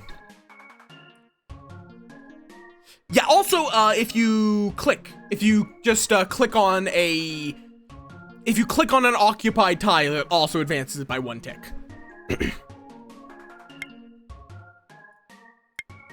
If I was clicking 0.1, that's because I'm stupid. And it's a habit from before I knew about how that worked. Okay, we're about to... You know what? I have enough health. I'm just going to take some mana burn while I wait for this guy to... There we go. I cast you! I cast you! I speed up time. I cast you! I speed up time. I speed up time. And that's all I can do. More curses.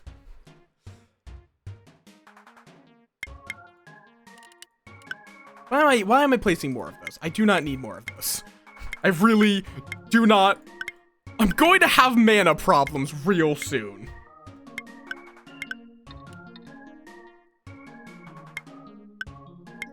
And at this point, most of the curses are on the difficulty leader, so we win pretty soon.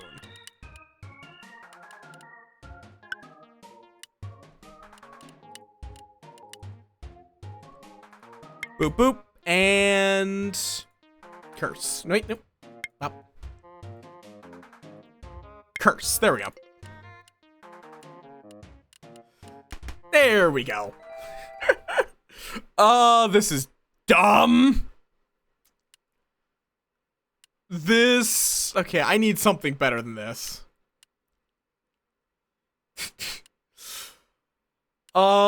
Spikes, I guess.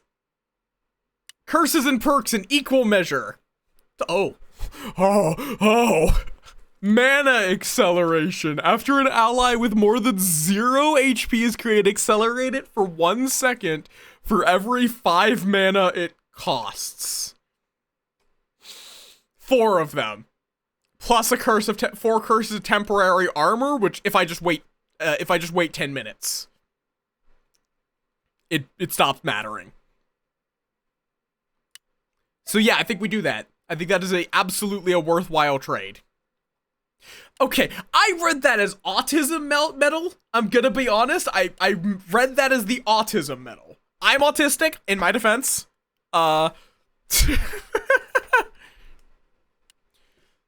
Tooth of Time is pretty good as well.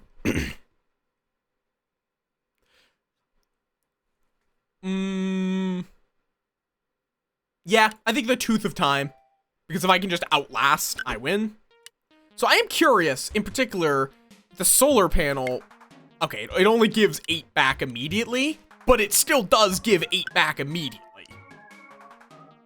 With our 4 copies of mana acceleration.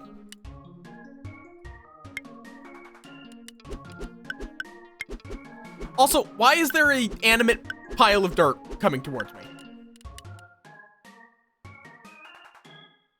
What do you have? Oh, Awaken. I see. Give it all the abilities of an elemental knight. Yeah, the only thing is that I need to, like, it's more actually going to be just wandering curses. Like, broadly, this build is focusing on outlasting. Just outlast them.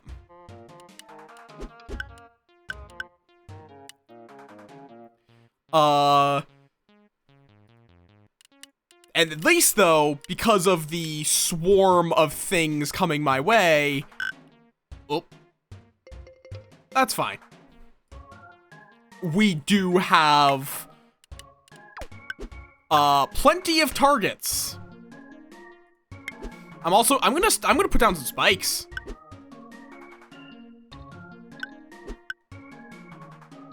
Which I also realize leader spikes is actually kind of terrifying. That is very hard for them to deal with if I can get leader spikes. Oh. Do not like.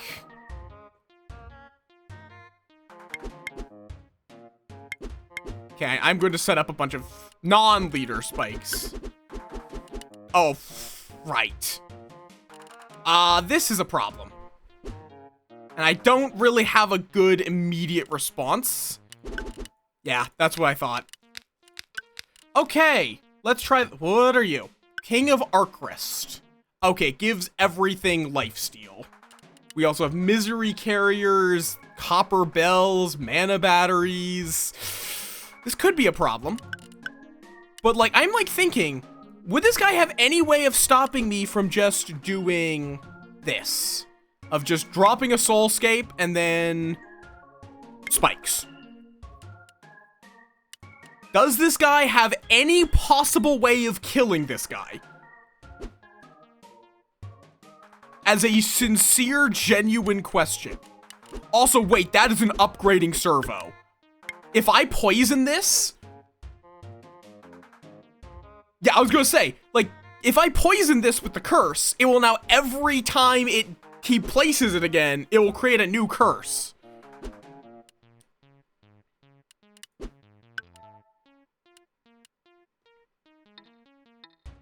But I'm also I legitimately don't think this guy has any possible way to burrow into the ground to kill me here. I literally think this is just a guaranteed win strategy to just burrow into the ground with spikes. Because these are burrows, so they can't be attacked by melee from above. And he has no way of burrowing into his own territory. Oh, well, there's that. Oh, well, it's already dead, and now something else gets cursed. So we're just gonna constantly be cursing these upgrading servos if they survive long enough for me to.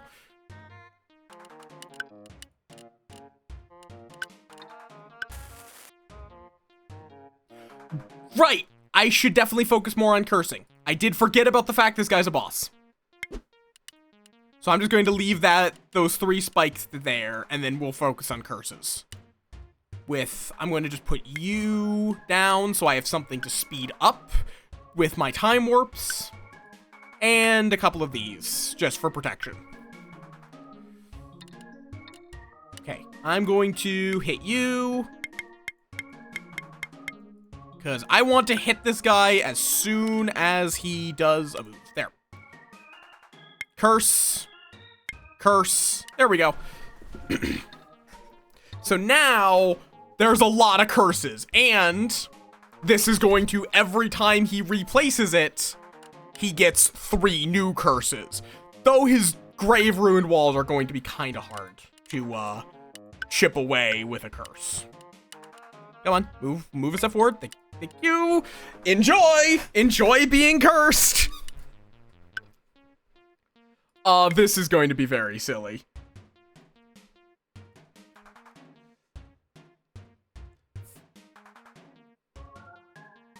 Oh, right, because they're extra life. Oh, God. Well, this guy's going to get a lot of curses.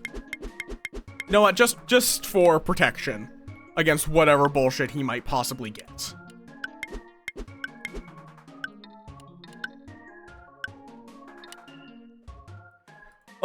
Hi, Callie, stop giving the little guy zoomies!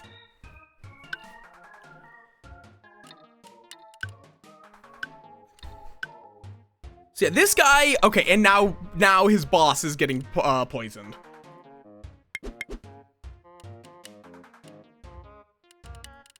I feel like you absolutely can stop, though.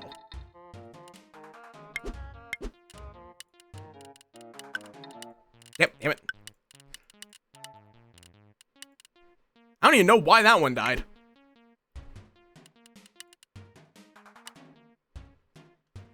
Okay, enjoy your curses.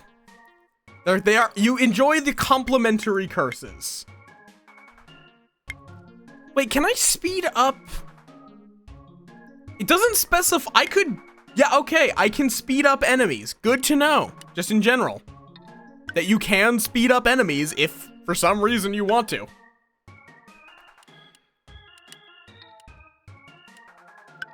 Okie dokie.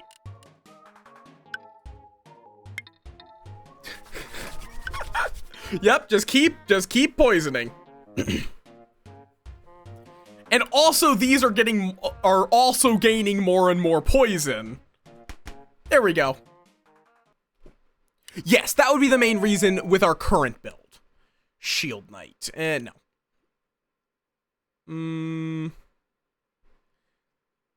That's interesting. Oh, mind control trap. When there's a non-ally, non-leader in front, convert it to your faction. This dies, and it also dies after 4 minutes. I don't think that's really that good, but it's cheap as hell. So it's worth just having as a spell, essentially. Every minute, every ally surrounded by differently named allies replaces the surrounding allies with itself. Probably not that.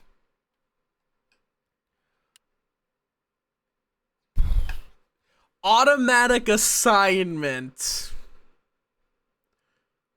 Oh, that's actually really tempting.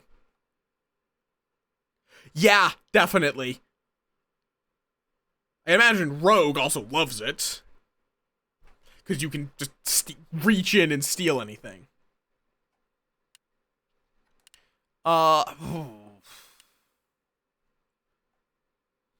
Although, if you can get your leader to be on top of an ally, this is the most overpowered perk in the game.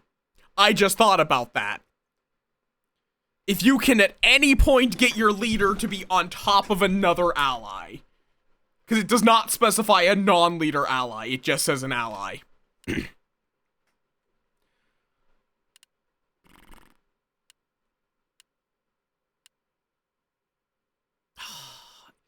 Automatic assignment is a weird one, but it's also kind of tempting. Because he has cheap stone. Yeah. Though I could do a similar thing with Spike. I do have my spikes, which are only 15.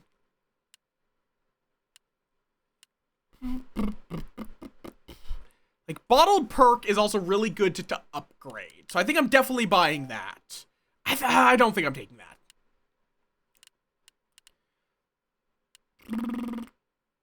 No. Perk lost. Mountains is a pretty safe bet. And go up here. Uno reverse. Blood Rose is pretty mediocre. Oh, wait, I don't have anything that moves forward. So, let's say I'm...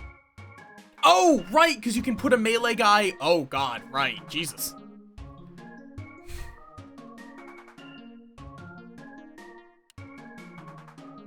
But, at the very least, this is a really...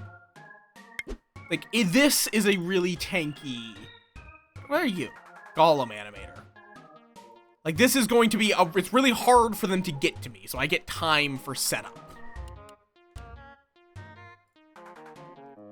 I also can curse the earth, I guess. But I don't know how worth it that is. Okay, we're just going to plop down Armored Eyes. I think on this map, we're going to be doing a lot of that.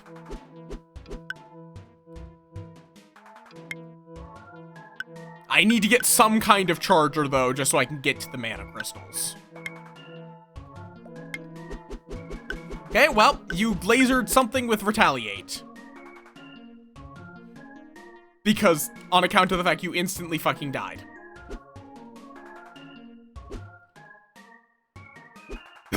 Is this gonna animate the Golem animator? Because that is a very stupid combination. To just have an animate Golem animator. Yes, there are now animate Golem animators. I don't love them getting to the mana, but there's not much I can do about it.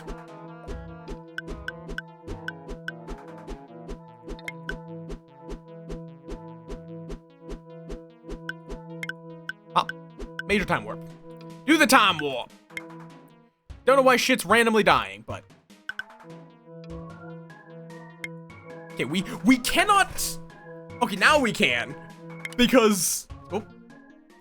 Because of his whole thing, Mabob, of temporary armor, we cannot kill them, even if we easily are winning, up to until a certain point. I'm gonna take a reroll. I need a charger. Mana Devourer. Sure, that works. That is something I can throw at them. Mana Devourer is dangerous in its own way.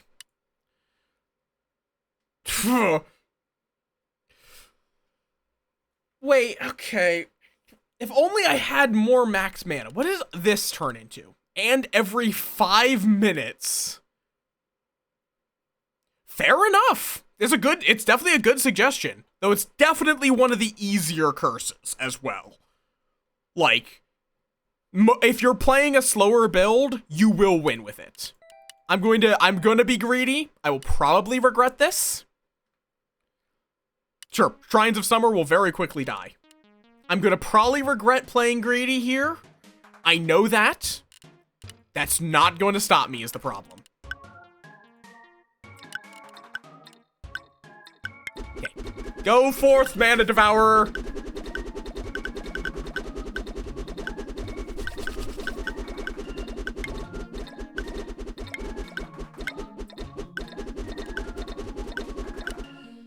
Okie dokie. Uno reverse.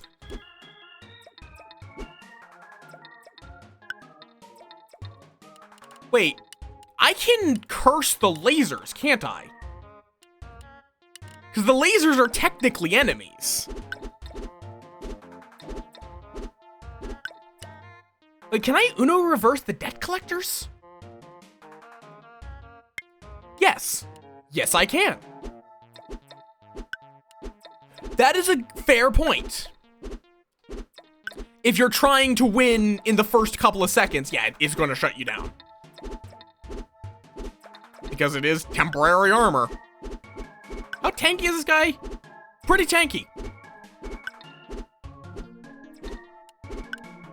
Okay. I'm just gonna hit you with the curse. I cast you. And then let's just... Actually, why don't I just...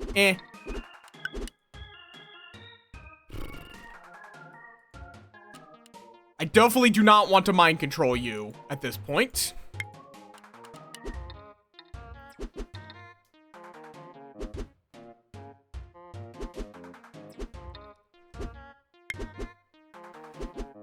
Okay, this should be fine. And now, curses. Though the hired assassins might become a problem, I should get some growth wards. Bam. And major time warp. Regular time warps. There we go. Fair enough, fair enough. I tend to play slow. I like doing shenanigans that take a little while to get set up. Like what I'm currently doing, which is essentially going to be use armor and fuck everyone else's day up. Fuck up anyone's day who is not armored through the Eldritch Help. And then the curses.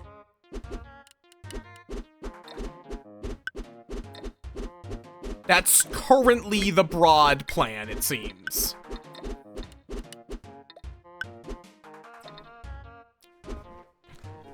Also, my Mana Devourer is still going.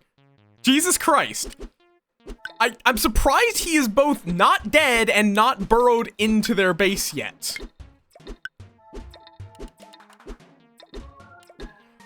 Like, that combination is not... I expected one of those two things would have happened by now. Yeah, I haven't actually tried Crystal. Crystal is never quite clicked for me. Just from reading its description.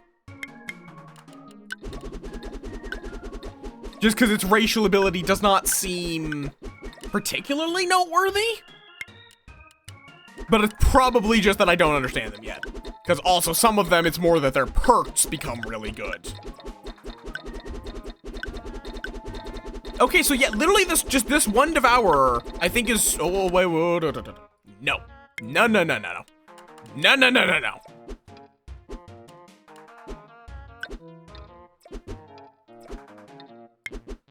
Cease!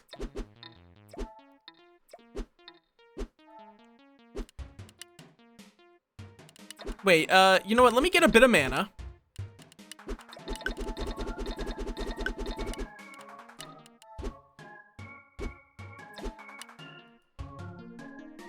Okay, like, I did see Blast Crystal, which is a pretty damn good perk. Uno reverse. Uno reversing projectiles is very amusing to me. There we go.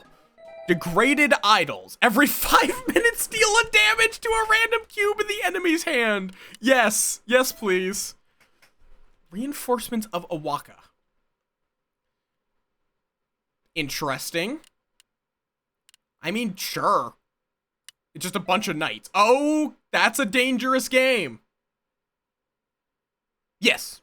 It doesn't start with it. What does it start with? Okay. I think that the trend of this build is going to be bad choices. After a non-leader enemy damages an ally, the enemy gains Crystal Wall, Pain Mirror, Crystal Crush. Okay. I'm trying to remember why I thought he had Blast Crystal. Or they had, whatever it is. After an enemy takes damage, there's a 15% chance that enemy randomly either loses 1 strength or gains 1 poison. That should do. Temporal Dragon Egg. That's absolutely worth it.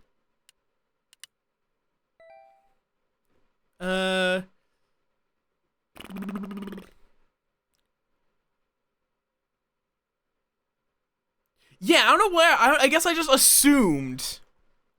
After an ally dies in front of a non-leader, I think I'll just try the Lucky Help. I've not actually used that, but I don't think it's gonna be that amazing.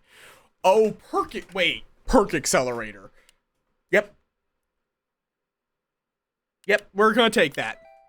Eye Accelerator. How would you like to boost repeating Eldritch Help?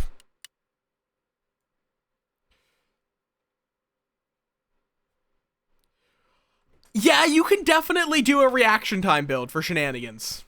But I want to do this. I could also do Tooth of Time. I could also do Degraded Ideas. But I think repeating Eldritch Help is the better option. Okay. I'm going to swap out Mana Devourer for the reinforcements. You go back here. Okay, reinforcements of Awaka. Oh, what the? Oh, because they... God damn it. They are technically... They're being created, and they have a mana cost. So they just jump forward.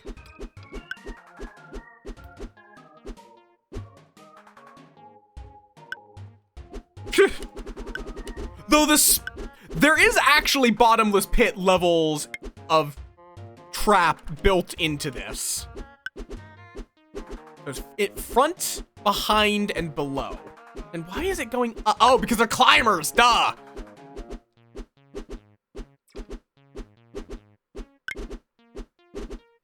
Which makes that really fucking weird. Okay. Good. I'm claiming most of the mana. That is what I want. Speed you up a bit. Go forth, my army!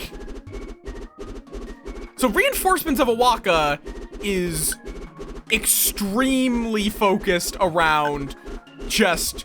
Also, it neatly solves the issue because they aren't in my hand at any point.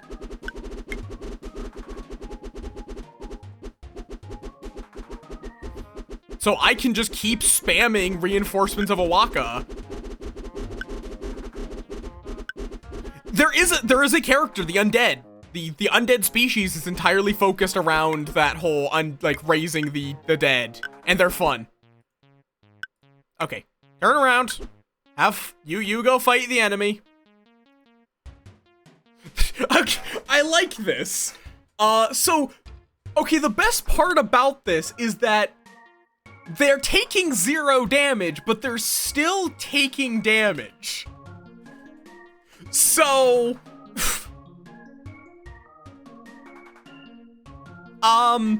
they're kind of just losing all of their stats to being beaten the shit out of by a bunch of random knights. That's it, basically. Yeah. There's a lot of things that can go noom in this, in all honesty.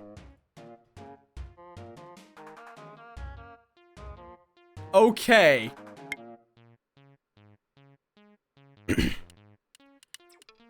Jesus Christ, -28.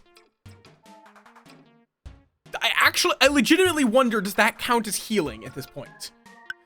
I mean, yeah, basically. Yeah, what this does is every time you play it, it costs 1 less. So you just slowly can start spamming more.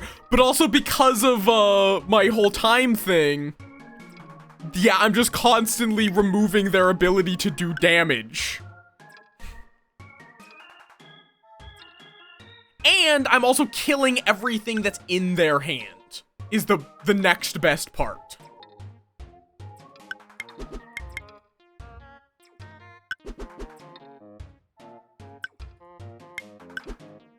Come on.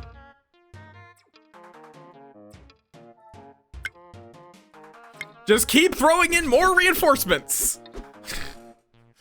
Whenever his curse of armor is gone, he's fucking dead. Which is his, like, his temporary armor is going bye-bye. There we go. Oh, hi, Evolve Moil. Cool. I'll take an Evolve Moil.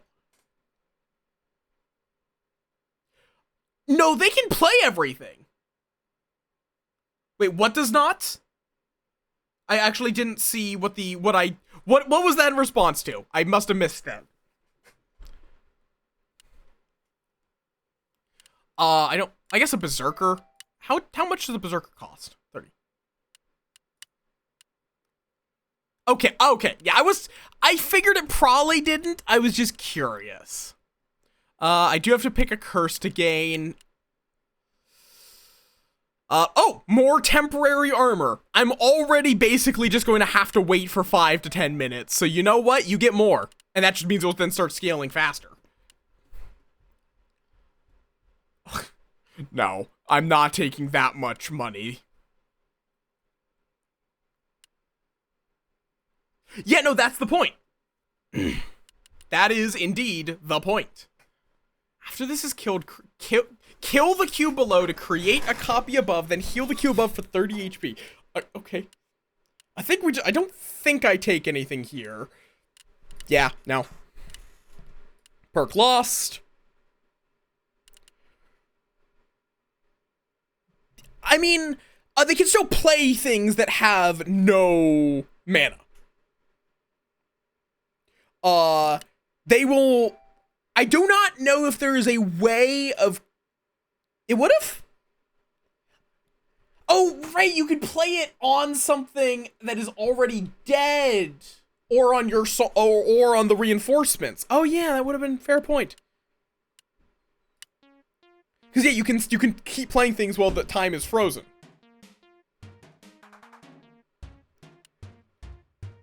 Okay. It's fine. Okay, so what is a wharf?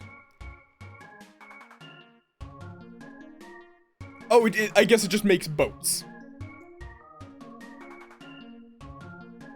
And if it dies, you get your wharf back.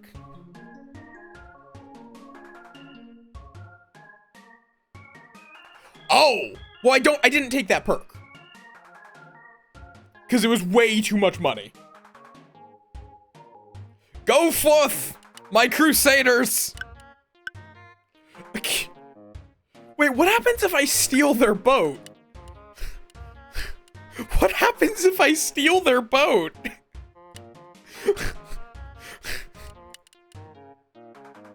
Also, why are you using a water portal, sir? Do you really want more water?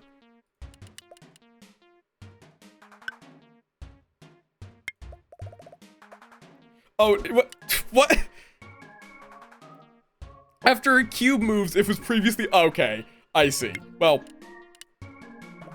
now that guy goes to Davy Jones's locker.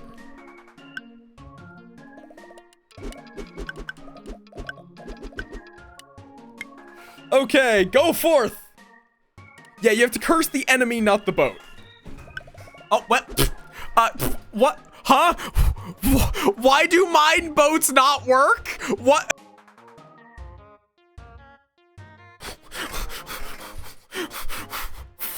What? Why? Why? Why are my boats sinking? They shouldn't be able to attack the water. They shouldn't be able to attack the water while they're on top of the boat.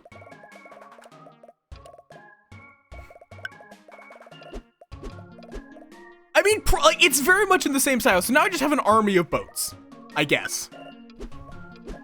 Wait, okay, the entire stack. Oh, wait, it's because of the other water. It's sometimes, like, stopping them from moving. Yeah, that's the problem. That's the problem. I do still love with the Dwarf Fortress, like, there was like a issue where I think even the dev didn't know why the fuck this was happening, where people just, like, cats kept getting drunk. And it took a while for people to figure out why the fuck were the cats getting drunk.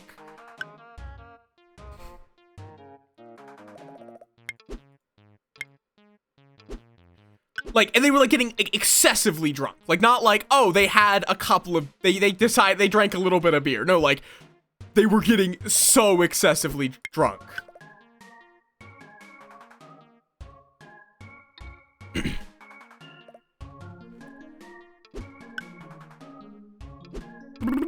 Okay.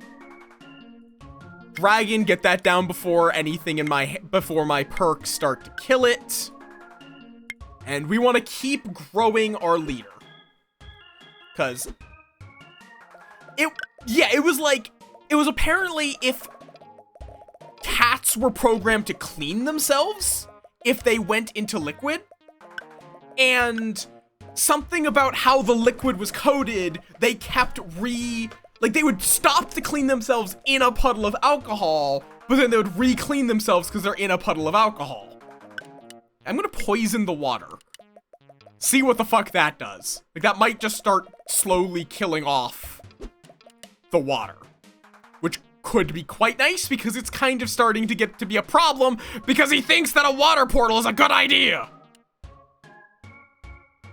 Yeah. Because, like, it was like, basically them drinking an infinite amount of beer.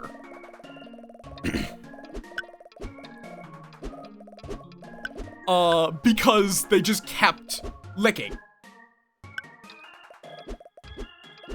Yeah, that was it. Each lick was equal to a full beer. I'm having to... God, what was that fucking Roman emperor? Because I am literally sending knights to fight the water. Oh, wait. Oh, right, I forgot. That's the thing with the Moil. Every 5 minutes, add 3 mutations. Which let you upgrade them.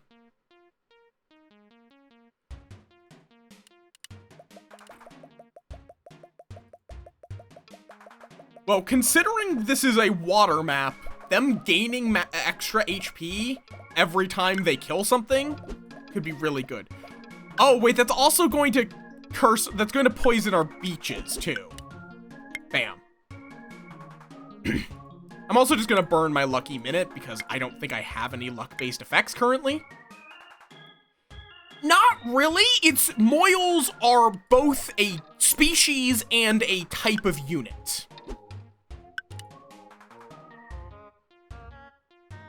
Okay, off you go, Mr. Moil.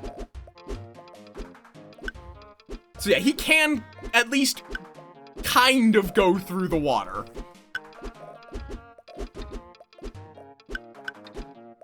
This is very silly.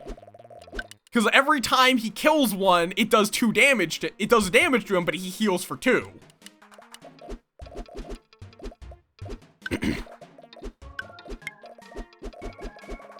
Okay. Yep, he's just chugging all that water. And the boats. He's eating the boats too. And then the retaliation moils, which are going to do a lot of damage to him. But it's fine. Oh god, the boats are being ridden by the water. The boats are being ridden by the water. Probably, though. We will see. Oh wait, no, he gets to eat all of the sand. So that will also give him a frankly absurd amount of health.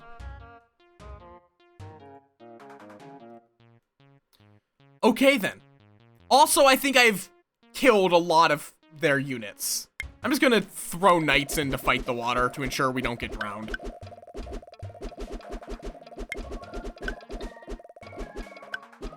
Okay.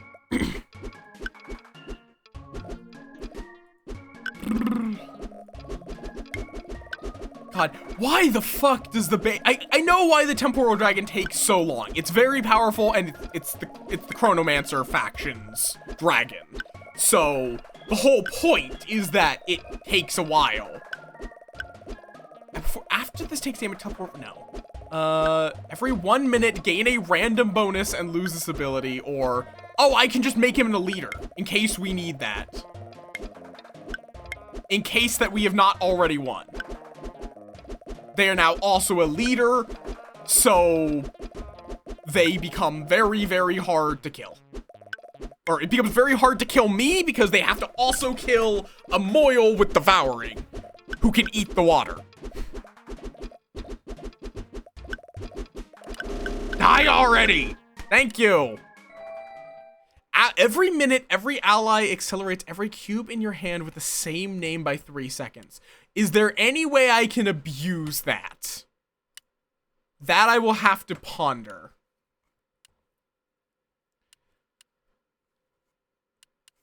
Is there anything that in my hand? Oh, carrier missile. Interesting. I'm just gonna take the mana recycler. Bottled safety is nice. And to the smithy. Will this be a bad idea? Probably. You know what? Oh, wait, no. Wait, if I did this right now, I cannot take the upgraded dangerous game. I just thought about that. That would kill me. Okay. Yeah, the carrier missile, the knights. Wait, did I already take something else? I was like, I should have taken that. I don't know why I didn't. Ooh, wait. And a 1% chance the culprit also deals 1 damage to every cube with that name in the enemy's hand. That is really good, actually. Especially since I also have lucky help. Oh, okay. Okay. Very lucky help. Upgraded permanent injuries. Basically, I can kill their hand very easily now. That is going to be what happens here. So, I want to move the perk accelerator off of Eldritch Help because I think I actually disable Eldritch Help now because it's going to kill my own stuff. Tooth of Time is where the perk accelerator goes now. Okay, then. Curse of Knights, sure. I really don't think that's going to save you. Right, that would have been wise. There we go. Thank you for reminding me. Did I get another one? Yes. Okay. Okay. There we go. That helps a little bit. Actually surprised you can use Dangerous Game out of combat.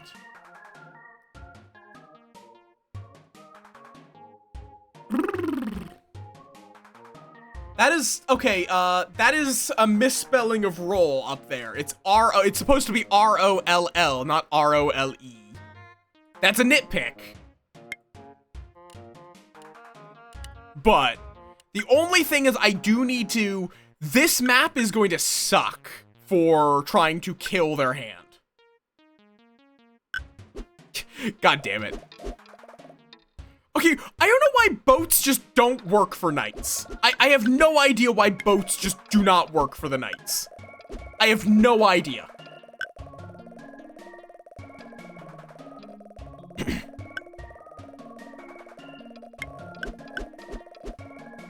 Because, like, I don't think it would be climbing because their path is not blocked. So I legitimately just have no idea why the knights... But eventually the Oblivion should kill all the water. Like, it's do it 1 damage every cube. Why is the water not taking damage? I mean, sure, but it can carry anything else. This is currently carrying a gear and a royal guard. It's not like a logic thing. It's definitely something. It should be something with its abilities if it's a logical reason.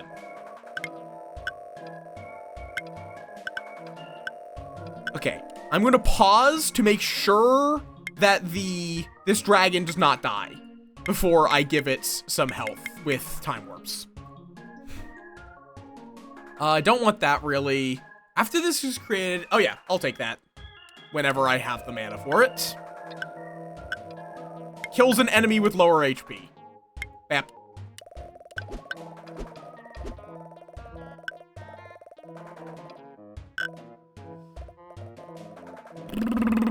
Okay. I don't know what the fuck is going on over here. I'll be honest. No idea. I have no idea what this enemy's build is. It's like Oblivion shards? And somehow gaining health, maybe? Like, this guy has a lot of health. But I don't actually know where he's getting it from.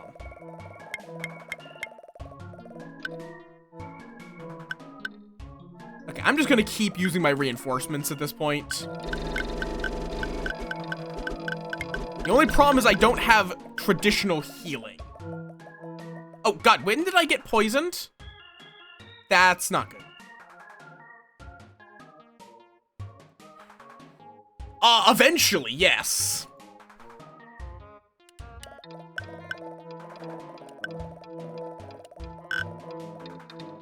Okay, I have a new wharf, but it does not matter. Oh, wait. Okay. I'm going to need that. For sure. Now this is a leader. So, if I can keep this fucker alive, that's gonna be good. But, fair enough. Thank you, thank you, thank you. I'm not in the Discord currently. Okay.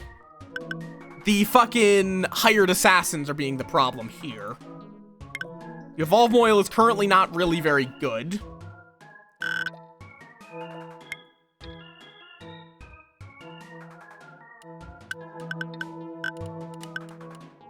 Shit, like...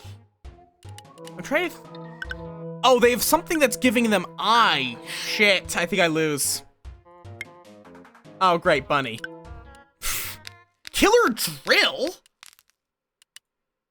How the fuck did that drill... Oh, it was being given buffs, right. Yeah, that's not gonna help. Well... Still was a good run. I think I'm going to call stream there. I am starting to run out of brain. But this has been a great time. I'm definitely going to have to Cube Chaos again sometime. Cube Chaos is just such a good game. So yeah, thank you all for hanging on out with me. This has been, again, really good fun. I love this fucking game. For once, Night Night is actually appropriate. I'm gonna be back on Thursday with when I'm playing with. Oh, I'm gonna be checking out Strange Horticulture. It's been a game that's been on my radar for a while, but I have yet to play it. If you enjoyed my nonsense, you can also find my blue sky right there, or my Discord there. But yeah, thank you all for hanging on out with me. No, Kelly! Merry Christmas if you celebrate. Merry December 25th if you don't. Happy holidays in general. And yeah. Now, who the fuck am I going to raid?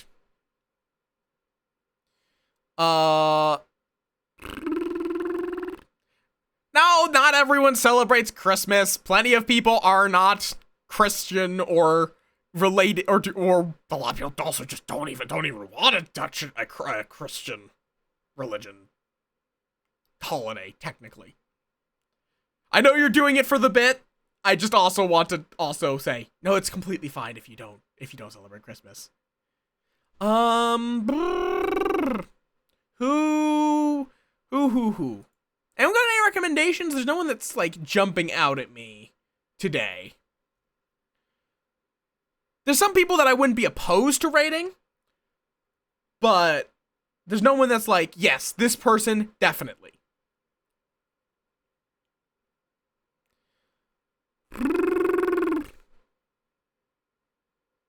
Yeah, that's also why I think Halloween is the superior holiday, because it's less commercialized. Still commercialized, with candy mostly, but I actively will resist any attempts to do like a Halloween card or Halloween gifts. No, I refuse. Halloween is sacred. It is the night of spooky costumes. Because it's like, to me, the big thing about Halloween is that it is as equally, it is considered equally as valid to, make your own shit. It's not expected for you to give someone a gift, which tends to be commercialized. Yes. Or, also, for me, it's like, I like doing weird costumes. So, like, yes, fursuit. But also, like, I'm considering doing a bloody butcher outfit. Embrace being fun and silly. Embrace that. But yeah, if no one has any suggestions, we can read Lunar or Myrrh because they're just moth dudes. I don't know how much longer either of them will be going. Hi, Explodo! You've arrived right as the stream ends. Fair enough. One of them is doing arts. Lunar's doing some Christmas Eve chillin'. Ooh, they're very festive. You know what? They're very festive. They get the raid. Lunar's a bean. Luna Mirshan. And yeah. My brain is dead from the programmer run. Jesus Christ. I can barely think. Oh, raid call. If you've enjoyed my answers, Twitch, what the fuck are you doing? It's not even showing me how many of you wonderful beans are in this raid. It's just saying, to raid Lunar Marshan now. Twitch. There we go. 13. I had to, apparently it wanted me to resize my chat window. But yes, I hope you all have a wonderful Christmas, or non-Christmas, if you don't celebrate. I'll be back on Thursday, and then I'll be doing D&D, and then I will have a bonus stream on Saturday, which I would love to see you all for, because we're gonna be doing some Blood on the Clock Tower shenanigans. And that has been a recent hyperfixation that I want to yap about. So yes, you all have a wonderful rest of your night, give the fellow moth lots of Christmas wishes and all that, and yeah. You all have a good one. Peace.